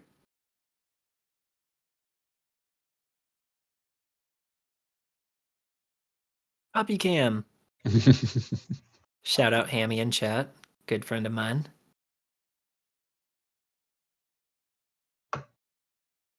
Crab coming Crab out. is Aerial very from good here, but Huh. with the Robin Hood having the 2 resist, definitely Yeah, hampers things a little bit. the definitely fighting an uphill battle here. Genie traded in with Daisy. Yeah. But Daisy, I feel like probably did more than enough Yeah, I think for she Harper this got game. 8 lore or something like that. That Daisy went to town. Okay. If we see a counter Pete here, that may. Oh, questing. Okay. 1, 2, 3, 4, 5. Okay, wait. How much does Penny Quest for? Is Penny that Quest for 2. Oh my gosh, that card's cracked. Oh wow. I saw it go up to 19. I'm like, wait a minute, what? So I believe is that a strength inked? That is. Yeah. Okay, so that is the third strength that's been shown. Ariel comes down, grabs hold of the world, which is just if there wasn't a ton of characters on board already. Yeah, I'm with Corey. Let's go to game Yeah. 2. Let's take that. Right. That was crazy. Oof. We all learned something new here. Penny Quest for 2. Yeah. That's Is the so other good. Penny that came out in Artasia's Island Quest for 2? Yeah, so yeah, both Penny the Orphan and Penny Quest for 2. They both cost 2. Ooh. And they're both inkable, and they both have 2/1 stats, except Penny the Orphan is a 2/1, Penny is a 1/2, I guess, inverted stats. But yeah, very interesting. But yeah, so Penny Bolt's Person, the one we just saw, that card is pretty wild. So for 2 ink, you get a 1/2 that quests for 2, heals a character for 2, and then gives them resist +1 until the start of the next turn. That's a wild card. Like, Yeah, I that's a know, lot. like, I've looked at it and thought it was good, but for some reason, my eyes always missed that second lore pip. That's Yeah, wild. yeah. It's just it's very efficient for the cost, right? You know what I mean? It comes down, protects one of your other characters essentially by healing it and making it harder to remove, and then also itself is now threatening 2 lore. You know, and sure, it's only a 1/2, but when you're spamming all these other characters out, you know, All right. it's just another thing that needs to be dealt with. I'm gonna be a spicy Andy for a second. Is there a world where you replace the Robin Hood shift line with Bolt? And because I feel like Bolt represents just more lore in this deck. I don't know. I could be wrong, but like if you're already Yeah, running I any mean, there's 2 arguments against that. One is the Robin Hood replaces itself when it goes down, with that card draw. The other thing being Bolt is a 3/5 versus Robin Hood 3/6. And that extra point of willpower, I think, is pretty relevant a lot of the time because of things like Zeus, you know, in the mirror match. Just the ability to force them to have like a 6 character strength, or you know, a Zeus plus something, or whatever it is, I think is probably worth there the now yeah. there the only thing I can see going for Bolt besides potentially the more lore, see a Diablo opener come out, is you do have a little bit more consistent of a shift, maybe, because the 1/3 is a little safer than a 2/2. Obviously, Yeah, 2 for cost sure. versus 1, and there's a lot of powerful 2 costs in this deck, especially now that we're seeing Penny pop off. Yeah. Okay. It's me coming down, Diablo getting a little quest in, puppy being adorable in the corner. Puppy is Well, that good luck. puppy's working today. That is a good dog. Rapunzel into the inkwell. Definitely happy to see that as the purple steel player, unless it means that they just have more Rapunzels in it. Oh Yeah. my. Is that a I Robin Hood? yeah. So we're potentially going into a Robin Hood shift, but that doesn't totally scare Purple Steel. Yeah. I'm reading a Robin Hood shift, like Well, the Pete definitely turns off the shift hold in the world, but I think that is going to leave the Smee open to getting challenged. yeah. Just getting the straight up 2-for-1 here from the Smee and the Pete, and then actually it's a 2-for-0 because the Robin Hood replaces itself. Very powerful. If we don't see the Robin Hood come out, I'd be very surprised because inking the Rapunzel hurts. Technically, it's a 2-for-1, right? Because he's shifting, so he Oh, loses the Ink one Robin drop. Hood to Shift Robin Hood. That works. So there's the champion of Sherwood coming down and taking out Mr. Smee. Gain 2 lore. Yep.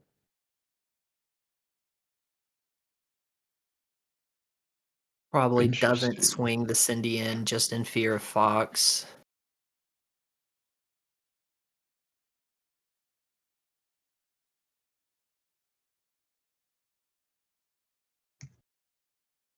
Lots of thought. Hmm.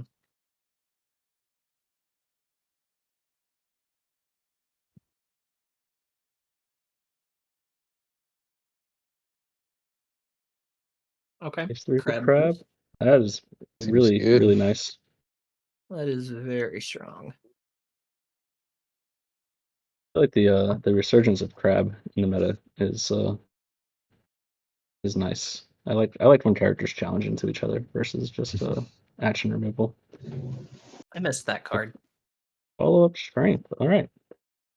Pretty strong turn here. Clearing the board and essentially like rebalancing everything. Getting rid of that Robin Hood is nice, but without sacrificing your Pete is probably even nicer. Yeah. Get to hold a little bit more board presence. Down to just 2 cards in hand, but I might spy a genie, which can help get that refilled. Oh, we're having to think about the aerial. That's a good sign. It means there's options. Zeus. Or sometimes you're just playing it up for the opponent to make it look like you've got choices.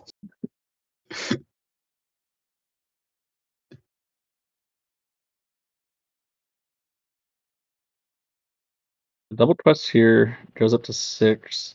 I feel like if you're purple steel, you're kind of a little worried about this whole new world, and not worried, but you kind of want to be mindful of your hand and making sure that you're kind of inking and playing to the board. Yeah. Seeing the crab get inked. Okay. And then the Calhoun come down, I'd imagine. Yeah. That's a great way to play around that wheel. So now you've got the Calhoun answers the aerial pretty cleanly. If it were to sing the whole new world. Yeah. This is definitely looking like a game that showcases the weaknesses of songs. Being stunted at that 3 ink just holds you back so heavily. What's the game plan? Really a tough decision here, because you don't really want to sing whole new world when you don't really have any like massive board presence or ability to Yeah. build a massive board presence. It feels like a pretty big disadvantage to just refresh your opponent's hand. Inking strength, I think I see. Okay. Yeah, that's what it looks like to me as well.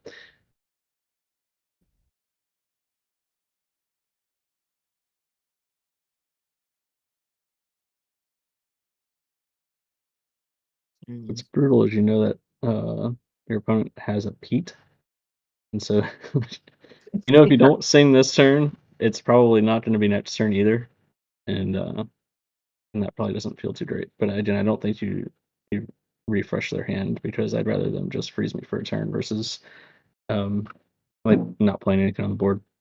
Oh, So it's a hard cast, a long time Zeus on to the Madam M Fox, and that's the turn. Okay. Okay, that is a big investment. There comes down the Pete that we thought, and a Robin Hood. So we're being pretty ink efficient for the most Is part. that an empty hand now? I believe it. Well, we didn't see an ink for turn, so there might still be one thing in there. Oh, maybe.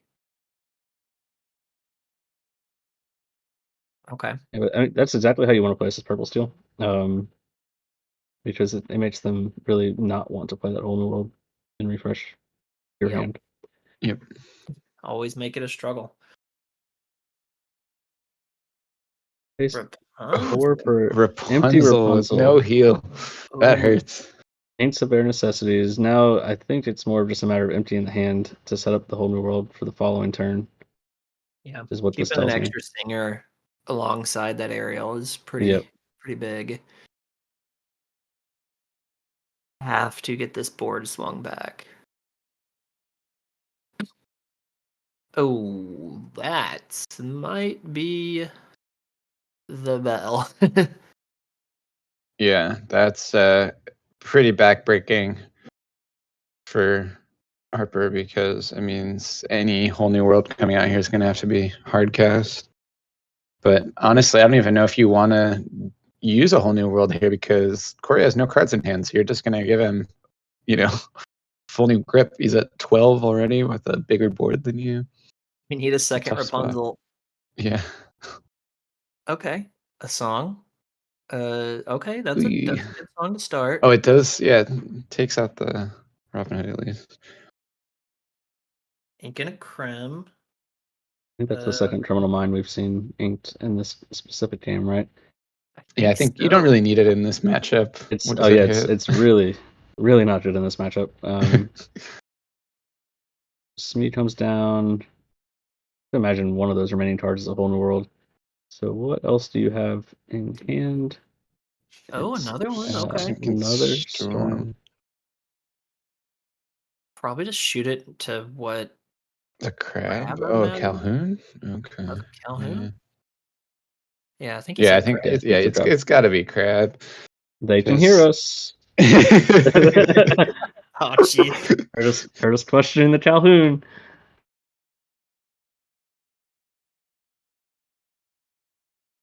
Okay, so we'll see Calhoun get 2 lore this turn, one way or the other. Oh, nope. I mean, just playing off the top of the deck from here out does not feel bad as the purple steel player. Dungeons of Rapunzel with both the Heat and the Calhoun to gain 2 more lore, and then I imagine a quest on the crab as well to go up to 16. Presenting lethal, so I don't think that will stay true at the end of the turn, but at least putting 4 lore pressure on board while at 16 is good. I do not know what Amber Steel's got, but I know that they have gone through a lot of songs already, and there's another Criminal Mind. Well, that's the freest ink in this matchup, I think. In this economy, 3 of them are in your deck. Hey, he thought maybe people are still running the Tamatoas, Maybe there's some shark enjoyers out there. We saw a Scrooge in the Cove round 1. You never know. That's huge. If you're running Criminal Mind to account for Scrooges at Coves, you're on a whole another level as far as meta reads. That's next level. Nothing about this trade feels good, but you have to do it. Yeah, you do. Is Corey a Cobra enjoyer? Oh, that's a good question. Because Cobra is lethal here, as is, well, not exactly lethal, but if he can bounce the goat, I think he has 5 ink, so he couldn't play it. But was that a Let the Storm Rage on? It is. Yeah. Whoa, you don't see that in Purple Steel every day. Big Pete is another good call out for Crim. That card gives songs notably a decent amount of trouble. Oh yeah. I think Corey is one of the few people who I do not have a deck list for, so I will see if production can get that over to me. Okay, we're getting another game 3. So that's one of the 2 I don't have on here, which means Purple Steel is at 6. So I might have. Wow, so 6 Purple Steel, 6 Red Purple.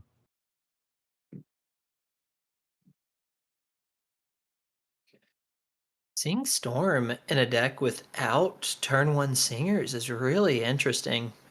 Very powerful card, but very big meta call to bring it in like this. It's really cool. Mm-hmm. I think probably just wanting to have as many options for Diablo removal as possible. But in a deck like this, I almost feel like you might be just better served by that slot being like Fire the Cannons. Yeah, or Smash. Mo will not rest until people walk away from this stream going, I should put Smash in my steel decks. I'm telling you, he bought them all and is sitting on a pile of foil Smash. I have 100 foil smashes in my cart right now.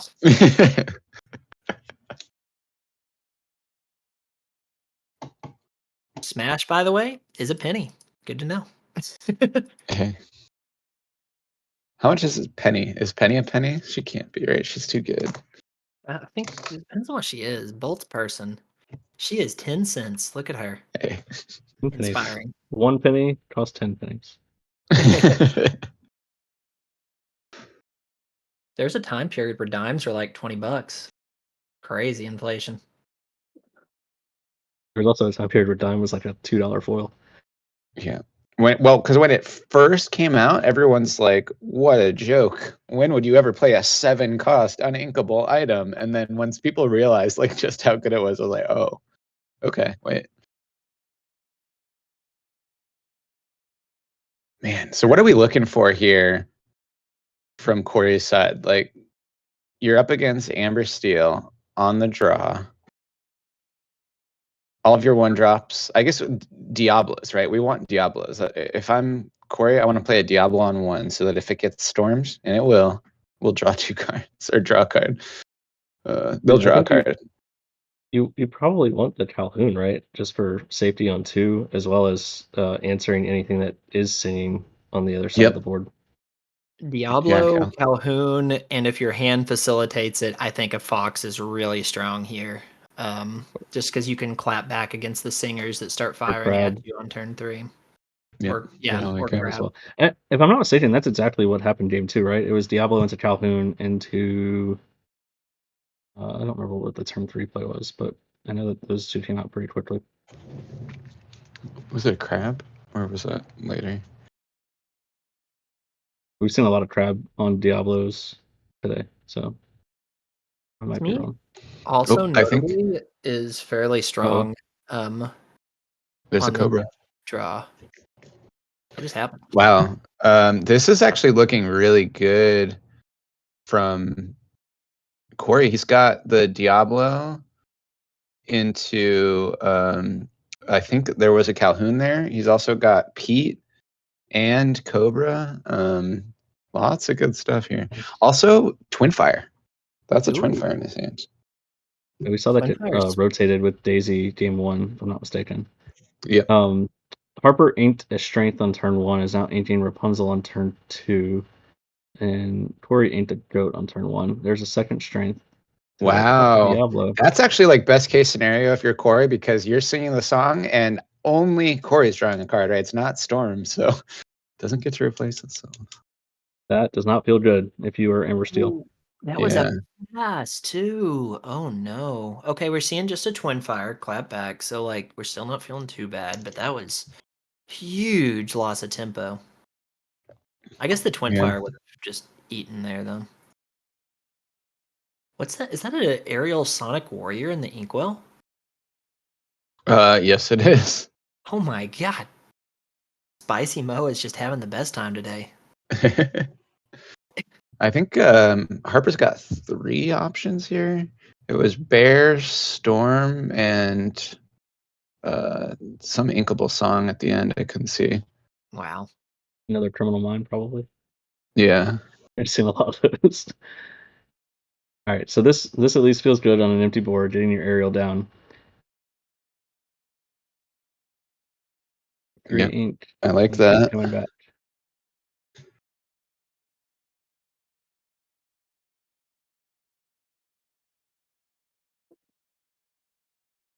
No, Aurora?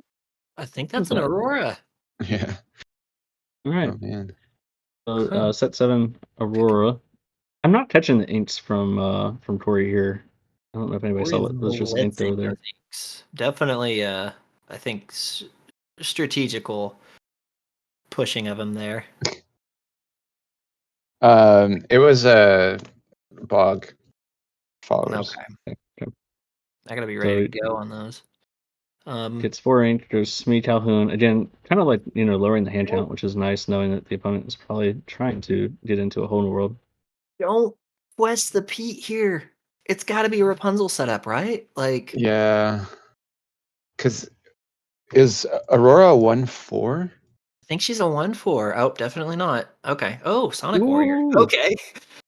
Let's do some stuff. All right, this will be fun. Doesn't Yeah, have she is a 1/4. That was a very risky quest. I've just I, been I never touch the ink. it's no. it's just going down there. We'll just let it be. Another Pete that'll turn off the aerial Sonic Warrior for a turn. Questing in front with everything here. It was another bog. So back-to-back Chernobog followers. There is justice. There is Rapunzel coming down this turn. It's not just my trauma built up from getting hit by Rapunzel every time. This is interesting. You can't use your actions, right? You pay 2. Is that another penny coming over? Yeah. Just to Huh. give the Aurora resist and a pass. What's the Really strength sounds of like Sonic Warrior? Oof. yeah, it really feels like Amber Steel here is trying to gear up for a big turn with the Sonic Warrior and just kind of getting the board for 3 across everything. Yeah. But ooh, a Fox replaying the Pete definitely Yeah. throws off the game plan. Ooh, that hurts. Pretty good. Oh, also, I don't know if it was caught or mentioned, but it was a Diablo he put into the inkwell. So just inking all the 1-drops. I've given up on looking at the ink. That's for me. Or a ink cam. Okay, so trade the penny in. Sonic Warrior Aurora? Wait, what's happening? Oh, Rapunzel, maybe? Was it time? Wait. Oh, no, that was the resist counter, not damage. Oh, okay. Yeah. Okay, I do have this. I guess Corey goes by Trey, so this is a purple steel that we already had. So you can hatch that. Okay, so erase it. So we only have 5. Yeah, so there's 2 Cobras on this list. Okay, and one of them's in 2 hand. Sunfire, and one of the new purple steel action. I think song. It inserts everything. Oh yeah, it's not a song, but it is an action. Restoring the crown. Oh yeah. It's a one-of. Another Oh my god. Another Fox into the repeat. We're just slamming the table. And, That's 3 turns of repeating. Yep. Sonic Warrior Literally must the be last thing the Amber Steel player wants to see. he baited him in there. You definitely swing that to the Calhoun or the Fox. I think the Pete's the least value target there. Whoa, Sonic Warrior's been a 3 strength this whole time? I feel like you huh. So I think Harper was very much like trying to get the Sonic Warrior effect off without risking it getting traded back. Yeah. Yeah, but I think after the 3rd, 4th Pete or whatever, you're just like, okay, I'm never playing songs. Got it. We're gonna just fight. Oh my goodness. Throws the cards out. Dude, that's heartbreaking. Oh. Just a grid 3. full of songs you can't play. Oh, I don't even know that that's the game was like fully over there, by the way. I understand the frustration. Yeah, I think that once the Amber Steel songs player can't play songs, they're kind of, the game might not be over, but they're done. There is no justice. There's no Rapunzels, except for the one that was inked on turn 2, notably. Turn 1? Turn Yep. 1. Wow. Yeah, but looking at that, I wonder, like, looking back, if there was a different ink they could have done there. But Tough. What a Yeah. turn of events for Purple Steel. Dropping game 1 and coming back through with 2 pretty strong back-to-back games. Yeah. That was wild. All right, gentlemen, it's been an honor. I have some prior obligations I must attend to, but thank you guys so much for having me. This has been so fun. Yeah. Thanks for joining us, What a man. blast. Of course. All right, y'all have a good day. Enjoy the rest of See ya. these games. I'll be catching up as I can. Bye. See ya. Yep. All right. That was round 5, right? I believe so, yeah. And I think with that, we have Corey as our only undefeated player left, right? I don't actually think. No, so these were two ones going up against each other, or rather 3 ones going up against each other. We had seen both of our 4-0s, and I'm assuming probably Okay. Oh, right. we're Yeah, that was IDing the green steel and matchup, Steel Hyper right? Aggro. Yeah. Yeah. Oh man, I I would have can loved to see actually how that unfolded.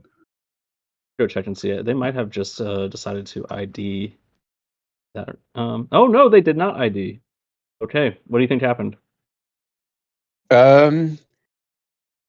Let's see. Given the track record, I'm gonna say I think the Amber Steel or the Amber Amethyst aggro player pulled it out. They did not. They got Dang. to They'd already but beaten a couple steel decks. I thought maybe they knew the yeah, secrets. They had the sauce. they got 2-0'd by Green Steel. No. So they are now 4-1. Still impressive.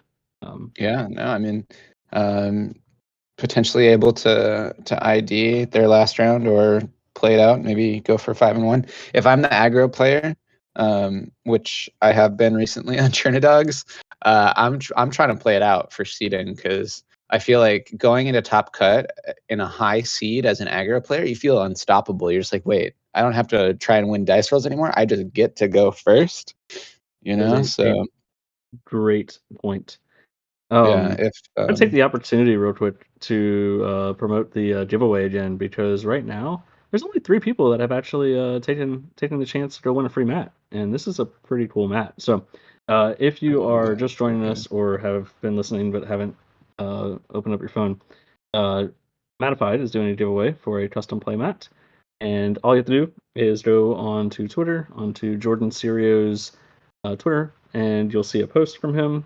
Follow the instructions on the post. So you'll like the post, repost it, retweet it, follow him, and then just comment below with the answer to the trivia question, which is, which Disney movie is Bucky the squirrel from? And if you happen to go do that right now, you will be a pretty high percentage chance to win a free playmat.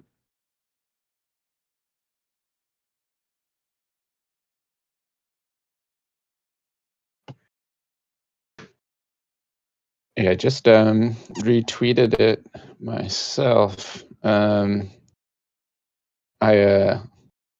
don't think I'm allowed to enter. Boy, I wish I could though. It's so pretty.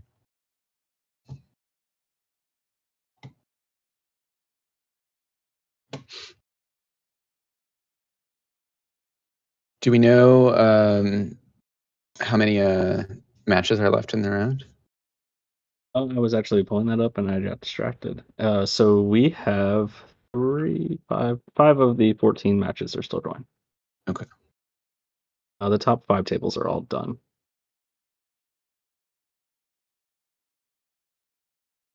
And I can try to start pulling together what that looks like from a color combination standpoint, but I'm doing it somewhat manually. So I'm having to use Melee, which I'm actually very excited to see what Ravensburger has come up with for their in-house tournament software. So I've finally gotten like accustomed on how to navigate around Melee. Oh, nice. My one thing that I sincerely hope that Ravensburger has put into their software tool is some sort of like geo fence capability that is more reliable than Melee's when you're trying to find a tournament near you. That has been my biggest pet peeve with Melee, trying to find local tournaments that are happening near me, because every time I put it in, it tries to drive me like 600 miles across the country. That's weird. Yeah, I'm hoping for a lot of things with the Ravensburger tournament software, whatever it will be called. Because yeah, I'm hoping that they're able to just take a lot of the lessons and feedback that people give about Melee and make some improvements. And I definitely want to make sure that going to this new software is going to be like a step forward and not a step back. Because everybody hates when melee shenanigans are the cause of, why is the round not started yet? It's like, oh, because melee is glitching out and all this, and just want people's lives to be easier when it comes to running tournaments. I think it was DLC in Dallas. I ended up my melee wasn't working for player meeting, and so I went to a judge and I was like, hey, like, can you just tell me where I'm sitting? They told me my table number, and I went and sat down. I thought it was kind of weird because like my last name is kind of like towards the end of the alphabet, right? And I sat down on like the table 150 or something, and I was like, well, this is kind of weird. And everyone around me like alphabetical by last name, and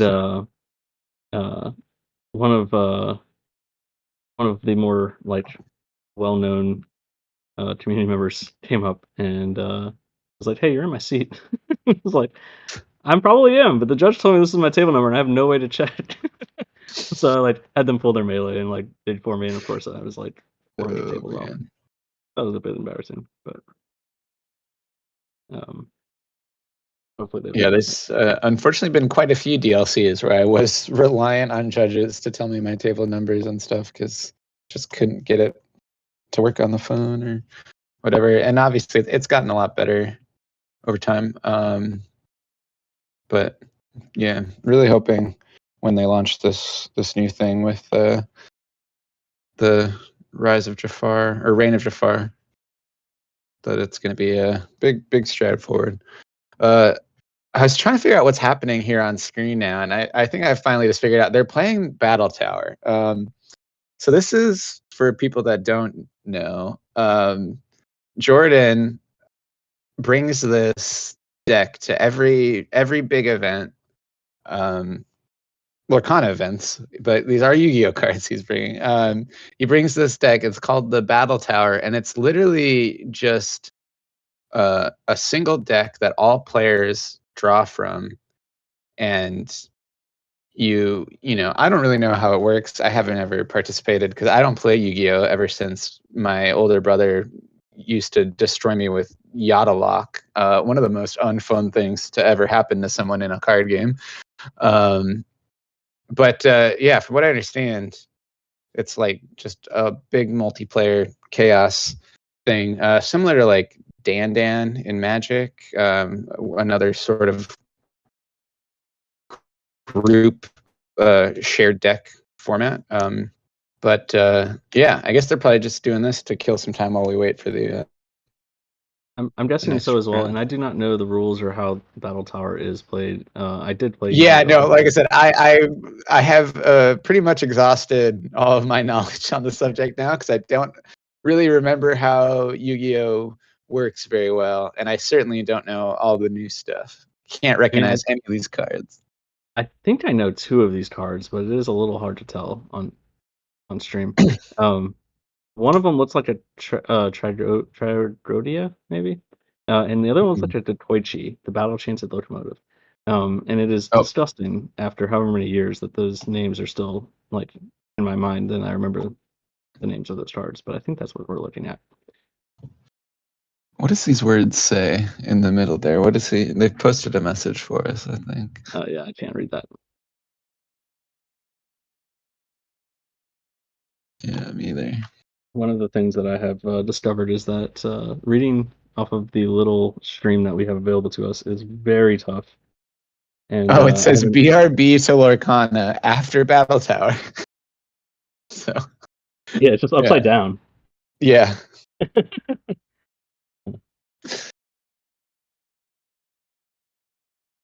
There we go. Oh man, that's so funny. I bet you we could make a Lorcana version of whatever this format is. Yeah, I mean, it wouldn't be hard. It's just about getting the card pool to be there and stuff. And it actually is quite fun. Like the one I'm really familiar with is Dan from Magic, where you've basically got this shared deck, and it's a set, selection of cards and stuff. So the more you play Dan, the more you start to learn all the combos and outs and removal and stuff like that. And it's just a really fun format. And to see Lorcana have something like that would be really, really cool. So Kind of sounds. I don't know if you've ever played the board game Dominion, but it kind of sounds like that. Yeah, a little bit. I've played Dominion, I want to say like once. Board As game, with a lot of nerds, I definitely. have a group of friends that does like a board game night some nights, and we mix it up. We play a lot of Scythe. But I think Dominion was one of the games we played once. But yeah, I wish I knew more about Yu-Gi-Oh though, to be able to navigate some of what's going on here. We I did haven't get we played did in so compensated long. to learn Yu-Gi-Oh on the fly. I do see it. Okay, now I see a Zombie Master and a Goblin Zombie on the board, and a Mizuki. So those are cards that I used to play when I played the game, and I'm very familiar with them.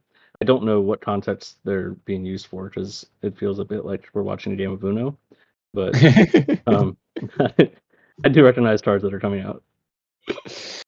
Oh man. Yeah, I used to play Yu-Gi-Oh quite a bit as a kid, but my older brother was like I am now with Lorcana, like a big time like tournament grinder, and he was way too good at the game and would just constantly destroy me and my other siblings and stuff. And yeah, the last straw for me was when he was doing Yadalock on me. Which, Ooh, for anyone who doesn't know what Yadalock is, it is literally like, it is just so miserable. There's a card in Yu-Gi-Oh called Yatagarasu, which is also a bird, a raven, a crow, or something like that. So a familiar theme. Familiar Diablo theme. and Yata, both rage-inducing cards. But Yata, instead of drawing a bunch of cards like Diablo, Yatagarasu turns off your draw step. If Yatagarasu is able to deal damage to the opponent, you get to choose between two different effects. And I don't even remember what the other effect is because you always pick the one that says they don't draw. So you literally just make it so that they skip their draw step every turn. So if your opponent doesn't have the answer for Yatagarasu in their hand before you hit them with it, they will never have the answer for Yatagarasu because you're not going to let them draw. I'm And it looking was up the comboed with a effect. card, Chaos Emperor Dragon, I think, something like Yep. that. Yep. That would literally just nuke everything and discard all the hands. But if your opponent is able to follow it up with a Yatagarasu, you're just literally, you never do anything again. And you go, wait, you're doing 200 damage to me each turn of my 8,000 life. But it doesn't matter because you'll just chip away every turn for the rest of eternity. At the expense of like scaring people off, but since they're showcasing Yu-Gi-Oh, I'll explain how this all works in a little bit more terms. Imagine if you had a character in play today that like said when it's banished, go search your deck for a character that cost 2 or less, and then you had another character that said you could play it for free, and if you played it for free, like your opponent gains 10 lore, you lose 10 lore, and each of you discards your hand and banishes everything on the board. Yeah. So they would effectively have both of those cards in play, so that they could get rid of everything and then search their deck for this Yatagarasu and then play it and make it to where you can no longer draw cards for the rest of the game. And you don't have any cards in your hand or on the board, and so you just sit there and see if they can win the game before they run out of cards in their deck. Yeah. So, as long as Lorcana never gets to that point, I think we're good. Definitely. There are so I many like things though, Jack. Like I don't know. Did you ever play? You said you played Magic, right? Yeah. Did you ever play Duel Masters? I did not, but I am familiar with a bit of it just because of some stories actually from the Snuggly Duckling guys. So I'm familiar with there's like shield cards and stuff, Yep, yep. and yeah, Yeah, there's I a whipped card all that of can. them. and Duel Masters, by the way. So Yeah. whatever stories they told you, they're not Because good. there's a card in that game that can essentially like you swap a character for a character in your inkwell, essentially, Yeah. Yep. and you could like just like flip out like some massive character that shouldn't be on the board yet. Yeah, it's So called that Soul sounds Swap. cool. Yeah, Soul It's called Swap. Soul Yeah, Swap, and it's very similar. Like it's a 3 cost, so it very like much reminds me of Bibbidi Bobbidi Boo. Except the card you're swapping isn't coming from your hand; it's coming from in that game your mana. In our game, yeah. it's ink. But yeah, like you can very quickly quote unquote cheat out a more powerful character early in the game. There's a lot. I've been anybody that cares to listen. I've been telling them like there's a lot of similarities in that game to cards that have come out in Lorcana. Yeah, well, because And if I remember correctly, uh, either Steve, I think Steve Warner is like it's a Duel Masters designer or something like that. Ryan Miller, Um, maybe Steve oh, too, but Ryan Miller. okay, Ryan Miller. Yeah. Yep. So I have been keeping an eagle eye on some cards that haven't had a comparable Lorcana card yet. And my hypothesis, I don't know if we'll get it or not, but when Pixar comes into Lorcana, and I think it's either 26 or 27. I don't remember what year they 26, I believe they said. So 26. yeah, sometime next year. Dash is from The Incredibles. Um, I think is going to have an effect similar to a Duel Masters card called Pyro Fighter Mancer. That's a name. So Pyro Fighter Mancer is a 3-cost 3/3 that effectively has rush. Okay, and then at the end of every turn, it goes back up to your hand. So you That's can never cool. quest with it. But it's just kind of bouncing in and out of the battlefield. And so in terms of thematically keeping things kind of in line with what characters in the Disney universe do, I feel like Dash is going to have some bounce effect automatically back to your hand where it has rush, it can come in and can ping things, and then it bounces back. That would be very cool. Yeah, very thematic. If I could bet money on it, that's what money would be.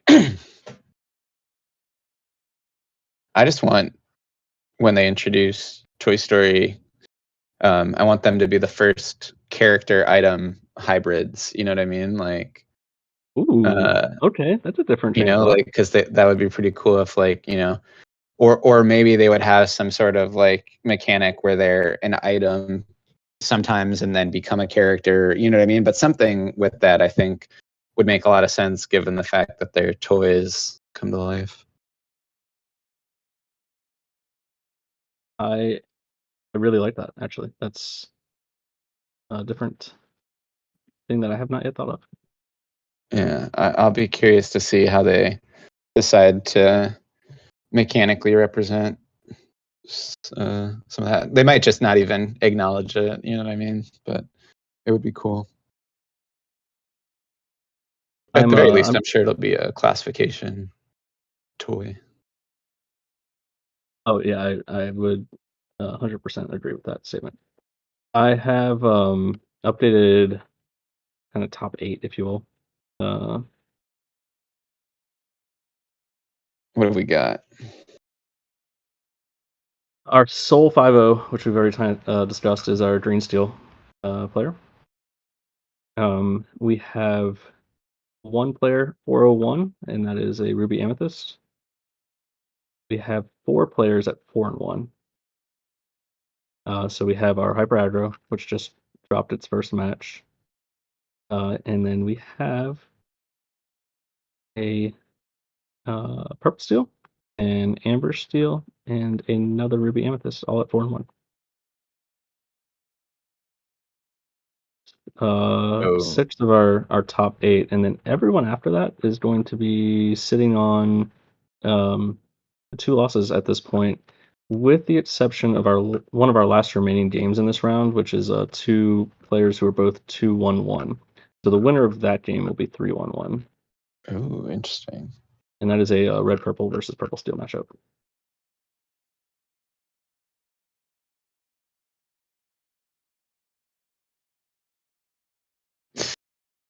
I just love this pointing happening on screen. Don't understand. Oh, Monster Reborn. I know that card. Yeah, it seems like your knowledge of like cards probably stops after the Legacy of Darkness set. Whenever, or no, it would have been Invasion of Chaos with like all the Chaos characters. Yeah, that sounds about Akaretsu right. Armor. All right, you should be able to recognize some of these cards. There's Monster I Reborn. probably do. Like if I had like if I could see them more clearly or like remember their effects and stuff. Or if they weren't moving at like 'Cause 30 times yeah. speed. But I just for a lot of Yu-Gi-Oh cards, they're just not seared into my brain the way like Magic is and stuff. Because man, there's like Magic cards that I haven't played with in decades, and I still know like the flavor text. It's wild. All right, we that 2-1-1 matchup is over, and our purple steel took the W there. So we have a purple steel at 3-1-1. Okay, so likely seems like our top 8 is going to have a lot of steel and a lot of purple in it, which is very different than what we would have expected earlier Yeah, in the season. we have essentially 6 of our 8 spots filled.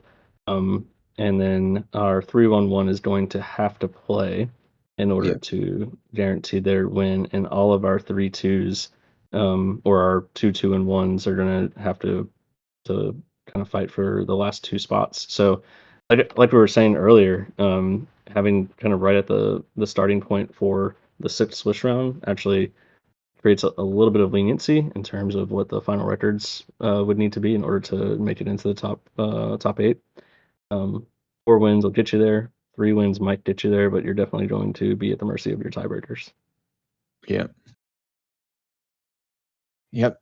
It's at these times when I, as a player, just try to concentrate on what I can control, which is just try to win those next matches or that last match, because tiebreakers like ultimately gonna just be up to the melee gods, and you gotta hope your other opponents didn't drop and continued to win and stuff, but right now, all you have control over is just outcome of that next match.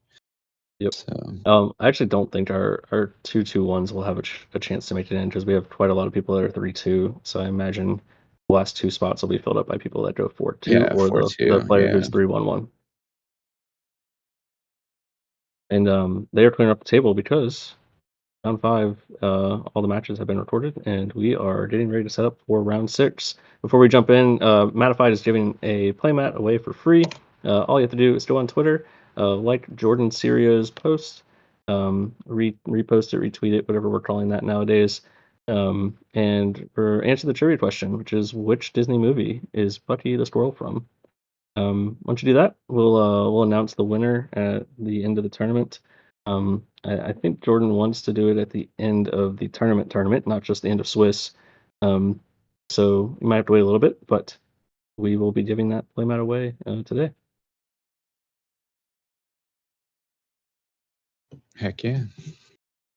And I will say, I'm a forever retweeter. I don't care. It's still Twitter. It's still retweets. You can't just change the name. Tweet became a verb. I mean, I guess it was Maybe it always a didn't. verb, but it's like, you know what I mean? Like, it's like one of those like where the brand and the term have become like synonymous. So We are getting quite a few more responses on there now. So, oh, it looks like the stream might be ending soon because our no, production needs to go due to a sick kid. man, what is it with kids and needing their parents? First Mo's kid with the lost teddy bear, now Robbie's kid with a sickness. Oh no. Well, I hope it's not too Well, bad. we will be doing a giveaway. Follow Jordan's Twitter handle, and he will announce it if we are not doing it live on the stream.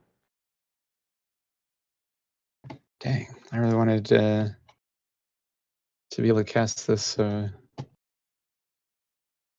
last few matches and see who comes out on top here. But I guess we'll just have to stalk Melee and find out that way.